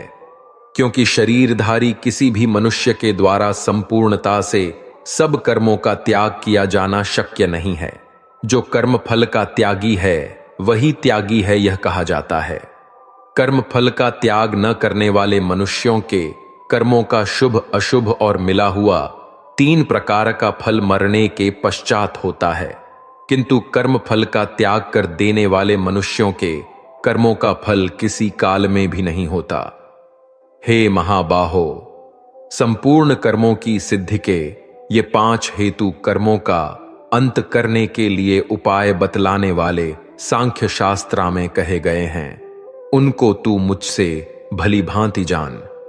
इस विषय में अर्थात कर्मों की सिद्धि में अधिष्ठान और कर्तृता तथा भिन्न भिन्न प्रकार के करण एवं नाना प्रकार की अलग अलग चेष्टाएं और वैसे ही 5वां हेतु दैव अर्थात ईश्वरीय देन है। मनुष्य मन, वाणी और शरीर से शास्त्रानुकूल अथवा विपरीत जो कुछ भी कर्म करता है, उसके ये 5 कारण हैं। परंतु ऐसा होने पर भी जो मनुष्य अशुद्ध बुद्धि होने के कारण उस विषय में यानी कर्मों के होने में केवल जीवात्मा अर्थात जीव को कर्तृता समझता है, वह दुर्बुद्धि वाला अज्ञानी यथार्थ नहीं समझता। जिसे मैं कर्तृता हूं ऐसा भाव नहीं है, तथा जिसकी बुद्धि लिपायमान नहीं होती, वह इन सब लोकों को मारकर भी न तो मारता है और न बांधता है। ज्ञाता, ज्ञान और ज्ञेय यह 3 प्रकार की कर्म प्रेरणा है, और कर्तृता करनी तथा क्रिया यह 3 प्रकार का कर्म संग्रह है। गुणों की संख्या करने वाले शास्त्रा में ज्ञान और कर्म तथा कर्तृता गुणों के भेद से 3 प्रकार के ही कहे गए हैं, उनको भी तू मुझसे भली भांति सुन। जिस ज्ञान से मनुष्य पृथक पृथक सब प्राणियों में एक अविनाशी परमात्मा भाव को विभाग रहित संभाव से स्थित देखता है, उस ज्ञान को तो तू सात्विक जान। किंतु जो ज्ञान संपूर्ण प्राणियों में भिन्न भिन्न प्रकार के नाना भावों को अलग अलग जानता है, उस ज्ञान को तू राजस जान। परंतु जो ज्ञान एक कार्य रूप शरीर में ही संपूर्ण के सदृश आसक्त है, तथा जो बिना युक्ति वाला, बिना सोचे व बिना कारण के तुच्छ है, वह तामस कहा गया है। जो कर्म शास्त्रानुकूल कर्तृतापन के अभिमान से रहित हो, तथा फल न चाहने वाले द्वारा बिना राग द्वेष के किया गया हो, वह सात्विक कहा जाता है। परंतु जो कर्म बहुत परिश्रम से युक्त होता है तथा भोगों को चाहने वाले पुरुष या अहंकार युक्त किया जाता है, वह कर्म राजस कहा गया है। जो कर्म परिणाम, हानि, हिंसा और सामर्थ्य को न विचार कर केवल अज्ञान से आरंभ किया जाता है, वह कर्म तामस कहा जाता है। कत्रता संग्रहित अहंकार के वचन न बोलने वाला धैर्य और उत्साह से युक्त तथा कार्य के सिद्ध होने और न होने में विकारों से रहित सात्विक कहा जाता है। कत्रता आसक्ति से युक्त कर्मों के फल को चाहने वाला और लोभी है तथा दूसरों को कष्ट देने के स्वभाव वाला अशुद्धाचारी और हर्ष शोक से लिप्त है, वह राजस कहा गया है। कत्रता अयुक्त स्वाभाविक घमंडी धूर्त और दूसरों की जीविका का नाश करने वाला तथा शोक करने वाला आलसी और आज के कार्य को कल पर छोड़ना तामस कहा जाता है। हे धनंजय, अब तू बुद्धिका और धृतिका भी गुणों के अनुसार 3 प्रकार का भेद मेरे द्वारा संपूर्णता से विभाग पूर्वक कहा जाने वाला सुन। हे पार्थ, जो बुद्धि प्रवृत्ति मार्ग और निवृत्ति मार्ग को कर्तव्य और अकर्तव्य को भय और अभय को तथा बंधन और मोक्ष को यथार्थ जानती है, वह बुद्धि सात्विकी है। हे पार्थ, मनुष्य जिस बुद्धि के द्वारा धर्म और अधर्म को तथा कर्तव्य और अकर्तव्य को भी यथार्थ नहीं जानता, वह बुद्धि राजसी है। हे अर्जुन, जो तमोगुण से घिरी हुई बुद्धि अर्धमको भी यह धर्म है ऐसा मान लेती है तथा इसी प्रकार अन्य संपूर्ण पदार्थों को भी विपरीत मान लेती है, वह बुद्धि तामसी है। हे पार्थ, जिस अव्यभिचारिणी एक इष्ट पर आधारित धारण शक्ति से मनुष्य भक्ति योग के द्वारा मन, श्वास और इंद्रियों की क्रियाओं को धारण करता है, वह धृति सात्विकी है। परंतु हे पृथापुत्र अर्जुन, फल की इच्छा वाला मनुष्य जिस धारण शक्ति के द्वारा अत्यंत आसक्ति से धर्म, अर्थ और कामों को धारण करता है, वह धारण भक्ति राजसी है। हे पार्थ, नीच स्वभाव वाला जिस निंद्रा, भय, चिंता और दुहक को तथा नशे को भी नहीं छोड़ता, वह भक्ति धारणा तामसी है। हे भरत श्रेष्ठ, अब 3 प्रकार के सुख को भी तू मुझसे सुन। जिस भजन अभ्यास में लीन रहता है और जिससे दुखों के अंत को प्राप्त हो जाता है, जो ऐसा सुख है, वह आरंभ काल में यद्यपि विष के तुल्य प्रतीत होता है, परंतु परिणाम में अमृत के तुल्य है। इसलिए वह परमात्मा विषयक बुद्धि के प्रसाद से उत्पन्न होने वाला सुख सात्विक कहा गया है। जो सुख विषय और इंद्रियों के संयोग से होता है, वह पहले भोग काल में अमृत के तुल्य प्रतीत होने पर भी परिणाम में विष के तुल्य है। इसलिए वह सुख राजस कहा गया है। जो सुख तथा पहले भोग काल में तथा परिणाम में आत्मा को मोहित करने वाला है, वह निंद्रा, आलस्य और प्रमाद से उत्पन्न सुख तामस कहा गया है। पृथ्वी में या आकाश में अथवा देवताओं में फिर कहीं भी वह ऐसा कोई भी सत्व नहीं है जो प्रकृति से उत्पन्न इन तीनों गुणों से रहित हो। हे परंतप, ब्राह्मण, क्षत्रिय और वैश्यों के तथा शूद्रों के कर्म स्वभाव से उत्पन्न गुणों के द्वारा विभक्त किए गए हैं। छुआछूत रहित तथा सुख दुहक को प्रभु कृपया जानना, इंद्रियों का दमन करना, धार्मिक नियमों के पालन के लिए कष्ट सहना, बाहर भीतर से शुद्ध रहना अर्थात छल कपट रहित रहना, दूसरों के अपराधों को क्षमा करना, मन, इंद्रिय और शरीर को सरल रखना, शास्त्राविधि अनुसार भक्ति से परमेश्वर तथा उसके सतलोक में श्रद्धा रखना प्रभु भक्ति बहुत आवश्यक है, नहीं तो मानव जीवन व्यर्थ है। यह साधारण ज्ञान तथा पूर्ण परमात्मा कौन है, कैसा है, उसकी प्राप्ति की विधि क्या है, इस प्रकार का ज्ञान और परमात्मा के तत्व ज्ञान को जानना तथा अन्य तीनों वर्णों को शास्त्राविधि अनुसार साधना समझाना ही ब्रह्म के विषय में कर्तव्य कर्म को जानने वाले ब्राह्मण के कर्म हैं, जो स्वभाव जनित होते हैं, क्योंकि भगवान प्राप्ति के विषय में भक्त के स्वाभाविक कर्म हैं। शूरवीरता, तेज, धैर्य, चतुरता और युद्ध में भी न भागना, दान देना और पूर्ण परमात्मा में रुचि स्वामी भाव, ये सब के सब ही क्षत्रिय के स्वाभाविक कर्म हैं। खेती, गौ रक्षा और उदर के लिए परमात्मा प्राप्ति का सौदा करना, ये वैश्य के स्वाभाविक कर्म हैं, तथा सब वर्णों की सेवा तथा पूर्ण प्रभु की भक्ति करना शूद्र का भी स्वाभाविक कर्म है।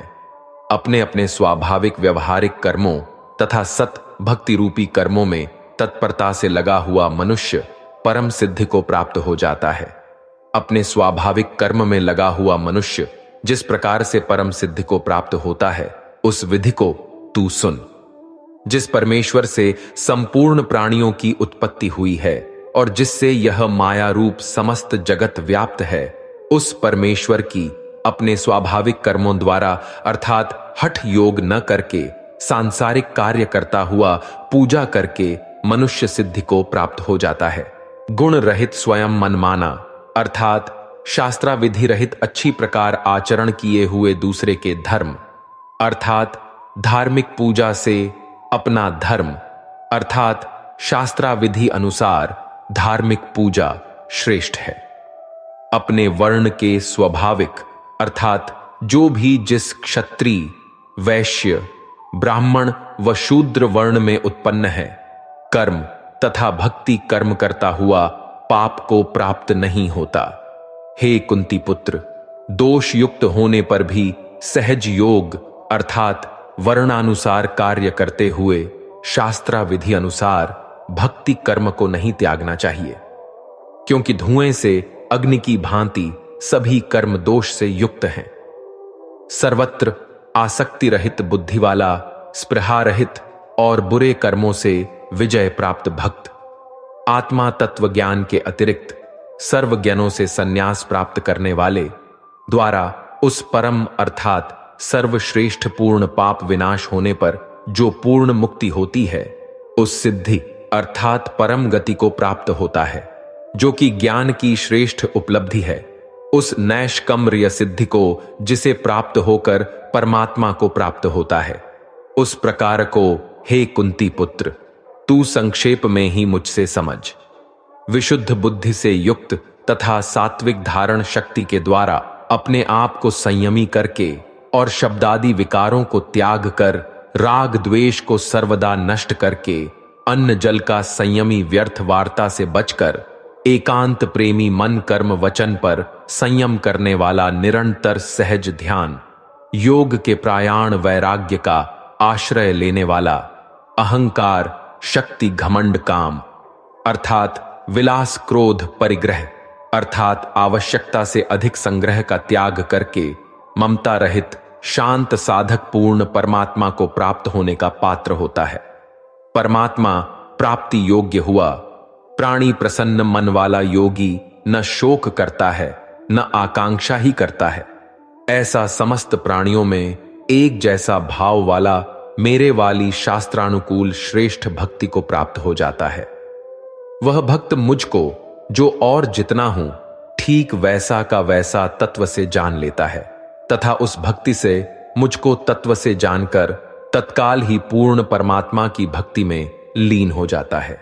मेरे द्वारा बताए शास्त्रानुकूल मार्ग के आश्रित अर्थात मतावलंबी संपूर्ण कर्मों को सदा करता हुआ भी मेरे उस मत अर्थात शास्त्रानुकूल साधना के पूर्ण ज्ञान की कृपया से सनातन अविनाशी पद को प्राप्त हो जाता है। सब कर्मों को मन से त्याग कर तथा ज्ञान योग को आश्रय करके मेरे मत पर आधारित होकर और निरंतर मेरे में चित्त वाला हो। मेरे में चित्त वाला होकर तू मेरे द्वारा बताई शास्त्रानुकूल विचारधारा की कृपया से समस्त संकटों को अनायास ही पार कर जाएगा, और यदि अहंकार के कारण मेरे वचनों को न सुनेगा तो नष्ट हो जाएगा, अर्थात योग भ्रष्ट हो गया तो नष्ट हो जाएगा।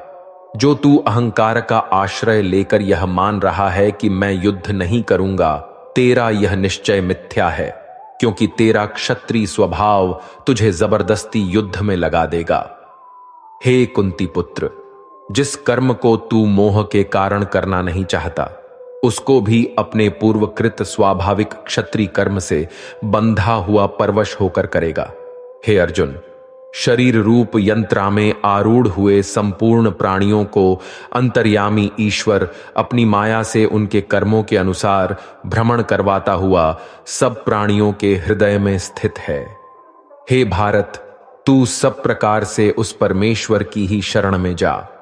उस परमात्मा की कृपा से ही तू परम शांति को तथा सदा रहने वाला सतलोक को अर्थात सतलोक को प्राप्त होगा। इस प्रकार गोपनीय से अति गोपनीय ज्ञान मैंने तुझसे कह दिया। इस रहस्य युक्त ज्ञान को पूर्णतया भली भांति विचार कर, जैसे चाहता है वैसे ही कर। संपूर्ण गोपनीयों से अति गोपनीय मेरे परम रहस्य युक्त हितकारक वचन तुझे फिर कहूंगा। इसे सुन। यह पूर्ण ब्रह्म मेरा पक्का निश्चित इष्ट देव अर्थात पूज्य देव है। एक मन वाला मेरा मतानुसार भक्त हो, मतानुसार मेरा पूजन करने वाला मुझको प्रणाम कर।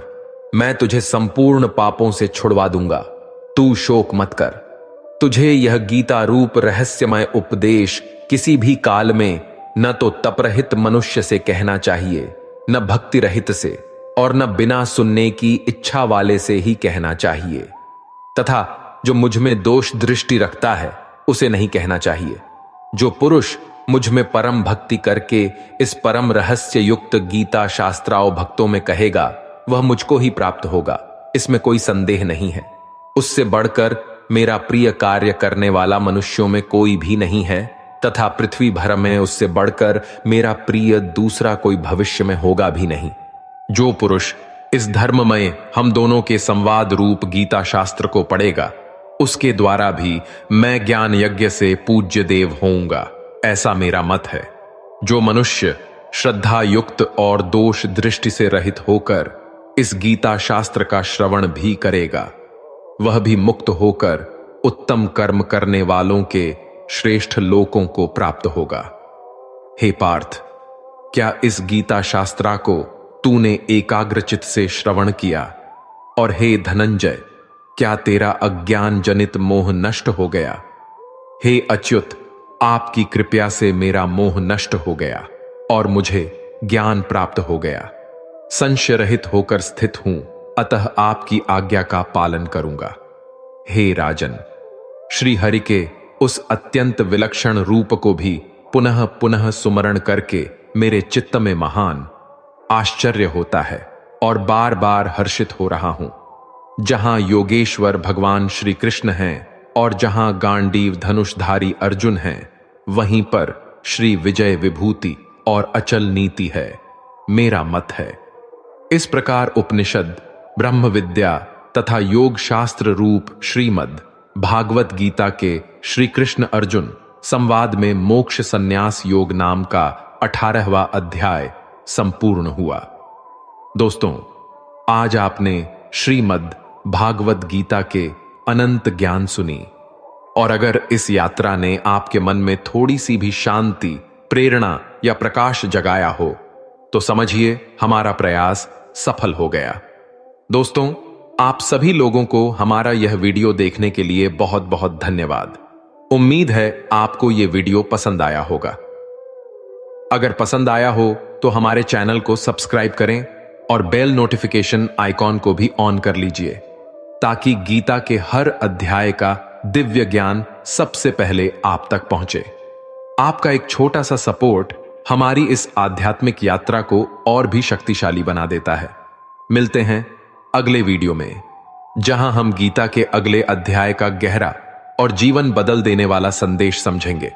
तब तक के लिए अपने मन को शांत रखिए, अपने कर्म पर विश्वास रखिए और जीवन में प्रेम और धर्म बनाए रखिए। बहुत बहुत धन्यवाद। जय श्री राधे कृष्णा।